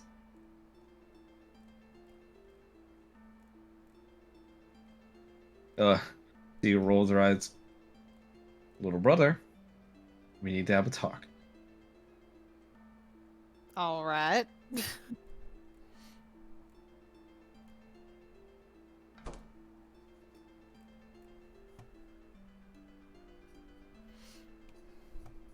Now, Curious how you found this place.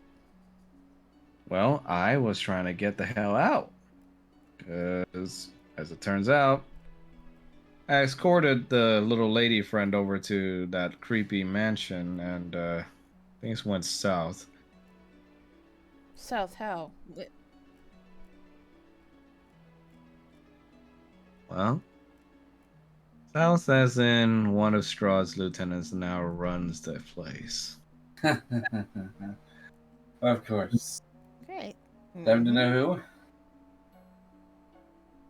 And the other,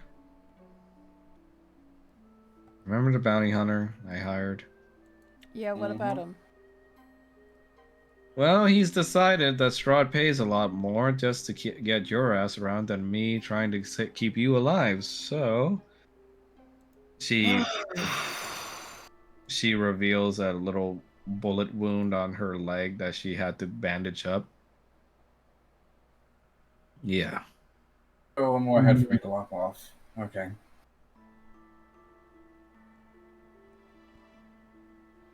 Speaking of which, I could use a little better healing on that. She kind of limps a little.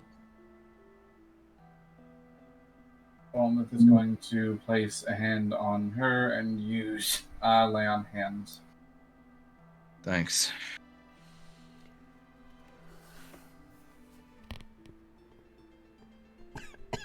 But I came here mostly to ask you a very important question.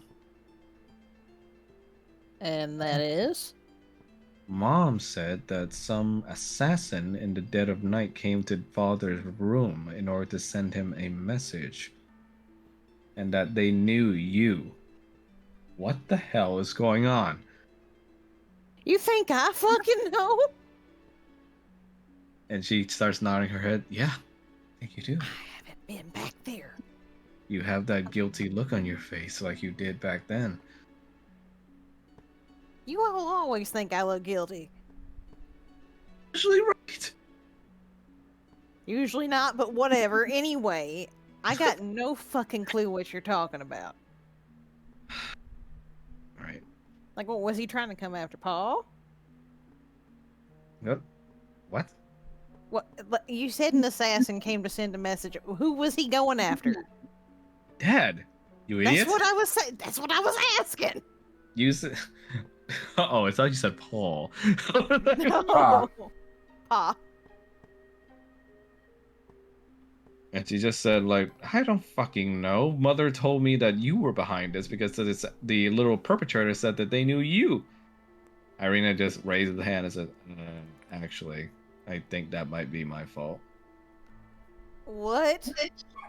Well, I mean, remember how I got you that letter? I asked one of the Ravens to get it, and they probably used a Vistani agent, and yeah. Well, I mean, it wasn't an assassin they sent, it was just a messenger.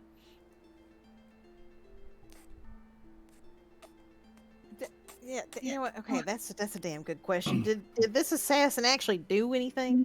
It wasn't an assassin. Yeah, I'm saying to, I'm clarifying. She sighs like, no. Apparently they left, and Father didn't get hurt. But Mom's freaked out. So why are you assuming it's an assassin? Because that's what Mom said. I think she might have been wrong. And she says, my mother doesn't tell lies.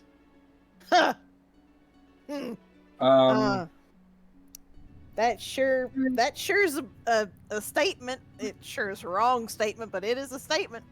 That's a take. So, come to think of it, can you describe your parents? Because I'm actually curious to learn more about Roger's family and your family. The Cunningham's? Yes. Okay. Kind of a weird time for a little history lesson. But I suppose I can do that. If you guys can let me hunker down here a little bit. That's fine. Now, you mind telling me what's going on with your bow over there? We don't know yet. And she just Paul's just gonna be glaring at her this entire time. She sees your slight alleviated scratching, and she just goes like, "Is he infectious?" No, he's not infectious. We don't know what's going on exactly, but he's going through some shit. We'll just put it that way. Has she even seen him with his horns and tail before? I don't Yeah, think that's why so. she's pointing to you. He's like, fine, whatever. But I suppose I should tell you about what's going on over there. Not pretty. And also give this one a little family history lesson, I suppose, since I'm betting you didn't tell him anything about our family, did you? They know some broad strokes. Uh-huh. And what kinds of things have you been telling them about our family? Could you just get on with it? She just kind of looks at you and like she kind of sneers in your direction, remembering what you did to her. He's gonna bare his teeth. And she's gonna be like, "Oh right, you're just traveling with the gross one." I could still eat you. Keenan. Yeah, I bet you'd want to. I'm not into lizards. Sorry. I'm tempted. I don't even want to think about that. It's like, anyways, you, me, private talk now. We're not going anywhere. I'm not leaving the room. Just I'm gonna meet the little corner. We need to have a little talk about family. Is this to Roger? Is this what? Yeah, to Roger. All right, fine. What is it?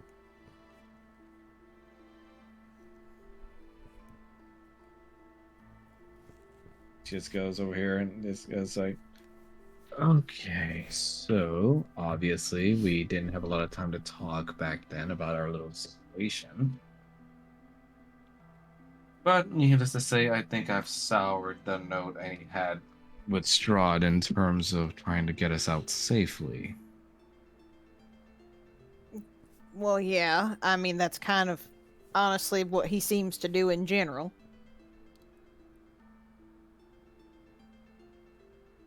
And she just goes like, so I propose that we find a way to stow ourselves along the next Vistani shipment and get the hell out of here. We already had this talk, Faye. Okay. Think about this, all right? You're in these cursed lands, God knows where, with some sort of dark magic around it, as far as I understand. More than a handful of people want you dead. That's And me different from back home. And from what I can tell, your group's not exactly stable either. Look, I can possibly make an arrangement to bring your little boy toy with you. But we have to leave this place, Roger. Now.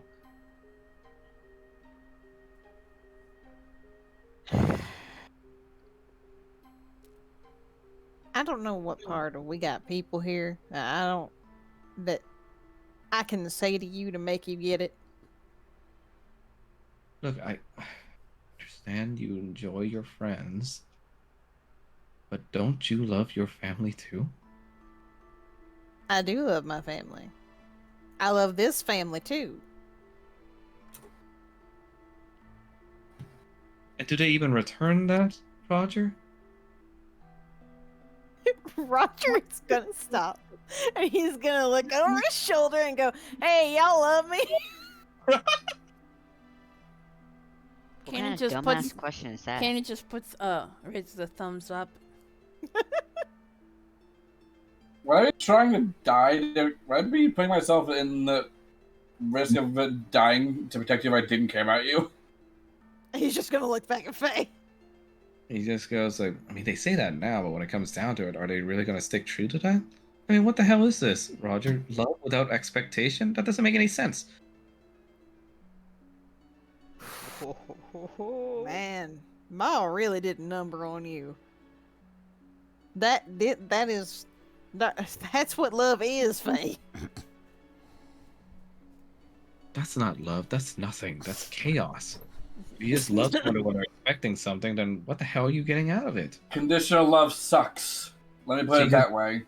She just shrugs and goes like, even Ilmatar teaches us that even suffering has to be a cost for some sort of happiness.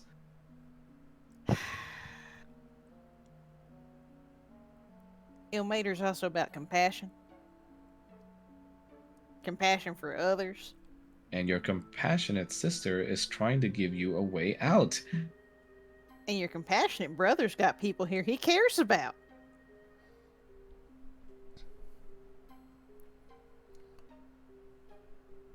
Okay. All right.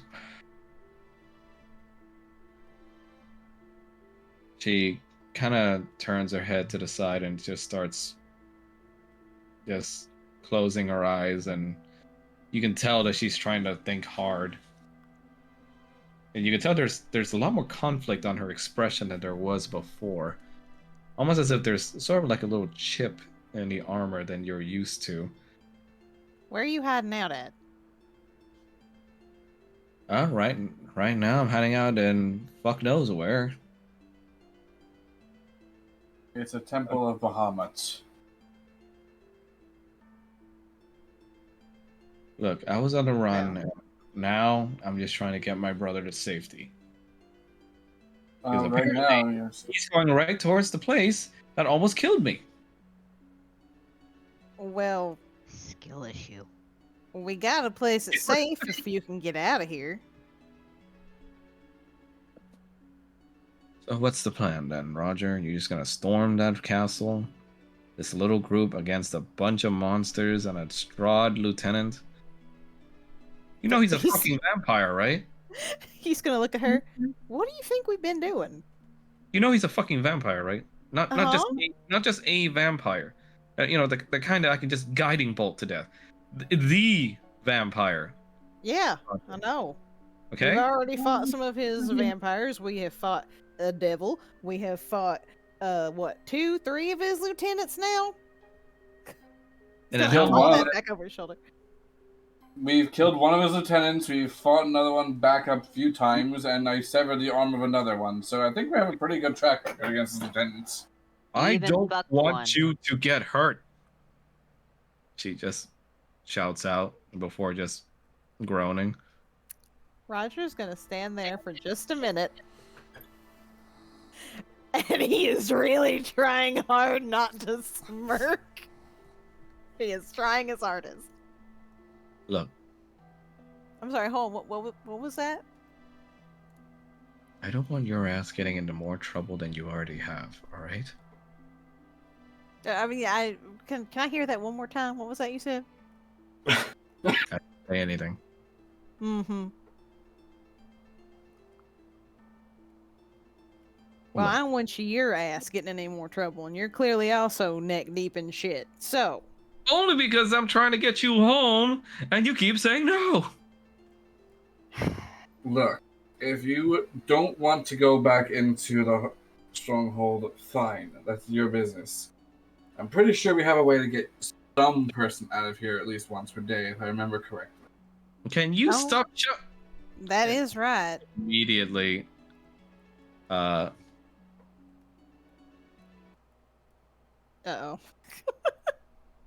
Roger, I'm gonna need you to roll for a dex save. Oh, God.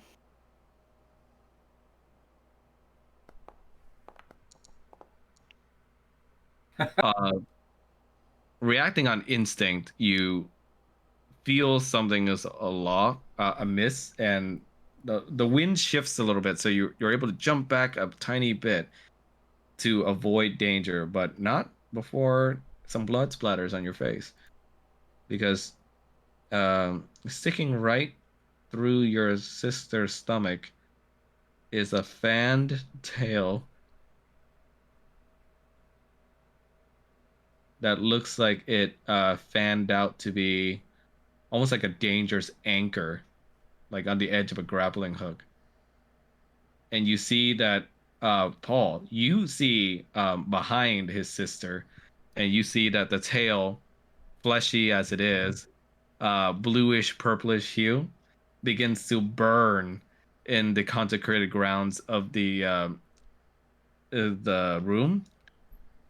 And so the tail retracts, unfortunately also bringing Roger's sister with it. And Roger, your sister can only hold out her hands to you in that moment to try and reach out for help. And in that moment, you feel as if it is the first time since forever that you see a look of helplessness scan across her face. The sister that you've known for years and hated for years just reverted back to being that small little girl that was out of her depth with all the pressures in the world, now being dragged away by some sort of monstrosity reaching out for you. Oh God damn it! He's just gonna Fallen's go after. rushing forward. And that's why we're gonna end today, folks. Oh, fuck you.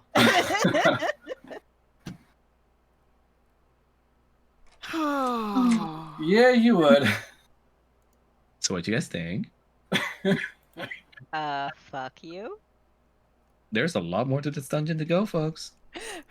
Roger's just like, if you would shut up for 5 minutes and let me send you back to the place, this wouldn't be a problem. She has no idea anything about the house spirit shit you guys going on. Well, yeah, I mean, he was trying to tell her that. Fallen But... was just like, why are you standing near the tunnel where Roger supposedly saw something? Why are you standing there? And she doesn't know. She didn't know that. He would know. He was thinking that. He was like, why are you standing there? Roger's just too surprised that his sister is here. Yep. The double fake out. Double fake out. Because they had both pawns. And Shadow Also- Paul is having the time of his life. Also, that is a terrifying use of his tail. I don't like that. I don't like that either. I didn't plan that. I thought of it the minute Paul said that his tail could fan out. I'm like, huh. Hmm. Oh. Hook So shot. you gave him ammunition. Yep. And is Paul's shadow. And what is Paul's most dark carnal desire? He wants to kill Faye. To kill the bitch that's been annoying his boyfriend. Yep. Roger's like, shit. Exit, stage left, Faye. Fallen's just ready to like push Face- Roger aside so you can get in close, Chased by a bear. or to at least like cut the tail so you can actually try and start healing her. Whatever shall our heroes do? But They're going to try their damnedest. That's what they're gonna do. But yeah, I hope you guys had fun with this session. There's a lot more to this dungeon to go, by the way. There's a huge ass dungeon prepared for you guys. Oh boy. Fun. Yeah. There's to the east, there's still further north, there is still continuing along that hallway to the west. There's a lot. Also, the prospect of getting his sister back at the homestead and having her interact specifically With with Lavinia. Lavinia. I'm glad that Blaze was on the same wavelength there. Oh God. So when's our next date with Hell? Let's see. You okay, by the way, Mel? You've been kind of quiet. Yep. Okay. How about... Well, we can do a next session a little closer since I have the dungeon prepped out. You guys ready for the 21st? Works for me. Yes. Yeah, we're stressed. Mel? Maybe. Okay. Basically next Saturday. Are you okay? I said yes. Okay. So Saturday next week, the 21st. Same time as usual. Same bat time, same bat channel. Yup. Now, is there any questions you guys had for me before we stop? Anything Yeah, you want to change about the characters? Can we change the channel? No, not until you finish this one. Meanwhile, I'm over here like, I have a good question. What the fuck was that? It's a Shadow Paul being a gremlin. That's more than I gremlin. think I think that's more than a gremlin. I mean, the minute you teleported him so far away from the group, I was like, oh, I can work with this. Oh my god. Oh, great. Now it is my fault. I mean, he was panicked, so I understand. Magic is panic's prey.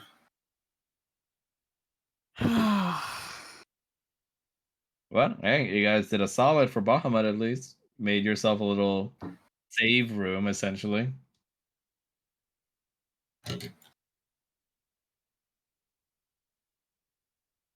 You sure? Because I don't think we saved everybody. Well, we'll deal with that next session, and then afterwards, I'm pretty sure you guys can use the room for a long rest. You sure about that? Mm-hmm. That's kind of what we were trying to do, and then chest burster happened. Yep. Like I said, the double take. Chest burster. God. Am I wrong? No, you're not wrong. I just want Paul to look at the way that Tails used and goes like, so that's how you use that. Yes. The revelation that the feathers on his tail are sharp enough for that. Yep. Alrighty. But yes, I will see you guys next Saturday. Thank you for being such great players. I hope you guys had a Thank you. lot of fun. As Yeah. much as you can. As For much that. as you can. Also, I posted the message and pinned it. For some Sweet. privacy. Thank you, Blaze. You're welcome. And now we need to eat because we have not. Yeah, I yeah. gotta make dinner. We've gone for a long time, so yeah. Thank you guys for coming. Thank you for having us. Thank you for running. Yep, I will see you guys next Saturday. Later. All right.